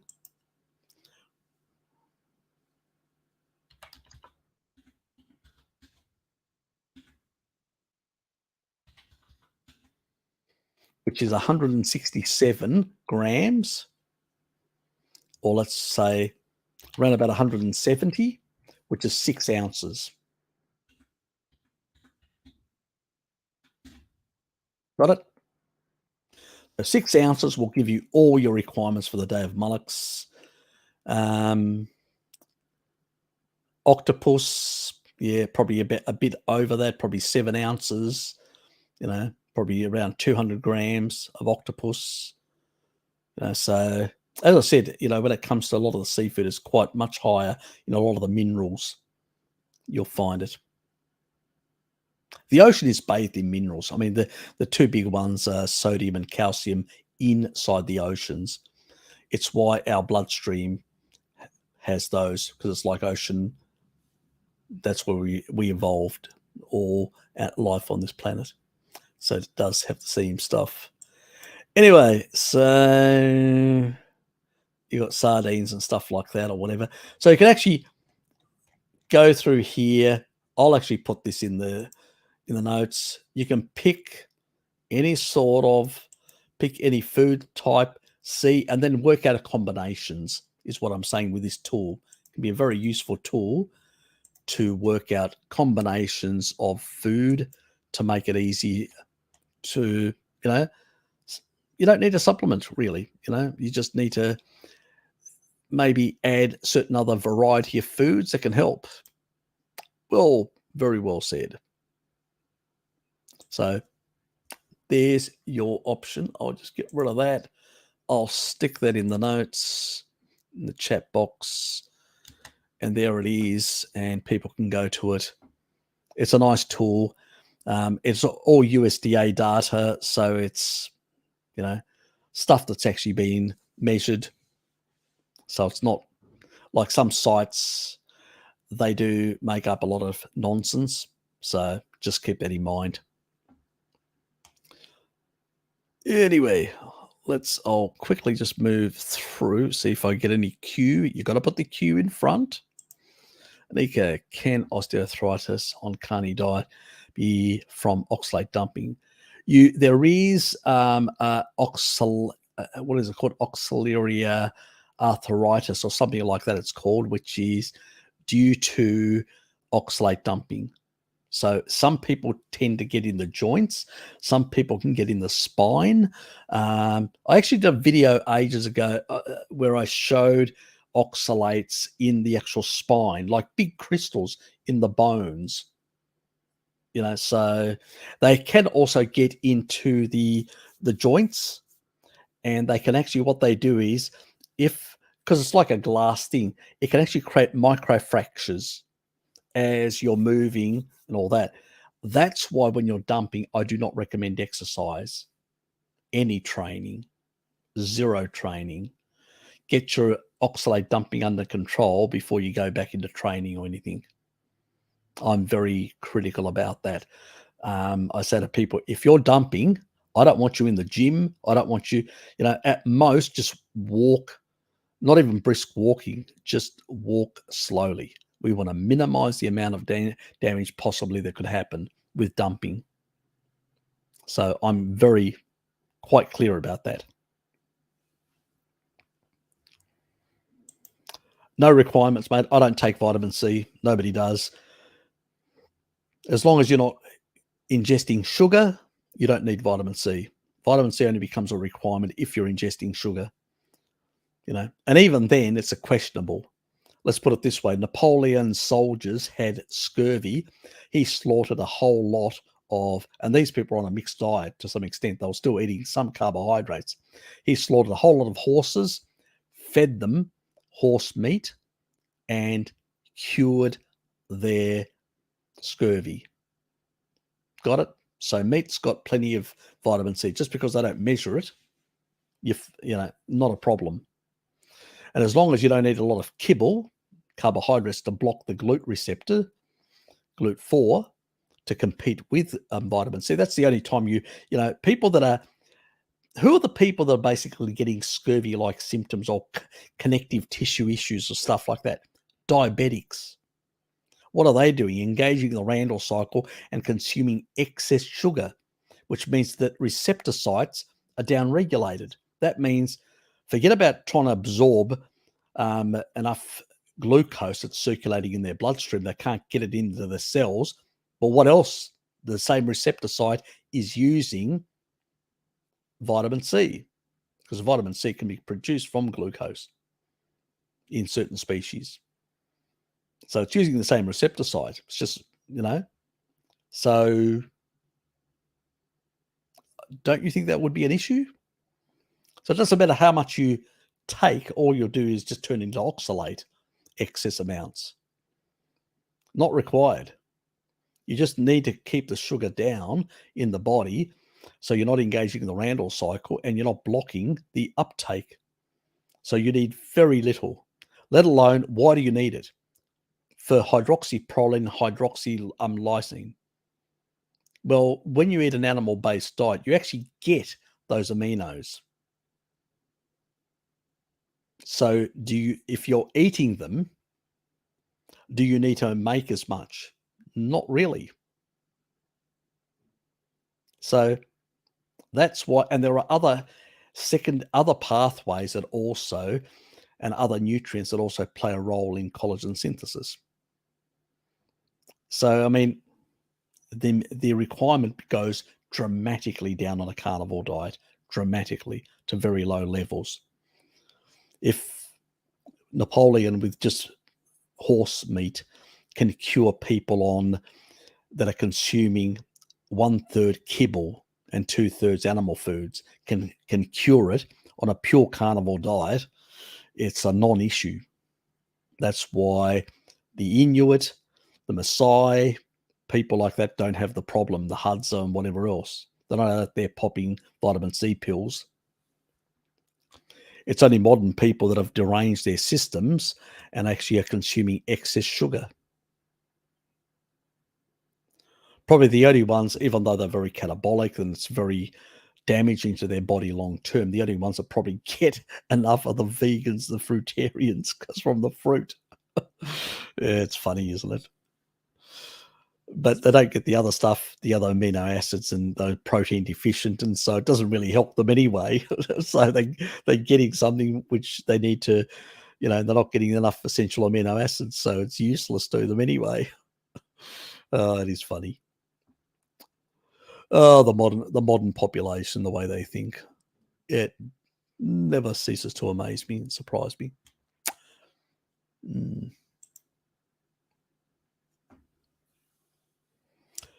I tried Elliot, but I didn't notice any benefits. I'm not a big fan. You get more than enough. Remember, you only need, because there are 2 enzymatic pathways that for energy production that require thiamine. Glucose requires both of them. Fat and protein only require one of them, which means your requirements for thiamine based on the RDI go to half. Let me say that again. They go to half the requirements. That's important to note. And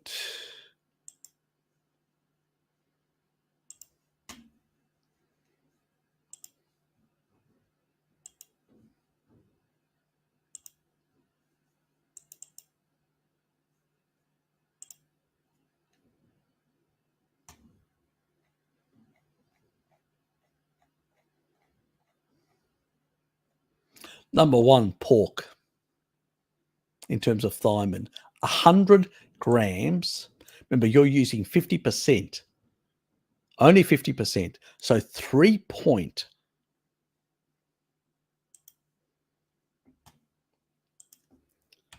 grams divided by 28.3. So 3.53 ounces will give you more than you need of pork. Got it? So remember, it stays in your system for 3 days, all B vitamins, until, about 3 days. So if we're just looking at pork through the week, so 7 days times 50, 350, divide that by 100, 3.5, times that 56, 190.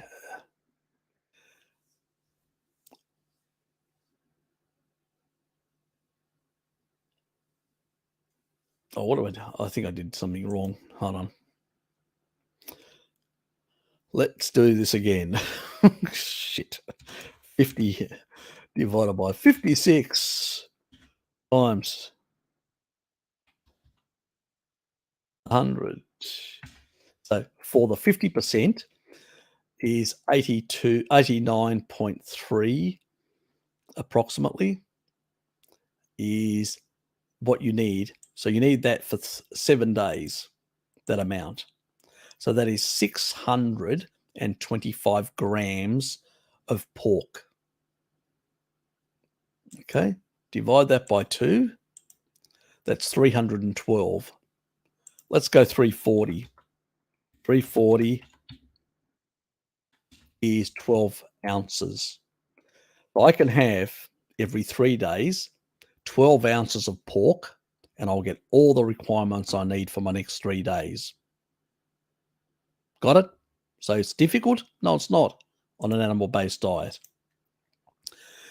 And as she points here, where is it? Pork, seafood, these are the highest. So some of the cured hams, salamis, they're all high. At half the amount, you need to consume double the amount for salmon.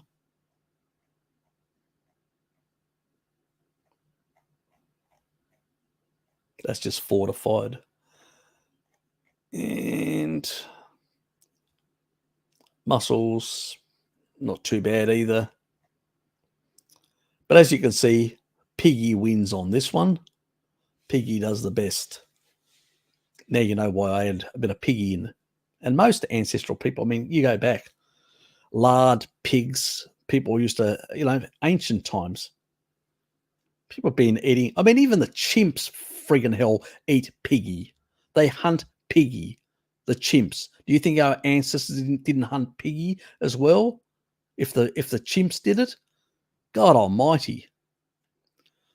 This is why when I hear people demonizing pork, I say, really? Have you had a reality check recently? So I could have 2 pork steaks separated by 3 days and get all my thiamine requirements. That's excluding all the other foods. All the other foods excluding. So do I need to supplement? Hell not. So, yes, it will provide more than enough. Exactly. So, you know, the supplementation is a naturopathic concept, all these things. It's like the MDs.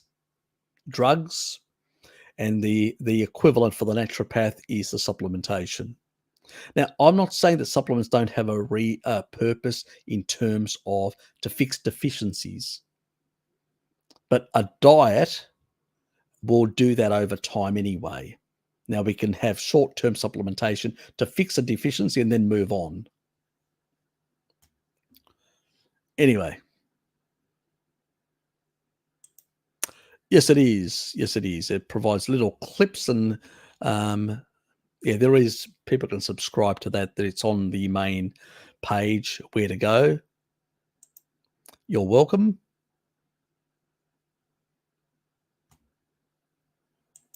Always a pleasure, mate. Always a pleasure. I mean, Lou, Anna. Better be careful. Uh, yes. Sorry about that. Yeah, good night to you as well. Yeah. I'm going to pull the plug shortly as well. I need to get to bed as well. It is 10:30 and I do have work tomorrow. So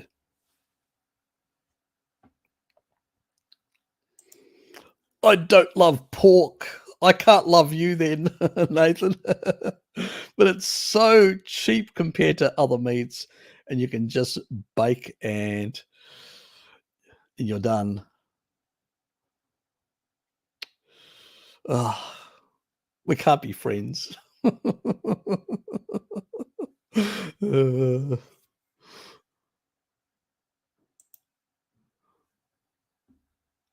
Uh, yes, nothing like pork chops. Yummy.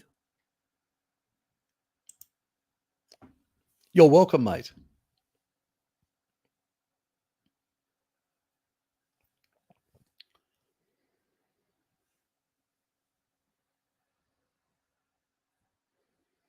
Nah, nah, it wouldn't be from. Yeah, look, a lot of people make all sorts of shit up. And if you're taking taurine, it actually a carnivore diet. I've had a lot of people on a carnivore diet that have actually that have got actual genetically proven hemochromatosis, iron overload, and it fixes a problem. It's inability to regulate the ions of iron metabolism. Taurine actually does it. It corrects it. They're actually the research that I actually found was from Palestine in the Gaza Strip, where young girls were having a lot of anemia. They gave them taurine supplementation, just taurine supplementation. It fixed, it regulated their ions, homeostasis, fixed the problem completely. So even somebody on a vegan, vegetarian diet can actually improve their iron status with taurine supplementation. It's a bit of a biohack. So if you've got a relative or whatever that's not eating enough meat, taurine plays a bit of a role, let alone it's a mild myostatin inhibitor, which means it lowers myostatin, which means you're allowed to, you can build more muscle. So if you're on these sort of low fat, you're not eating sufficient protein animal foods, you can use that in combination with leucine to get a bit of protein synthesis. You can actually go and look at my Serpanos leucine video to see that even in a fasted state, which means the equivalent of somebody not eating a lot of protein, you can, because you still got some cellular turnover in your body, you can use that to create new muscle protein synthesis in people. Now, it's not going to fix massively, but it may slow down the breakdown or the generation of these people. Better than nothing.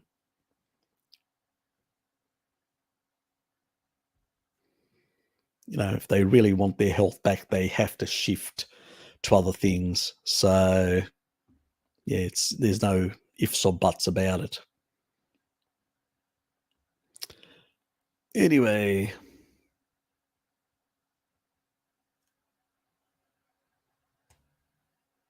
what's the damn model again? Hold on. Give me a sec.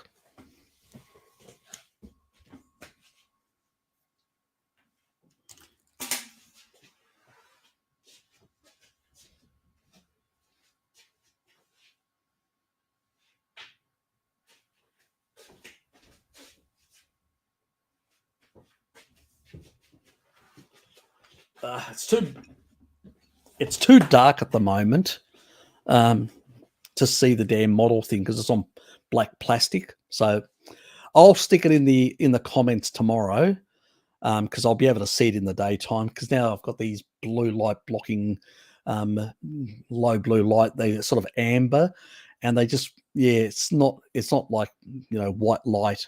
So in the morning when it comes through, I'll open up the windows. I'll be able to read behind, and I'll put it in I'll pin it the actual brand. So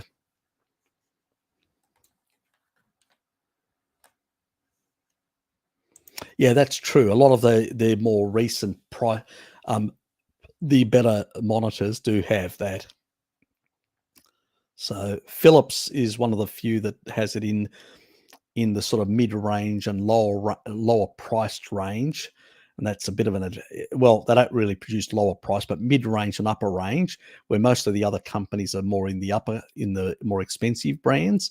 So this is a mid-range price-wise, even though it's a gaming, it's a sort of 3 milliseconds because I use it for gaming. It's still within this was last year's model, so they actually discounted it heavily. That's how I got it from online. So I need to be careful what I say in terms of pricing.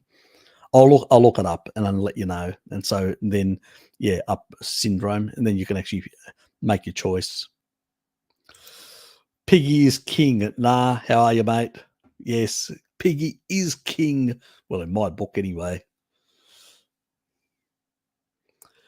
So I am, and I've read that blue light reduction mode on most monitors doesn't even work. Yeah, on some brands it doesn't. Mine does work quite well. That's why you get this different look. That's, all my stuff actually goes into this lower mode, even my camera. So, and my monitor goes, if you want to look at it, goes down in that. And it's, and it happens at 9:25. I think they've got that built in. Don't know how to actually change that to a different type slot. But anyway. Yes. Look, there is an issue in some countries. In Australia, it's not an issue, but there are some issues in some countries. So you've got to be careful where you're sourcing it from. That's the only thing. We don't have that problem in Australia, but in some countries it is a problem. So you need to check your local producer. So I can't recommend things outside the country, but I know that my sourcing doesn't have the problem at all. Where have you been hiding? You're late. I'm about to shut down 2,000 plus chemicals that the US FDA considers safe or allowed to be in on your food, clothes, etc., without any mention as ingredients below a threshold is regardless thoughts. It's welcome to the modern world is what I say. It's a prick of a world. Yes. So you know what I mean, a pointy prick. So I am out of here. Thank you for being here. Appreciate it. We're up to well over 4.5 hours now, so I'm going to bail out. I need to do one or two things in the next 25 minutes and then go to bed at 11. So that's it for me. Thanks for being here, guys. I appreciate everybody turning up and supporting the channel and the live stream and all your different diverse questions. There's a few other things there that people have mentioned and some symptoms and stuff like that that will be interesting to research and look into. So for me, live streams are very useful in getting feedback from you guys on how you feel and stuff like that. And I do love to see that people are picking up on some of the stuff that I've talked about for some time now and helping out in the chat, the chat box, and putting some of that information out there for other people that are newer to the actual stream. So I do appreciate your support in every regard. And thanks for being here as well, because without you guys, the channel doesn't work. It'd be just me talking to no one. So thanks, mate. Arcan, good to see you, mate. Cheers to you as well. Hard Logic, yeah, good night. Nah, always a pleasure. 53 likes, 45 people. Some of them did depart. They had to go to bed. Some from North America, I was shocked. It was early hours in the morning. I told them to go away and go to sleep because they, it was very late for them. Their circadian clocks. We don't want them to be out of whack. They can always watch me after.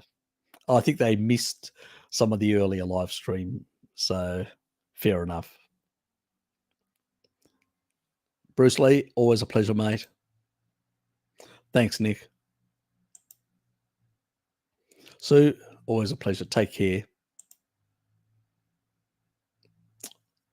I clicked like 8 times.